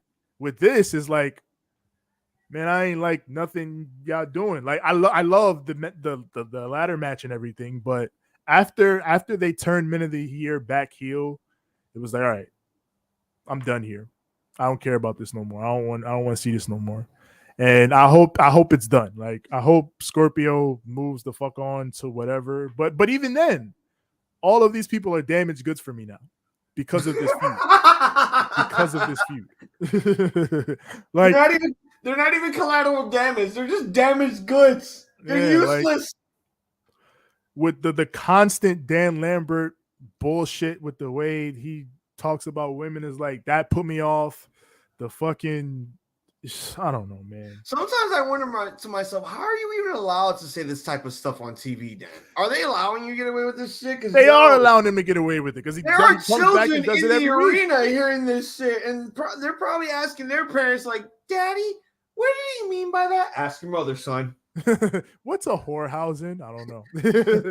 Like, all this shit was bad, man. Like, the match wasn't bad, but the booking around it, the feud was bad. So, middle tier bat. I feel like, oh my God, I felt like these entire segments could have been on something like the Robin Bird show if she was back on cable access television. Oh, Lord. God, no. Dan, shut the fuck up. Because I swear to God, you're going to say some shit that's going to go way too far, and there's no sensitivity training for your ass. It's a pink slip for you, and you're going to be fucked. Your whole American top team, your whole arena, that's just going to be gone. Because you're going to say some shit that everyone's going to get uncomfortable for, and it's just going to blow up all over the Twitter because the toxicity of the Twitter, they just fucking go wild. This fucking feud, though, can suck my dick. At first I was really digging this whole heel turn with Sammy and Taya because I love Taya as a heel. But if your whole entire heel turn is, oh, I'm gonna fucking harass you and caress you and kiss you in front of tens and thousands of people, and you have to be consent with it. Shit, why the fuck not? Why not? Why not? Not to cut you off, but real quick. Remember Babyface Ty? She was a badass that did fucking judo and shit. Like, she was great as a babyface. And look, and as a heel, she's just Sammy's fucking girl. Like, that shit is whack, man. But go ahead. Exactly. I didn't mean to cut you off. No. It's fine that you said that. Like, sometimes I cut people off plenty of times. Yeah. I need to cut off once or twice. Look, I understand that your whole gimmick is, check it out. We're free content on OnlyFans, on fucking TBS and TNT. We're giving you guys all the fucking makeout sessions, all the ass groping, all the crotch grabbing. Yeah, there was some moments where it got a little bit oral in the event with Sammy in the corner and Ty almost looking like she was giving him head. Yeah, there are fucking children watching this shit on pay-per-view and at the arena. Chill the fuck out before you get an angry letter by an angry Karen mom that says, I don't like how you guys try to perform an oral sex spot in front of my child. I'm scarred for life. This match was just, it's if I could say this correctly, it's what JR said on the Butcher and Blade Hardy's table match. This match was boot shoe ugly. This was horrible. This was just horrible and confusing.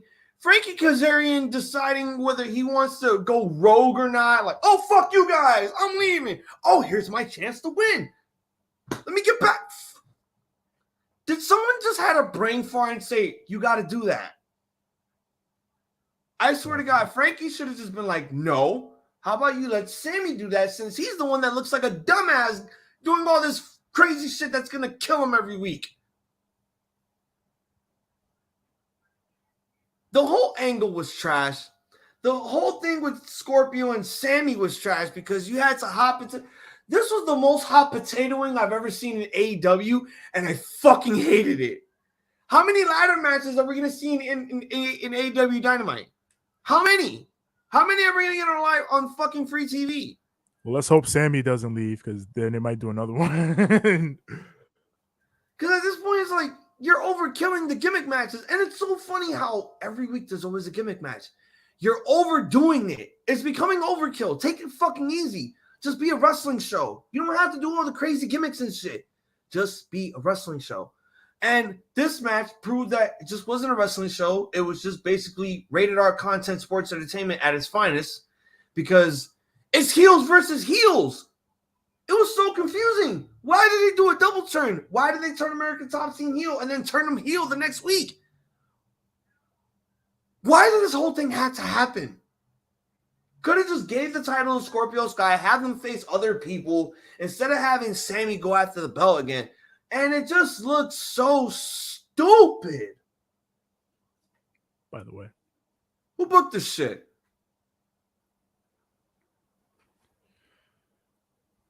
Seriously, like, who fucking...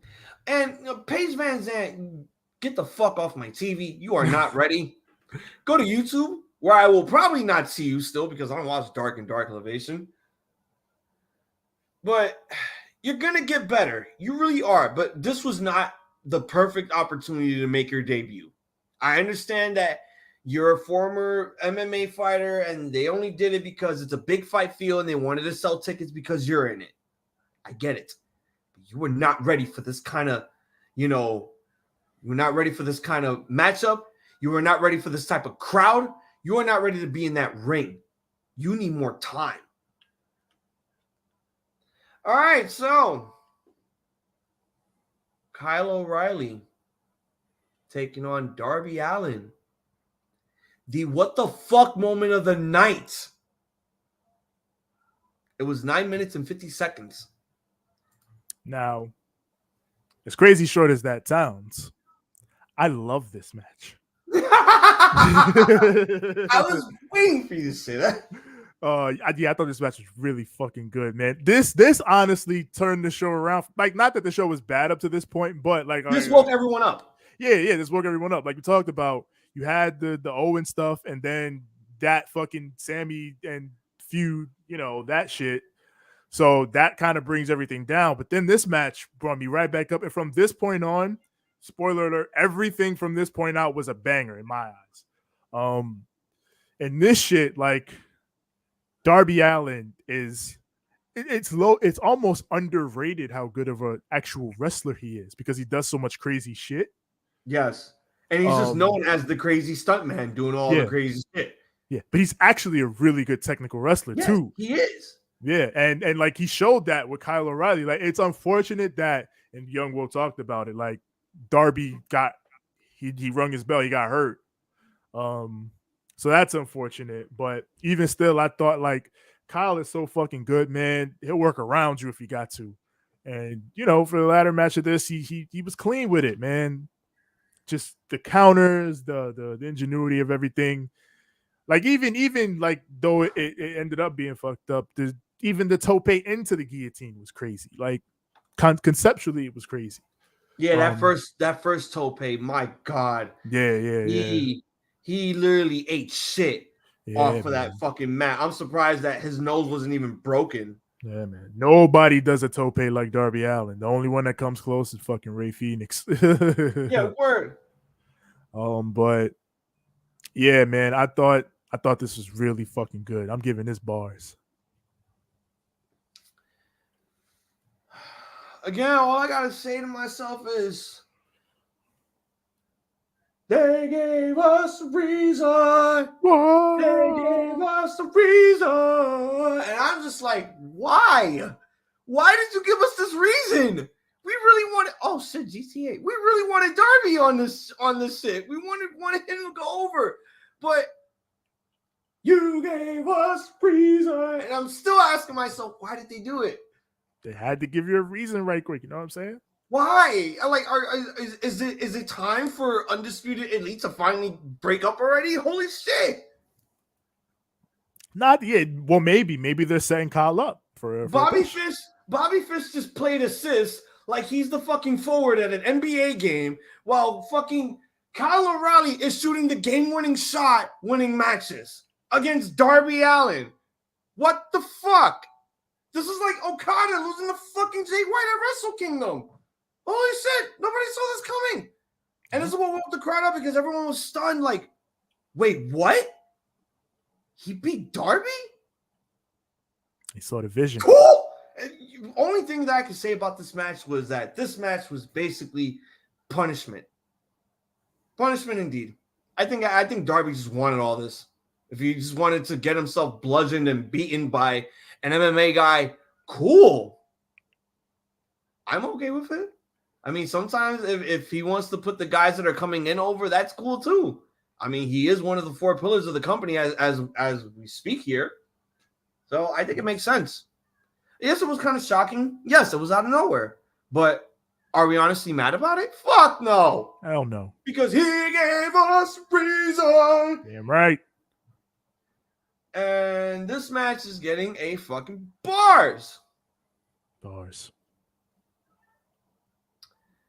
For the AEW Women's World Championship, Thunder Rosa versus Serena Deeb. Oh my God, this match was 16 minutes and 55 seconds. Ramble on, great one. I said on the Dynamite review this past week that I feel like it shouldn't be hard to hype up a Serena Deeb Thunder Rosa match, but they more or less bungled it. Like they didn't build the feud in the best way. They didn't put these two in the best position to deliver. But this match proves my point in that it shouldn't be hard to hype up a match with these two, because these two are so fucking good, man. Like, I thought this match was really good. Like, the story of it too, like the basic story of it was, Thunder Rosa, she like she said in the promo, I don't look up to you anymore, Serena. I see you as a complainer, and I'm going to stop you from taking my title. But Serena is the professor. She still is, in a lot of ways, the teacher to Thunder Rosa's student. But Rosa rose up above her and became the master. The fucking superplex into the Fire Thunder driver for the finish. Dope as hell, man. Like, this match was so good.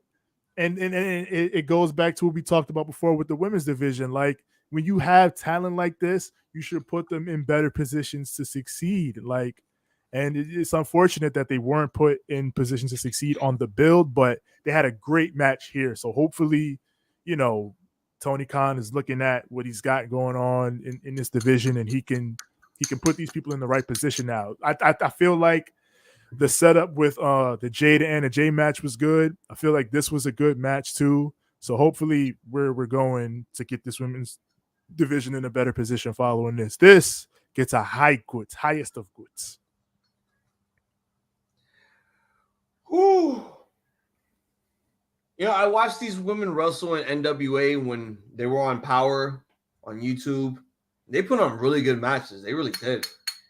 Watching this match here was basically a throwback of what they did in NWA. I really enjoyed it. All the technical groundwork, all the submissions, and then they picking it up at the very end.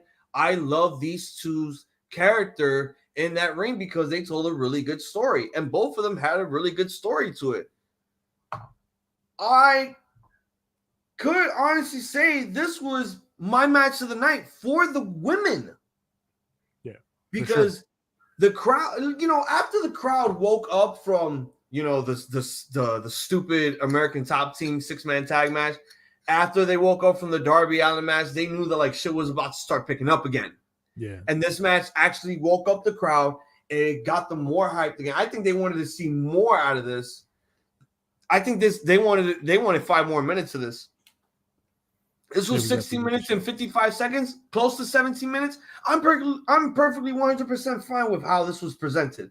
It was good. It was great. And these two have really good chemistry. I would love to see these two wrestle again. I know they're going to do it again because we got Fight for the Fall. We got Fyter Fest coming up pretty soon. We got also Fight for the Fallen too. So, yeah, I would like to see these two main event one of those two shows.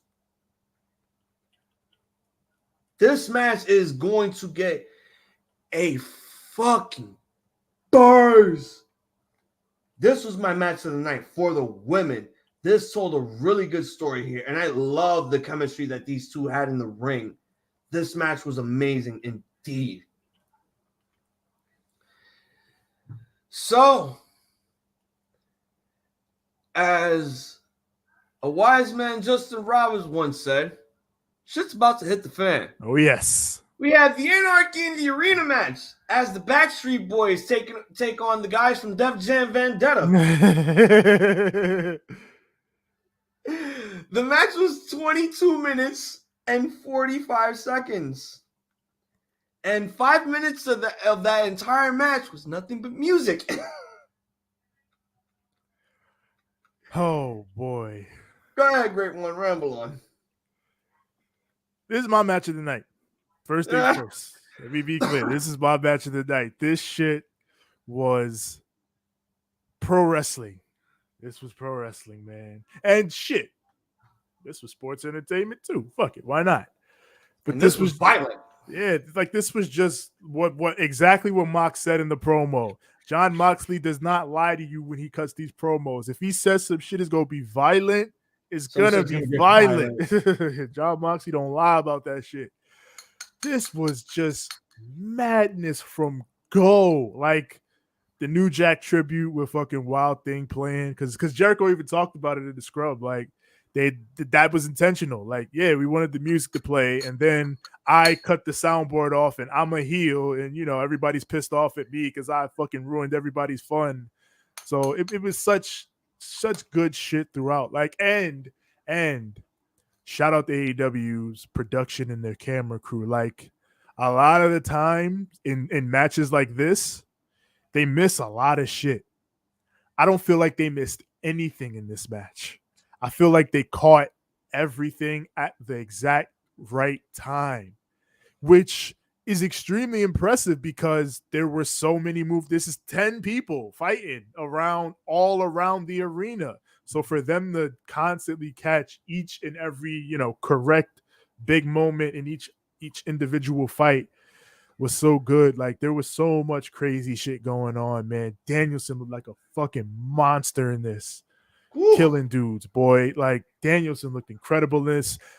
Eddie King, bro, when Eddie came out bloodied to shit, walking down that ramp like a zombie with the gas, it was like, yo, he's coming down here to kill somebody. This is somebody got to stop him. He gonna really kill somebody. And then look who managed to do that. And Danielson. God, and then all that shit happened. Yeah, and then even there, story wise, like fucking the BCC and crew, like that crew had it. They were gonna win the match, but because again, they were more built for this violent shit than the sports entertainers, but they clashed. Eddie and Danielson clashed, and they got into a fight, and it threw them off, and fucking, Jericho and Hager were able to take advantage by basically, they had to kill Bryan Danielson to beat him. They basically had to kill Bryan Danielson to actually defeat him. That's how fucking much of a monster they booked Danielson as in this match. But just otherwise, man, like I love this shit so much. Like, it was the best of Stadium Stampede in that it was this big, wide, sprawling thing throughout the arena with a bunch of different scenes or whatever, and things like that. But again, more contained to a regular wrestling environment. Like, this felt like a classic Southern brawl from back in the day. Just, it paid homage to so many cool, facets of pro wrestling. This shit gets a GOAT. Straight up GOAT. I fucking love this shit, man. It was so much fun. So much fun. Hold on one sec. Hold on. Got it, go.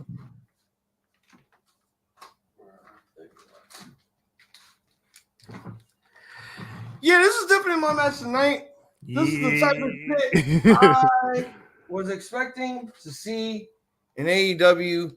I mean, when we talk about shitty camera productions and camera errors on WWE, when they do all those camera cuts and all that shit, that's a bad idea.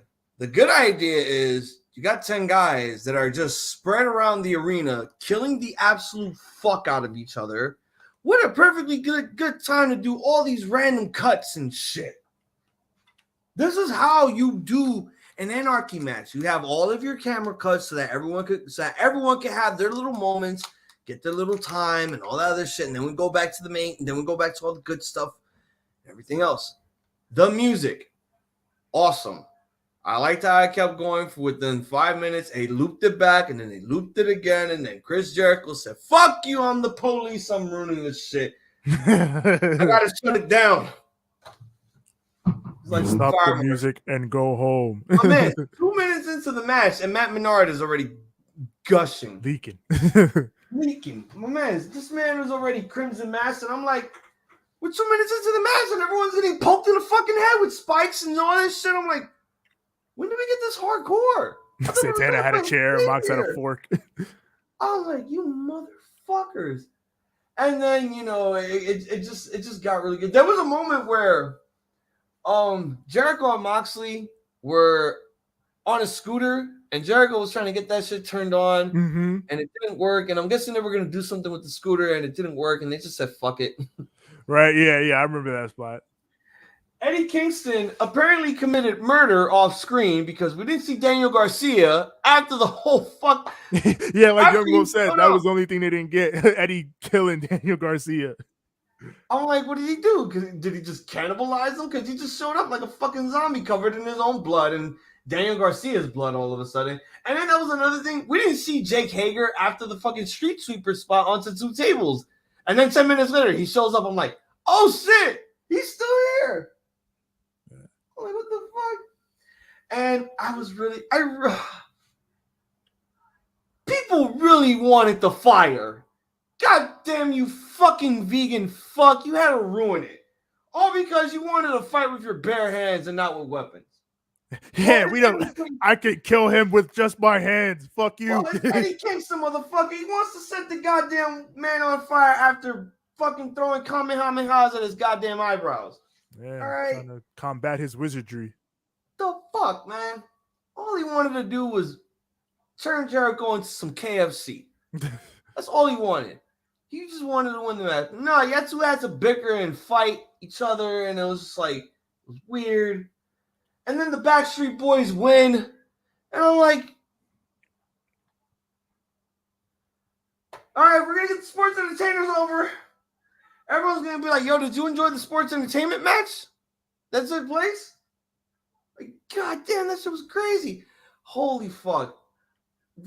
You know, when they called this shit anarchy in the arena, this is how you live up to that name. This was absolute anarchy in that whole entire arena. All right. This was fun. This was crazy. This was wild. And it was just a bunch of adults willing to kill each other for our money's worth. GOAT. You damn right. The bloodlust throughout that entire match, though. Fuck that. 5.5. Oh, even higher than the GOAT. But I really wanted the fire, though. Young Wolf wanted the fire like I wanted the fire. Trust me. A lot of people wanted the fire. Danielson said, we don't need fire to kill this man.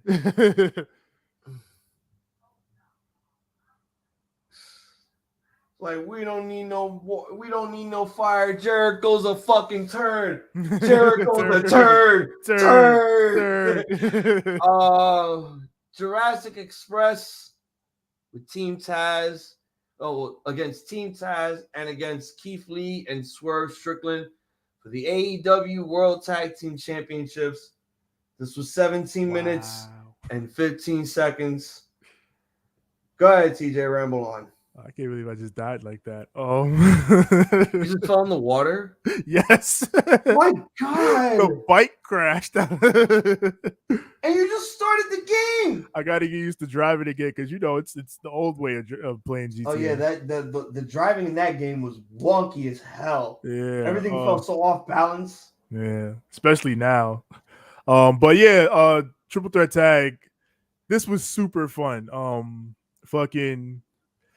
It's like we even talked about last night. Like, I love the way they set it up with, you know, it's 3 tag teams of one, you know, smaller size dude that could do a lot of athletic shit, and then 3 hosses, who also, by the way, are capable of doing relatively athletic shit.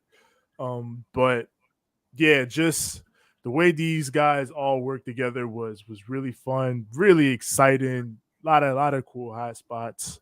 That fucking Swerve and Keith Lee. When Swerve moonsaults off Keith Lee's chest is so crazy. It's such a yeah, that's insane. Yeah, that's some PWG shit. It is. It really is. It really is. And fucking Keith Lee doing that fucking tope show. Hey, Brody King, this how it's done. Yeah, that's how you do it. Shit, not trying to kill yourself. Yeah. Keith Lee landed that shit clean, but like, yo, man. So much fun. Like when Luchasaurus got the Dino Hot tag, but then the other big boys came in like, what the hell you think you about to do up in here? And he tried to do the double choke slam, but then he took him out. A lot of people were surprised to see Jurassic Express win, but it's like I said, man, there's so many other like, you know, legitimate tag teams. Not that these guys aren't legitimate tag teams, because they are. Team Taz is legit, and Swerve and Keith Lee are legit, but it's just there's these other guys that, you know, I feel like you get more mileage out of building the tag division around those guys, like FTR, of course. Santana, you don't want to say it, so I'll say it. The wrong team won. I disagree, though. I don't think the wrong team won. I don't like. I wouldn't have. If any team could have won this match, honestly, and I would have been fine with it. Like if Team Taz would have won, I would have been fine with that. If Keith Lee and Swerve won, I would have been fine with that. I'm fine with Jurassic Express. Like, I don't think there was a wrong winner. But I do think that for what you want to potentially build in terms of setting up those bigger tag teams in the future, I think Jurassic Express are the guys you should have the belts on. So, I mean, you know, if you disagree, you disagree. It's okay. But I really enjoyed this match either way. I love Jurassic Express, man. Like, whether or not you think they should have won, we got to give them their props, man. They've been delivering with their tag title matches to a big degree, man. Like, they've had a lot of good matches with these belts. So with that, I'm gonna give this a high quits. I mean, damn, this one was a difficult one for me because it was like any of these three teams could win for sure. They could win, no doubt about it, and I would be okay with it. But everyone was basically saying, all right, this is going to be the moment where they pull the trigger on Christian Cage. He turns on Jungle Boy. That way we can have that angle. But now I felt like they just teased another angle in that whole scenario after they won. Did you not notice that Christian Cage was carrying Jungle Boy on his shoulders and Luchasaurus was looking at him like, hey, what the fuck? That's my job. Yeah, that's happened before.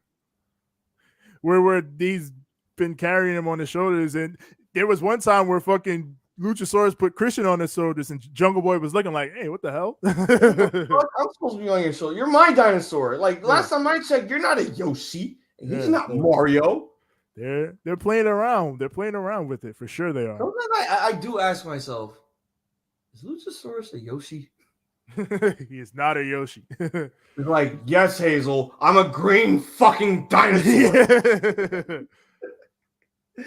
No, but this match was another one that was like, oh, this was fun as hell. I really like the spots. Oh, especially like, goddamn. Yo, every time I see Swerve do PWG shit onto Keith Lee's chest, it's like, this man has a serious heart condition. Why are you still doing that to him? It's not good. That's not good. Keith Lee was like, go ahead, big boy, do it. Honestly, the wrestlers of the night here go to the fucking hosses. They put in work. Like, they told the little guys, sit the fuck down. Let the big guys take over. It's big boy time. You know, when I watch the WTF moments, I'm just going to hear Tony Khan like big sweaty man coming from Ross Twiddle. Hey, yeah. People be acting like he like the small dudes. Tony Khan like his big guys too. That could put in work. Wait till Freddie Prinze Jr. starts his own promotion. He's going to get all the big sweaty men. Oh, hell yeah. But no, this was fun. Yeah, I do agree that I do believe that the Jurassic Express probably should have lost the belts here, given it to a new team going forward, because it's like, what's next? Did they face FTR already? Not as champions, no. Okay, well, I mean, still. And, you know, that was kind of a bummer, too, that, FTR is not on the pay-per-view. Well, you could have put them on and defended the Ring of Honor tag belts, for fuck's sake. I agree. You could have found the spot for FTR. I mean, one of these matches that you had here could have gotten the cut. Like, fucking, what's... No, not the Owen Hart stuff. Maybe Darby Allin versus Kyle O'Reilly could have been cut because they just added that last minute because... Yeah, you could have maybe did that one on Dynamite. Yeah, you could have done that. Like, yeah, I understand. Yeah, Sting is injured. Oh, we're fucked. Sting is not on the pay-per-view, so now we got to do this match. I get it. I look at this match, this tag match. It was really fun. There was a lot of crazy spots. I give everyone, you know, good work for doing what they needed to do here. I was really going for Team Taz here. There was one spot where, you know, Ricky landed kind of awkwardly, and I was kind of scared. I'm like, oh, shit, I hope he's okay. Because the crowd was like, yo, he looked knocked the fuck out. Yeah, it was looking ugly for a sec.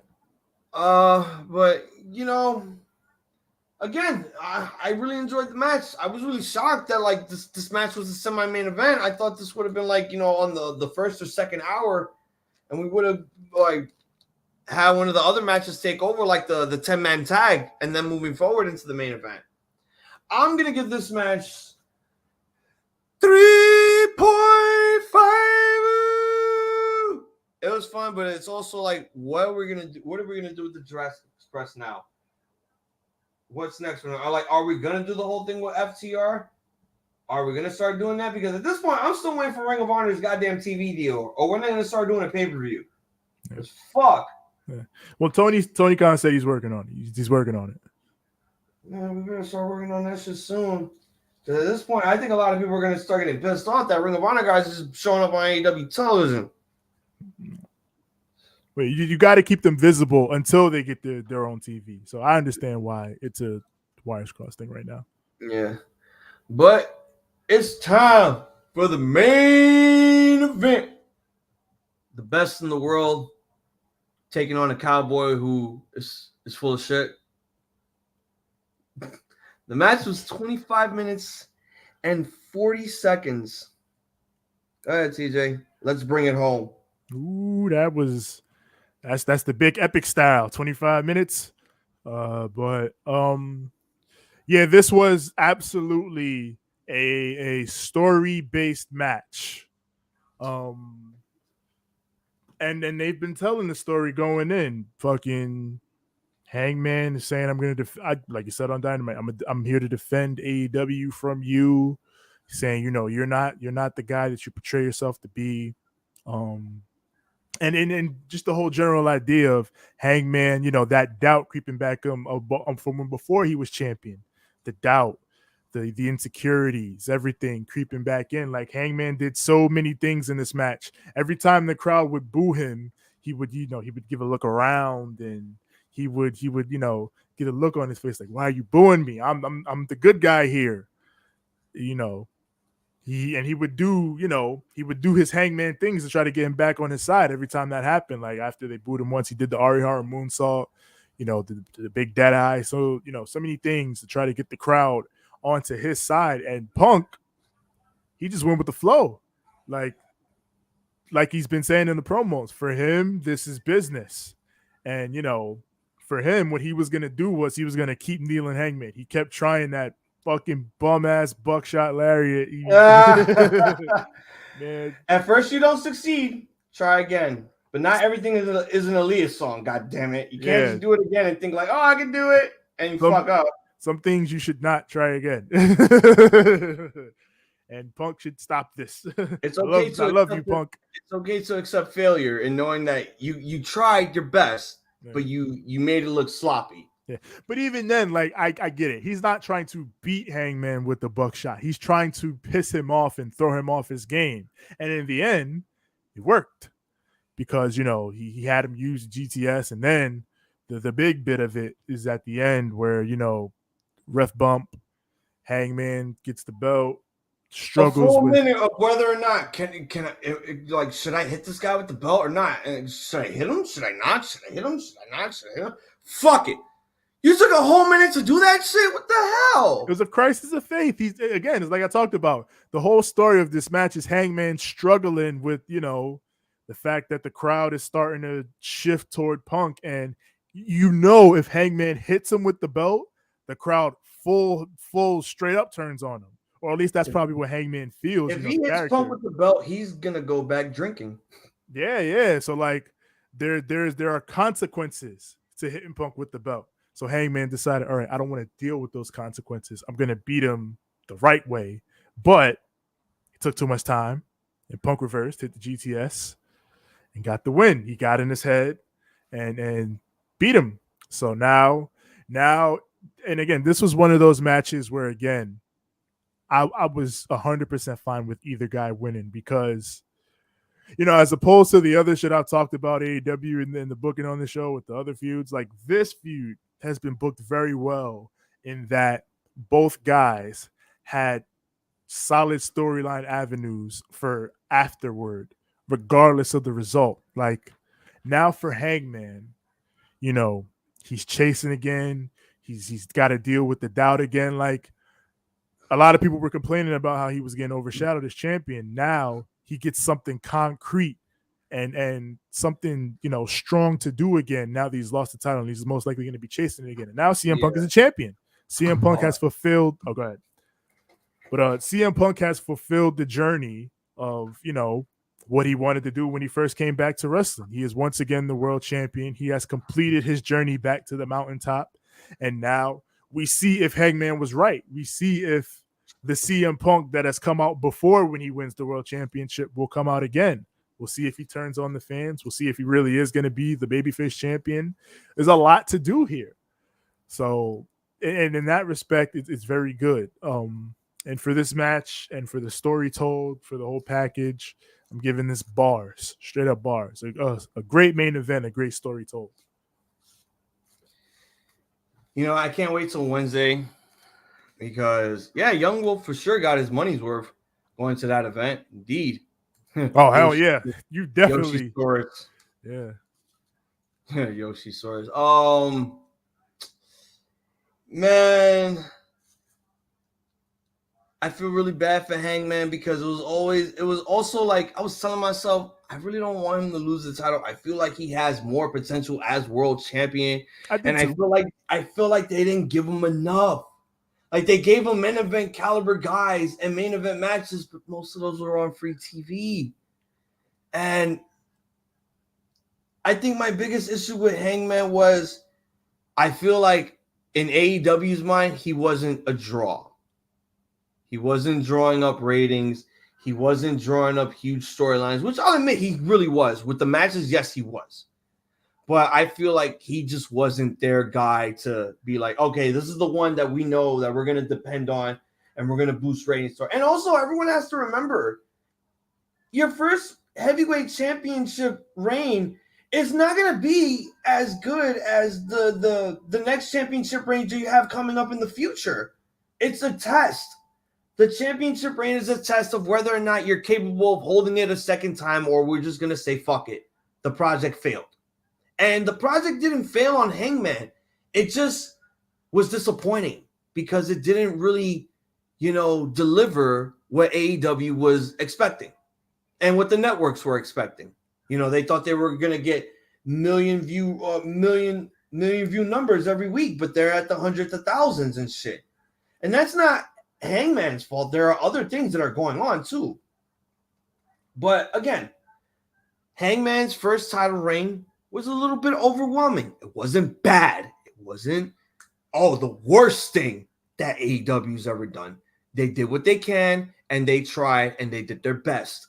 That's all they did. They put the effort in making Hangman a legitimate champion, but it was still not the legitimacy that we wanted Hangman to be in. That's why I say your first reign is not going to be that good. Your second reign will probably be better if they're going to give the belts to you again. I'm just hoping they do, because then that way, Hangman will look like a top fucking star.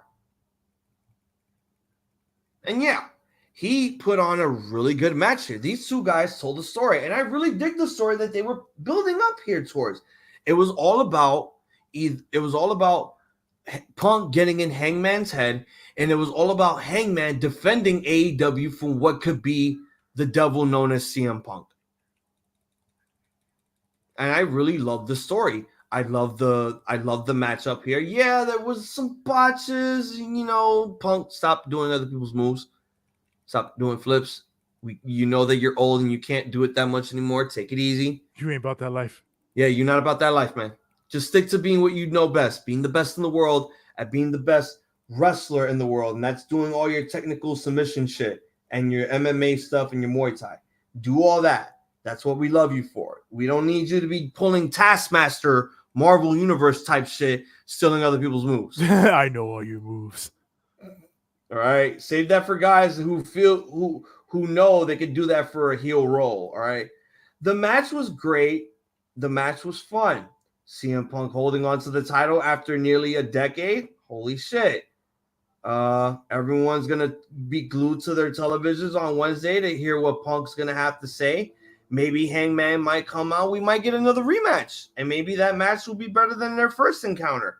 But also at the same time, I felt like there was an injury going on with Punk too throughout that match. So hopefully that's not the case. Did the match deliver? Yes. Did everyone expect Punk to win? Yes and no. Is everyone excited that Punk is champion? Yes and no. Because there are also people saying that, Punk probably should have never won the belt. Maybe he should have been the one that's chasing the belt. Maybe gave Hangman another run with it until he finally loses it at a big pay-per-view like All Out. But now we got Forbidden Door coming up, and maybe we might get Kenta versus Punk for the AEW World Championship. That'd be crazy. That would be fucking nuts. GTS versus G2S. Yeah. My move. I'm going to give this match a solid buzz. I'm happy that Punk's the champion. We just got to see what's going to happen now because the summer's coming up soon. We might get Summer Punk 3. We just have to see how he's going to pull off the heel turn. Might really be that time. Yep, might be that time. We just got to see how he's going to pull it off. So, the final grade for Double or Nothing 2022. I'm gonna give it a solid A. I guess, solid bars. Like it's like last year's Double or Nothing. I remember we had talked about that. Like that show was so special because it was coming off, the pandemic, first one really with a big crowd again. And we were back in the groove. And this is the first one back in Vegas. Like the highs were very high. Like we talked about, the show was too long. There was a whole lot, and you got tired by the end. But ultimately, like Young Bull said, you got your money's worth out of it.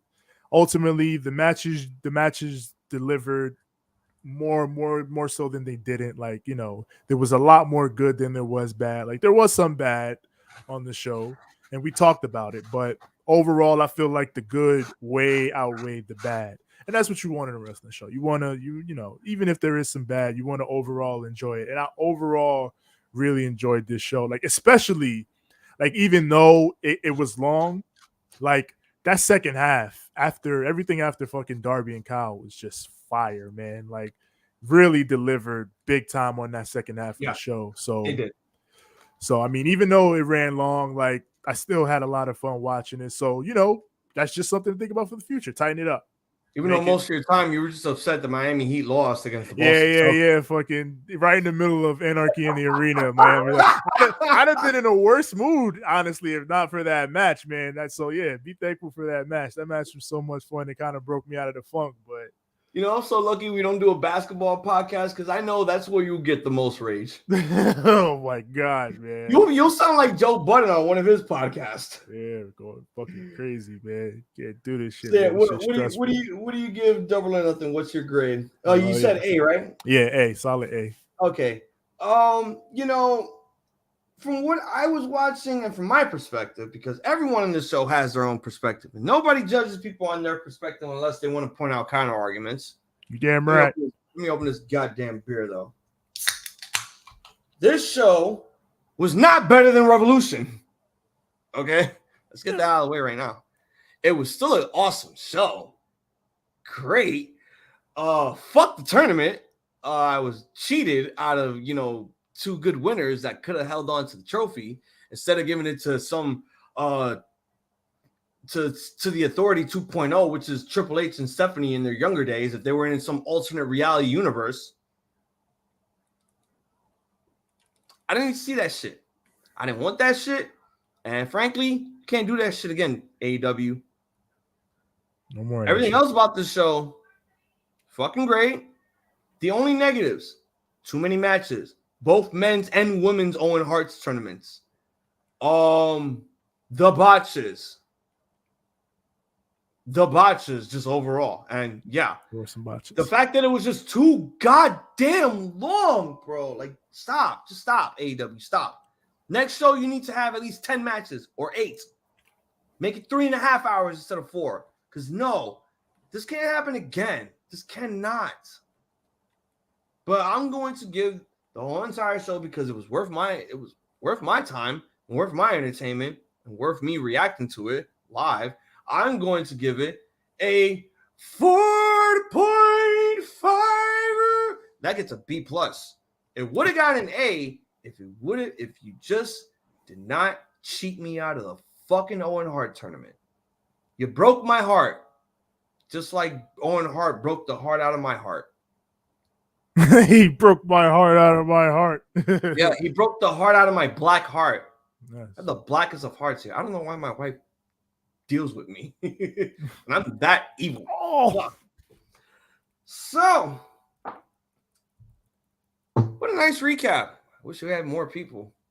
But Can't be that biased. You win some and lose some. I'm just happy to have TJ on here. And mostly, we'll be more happy to, talk about the Forbidden Door because that's basically our league since it's New Japan. And we can't wait to see. Oh, and let's get this out of the way right now. Go for the debut of Roosh. Roosh. We're getting. It's not Lij. We're getting IG. Well, LI. We're getting LI. Los Ingobernables. Yep, that means Kenny King got to come back. Dragon Lee got to come back. Don't he got a new name? Dragon Lee? I could have sworn he had a new name. Oh, yeah, because he had changed his fucking... He went dark, right? Yeah, I think... Yeah, he went dark when he was with Roosh. Yeah. Damn, I forgot. Shit. Well, I know we got... there's going to be some podcasts that I'm going to be listening to next week. You guys judge me for listening to Jim Cornette. Look, that shit passes my time at work. Sometimes 12 hours is forever. Just be telling you, man, there's a lot of podcasts out there. No, there's a whole lot more. There's a whole less lot more. bigoted. Sometimes I just don't want to leave my post and just switch from podcast to podcast that takes like an hour and a half. So I'd rather just deal with the 4 hours until I'm ready to switch again on one of my breaks. Listen to fucking, which one is it? The Laps Fan. They're like 6 hours. I was listening to Kurt Angle's show and I'm like, yeah, he can podcast. He's a good podcaster. Yeah, man. Kurt's got a show. Like all these wrestlers got a show, man. You ain't gotta fucking waste your time with Jim Cornette's bullshit, man. Next thing you know, you're gonna hear guys from Honor No More start a goddamn podcast. This is the Honor No War podcast with Matt. Hey, I'm PTO David. and this is the I'm Not Human podcast. Yeah, fucking PCO, Matt David, Kitty King. All right, well, yeah, this is where we bring it home. Thank you for everyone that joined us on the chat. But TJ, why don't you let all of the Ramble Maniacs know where to find us?